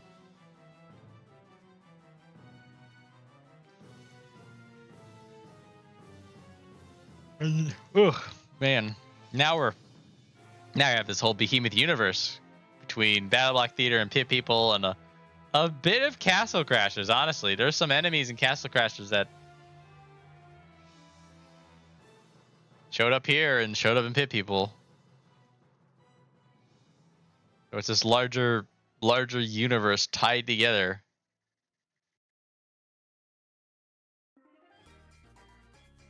Yeah, but this is fun. It was fun to come back to this and screw around. Felt like it was a nice way to end the year. And I think that is. Let me hang on. I gotta check my list one last time. See if there's anything I didn't talk about. 14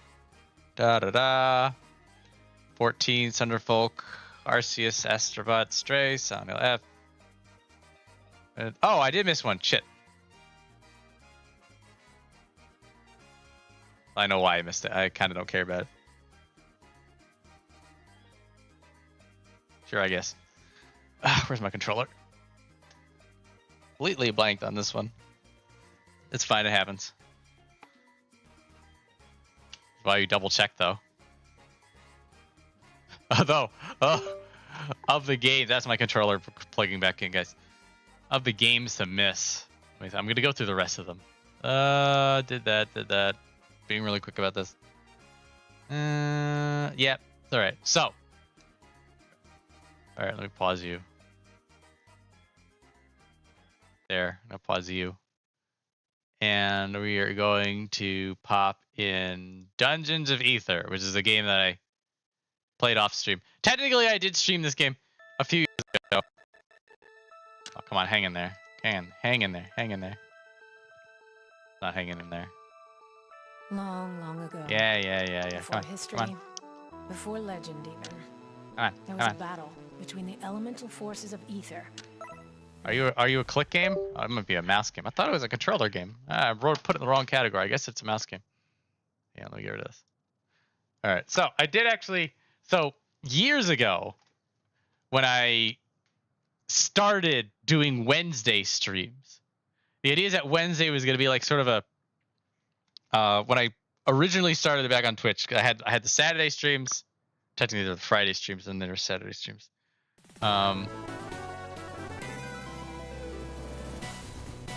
And and I did actually pick this game up, but I sort of bounced off of it. And I'll just let this go. So you can see all the characters. This is like half of my explanation of this game.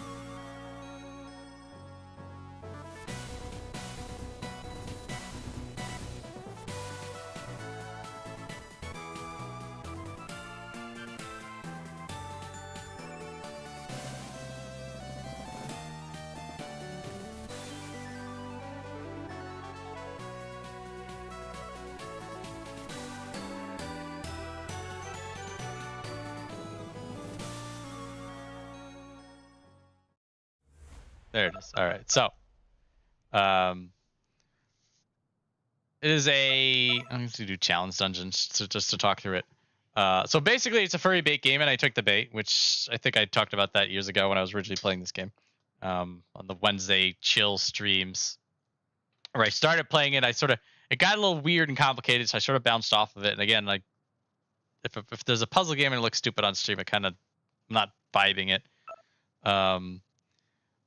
But later on, I played it off stream. I was just like, well, I can be stupid in privacy in my own home. So perfect, let's do it. And I restarted the game. And so the premise of this, is that it's a game where you roll dice and then you sort of use your character's abilities and the dice to attack or defend against your opponent. It's a fun little like, it feels more like a board game. Well, it's a dice game. I guess it's a board game, but you get it. But it has like a board game feel to it. It has that sort of activates those muscles. And then you have your choice of, you have your twink, you have your gay shark, you have your muscle guy, and you got your angry mob. And they all have different play styles. They're all pretty fun, except for Fleet, who's just a loser, but that's neither here nor there. And so you're playing through the story. You had the different characters. They had different play styles. That was all pretty. It was all well and good. I'll do.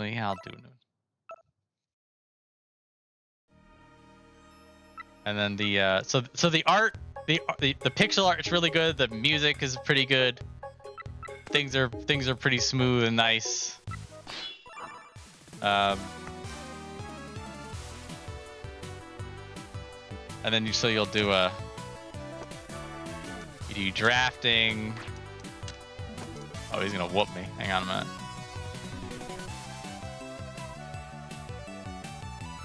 Yeah, so you do a drafting phase like this. You get dice. They put the dice.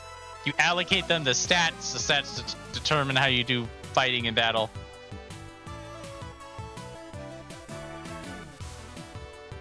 And what do you got? Battle log. So this part's fun. This part's interesting. You have to sort of figure out your character's abilities. So Gay Shark specifically, if you're gonna be hit by an attack, but you go first, then you won't be hit, and instead you will just dodge it.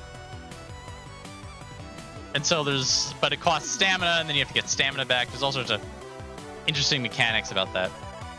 And then the angry mom actually deals damage, better damage the lower her health is, which actually ends up not being a mechanic, but that's something else. Well, the long and short of it is that as you play through the game, the way that they make this difficult, they started adding more mechanics to the enemies, which was sort of interesting. So like there'd be an enemy type that would have its own buffs and have its own abilities, and you have to sort of counteract with those. And that sort of got interesting. But then ultimately what this game did, and this what's really killed it for me, is that they just made the enemies stronger. And so the enemy's base stats would just become higher than yours.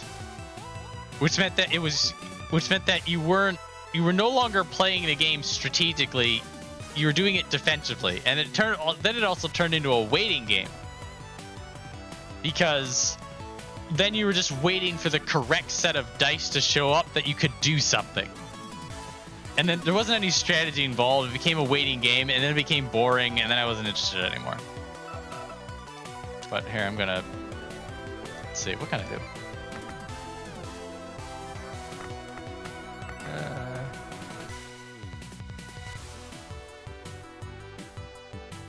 Which won't connect. Fuck. Now it will.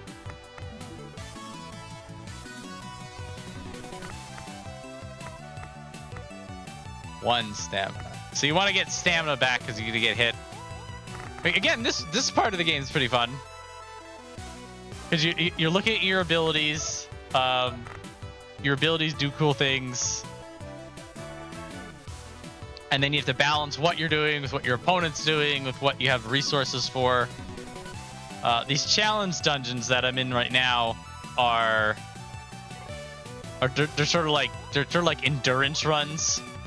So like early on, you want to try to like build up resources, and then later on, you got to spend them. That's sort of a deal. Anyway, you get it. So that was the other game I played that I forgot to mention because again it was just so frustrating that I was like I got back into it, I was having fun with it, and then they upped the difficulty by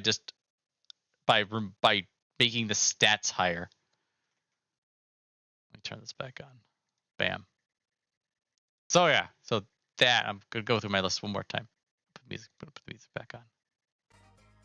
I think that is actually all the stuff I did in 2025, except for Castle Crashers, which I forgot about until now. So my bad on that. Where the hell is Castle Crashers? Actually, do I have it? Do I still have it? I don't.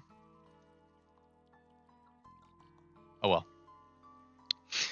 So yeah, there's a lot of good games in 2025. Well, a lot of good games I played. I mean, not all of these came out this year. You get it. Thank you everybody who hung out with me in 2025, went to these streams, watched stuff. Hope you enjoyed the ride. I don't really have I don't know what I'm gonna do next week yet. I have a few ideas. Let me look. Let me go on my list. Where's my list? Damn it. I had a list. I was gonna do like a demo week. I don't know if I'm gonna do that. There's a few things here. There are a few things here. I was gonna do Inscription. I might need to wait on that. There's Still Wakes the Deep. There's Alyssa, Amber Isle. All right, I got a few things here. I just gotta feel it out. Technically Cry of Fear, but there's The Medium, which is another Bloober game. We can do that once a year. All right, I have some options, and there's Steam sales on. Slightly terrifies me. I've been hiding from it. I have like 2 or 3 emails in my inbox that are Steam summer sales, and it's like a list of like 30 things on my wish list. And I'm looking, like I look at all of them, it's like, oh man, I've been waiting for this. I'm just, God, here goes your wallet. It's so painful. I might have to sit down with it. Like it's like you want to get something. I mean, you don't have to get anything. That's the thing. You can always just walk away. But I'm sort of hiding from it. I was just like, I'll just take a peek. I'll just like just pick a couple.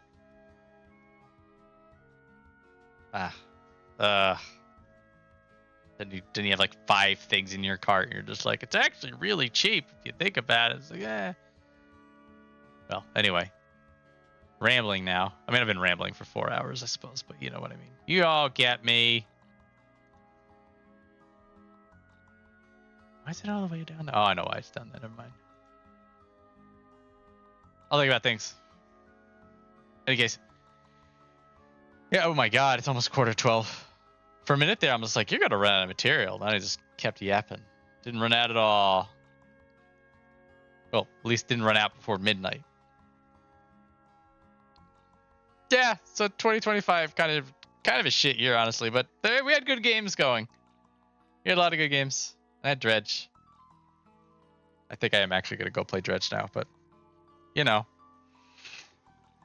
off stream. Oh wait, I was gonna do Tormented. I don't know what I'm gonna do. I should probably go to bed. I'm tired, piece of shit. I'm completely unhinged now, guys. It's no use. It's no use at all. So, thank you again. Hope everybody has a nice Nice final week of 2025. We all make it into 2026 safely, or at least alive. Can't really be safe these days. And then more games. I'll be doing more games. I'll be streaming more games. I'm gonna finish the MSQ churn. That's definitely goal number 1. That'll be Wednesdays. I might do a Saturday play of it. Kind of want to push it along.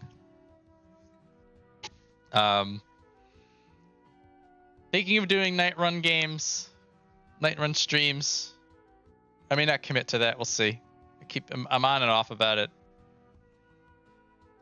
Some days I'm like, hell yeah, do it. Just commit. It'll be fun. It'll be great. You like playing Nightreign. Other days I'm sort of just like, duh. You just get mad. You'll crash out in the middle of a stream one day. It will be a bad scene. We'll see what happens. We'll see what side wins. Bunch of other stuff. I gotta go through my to-do list, clean it up. I gotta go through my list for 2025 games and get rid of them now. There's a couple of games I had installed. I'm just like, just wait until you do the stream, and then you can free up your hard drive space and put more garbage on it. You know how it is. Dude, I mean, some of these games are like 90 gigs, 100 something gigs. Like, why? Optimize your code, you bastards. Anyway. Alrighty. Alright, I'm actually leaving this time. I hope you all have a nice evening.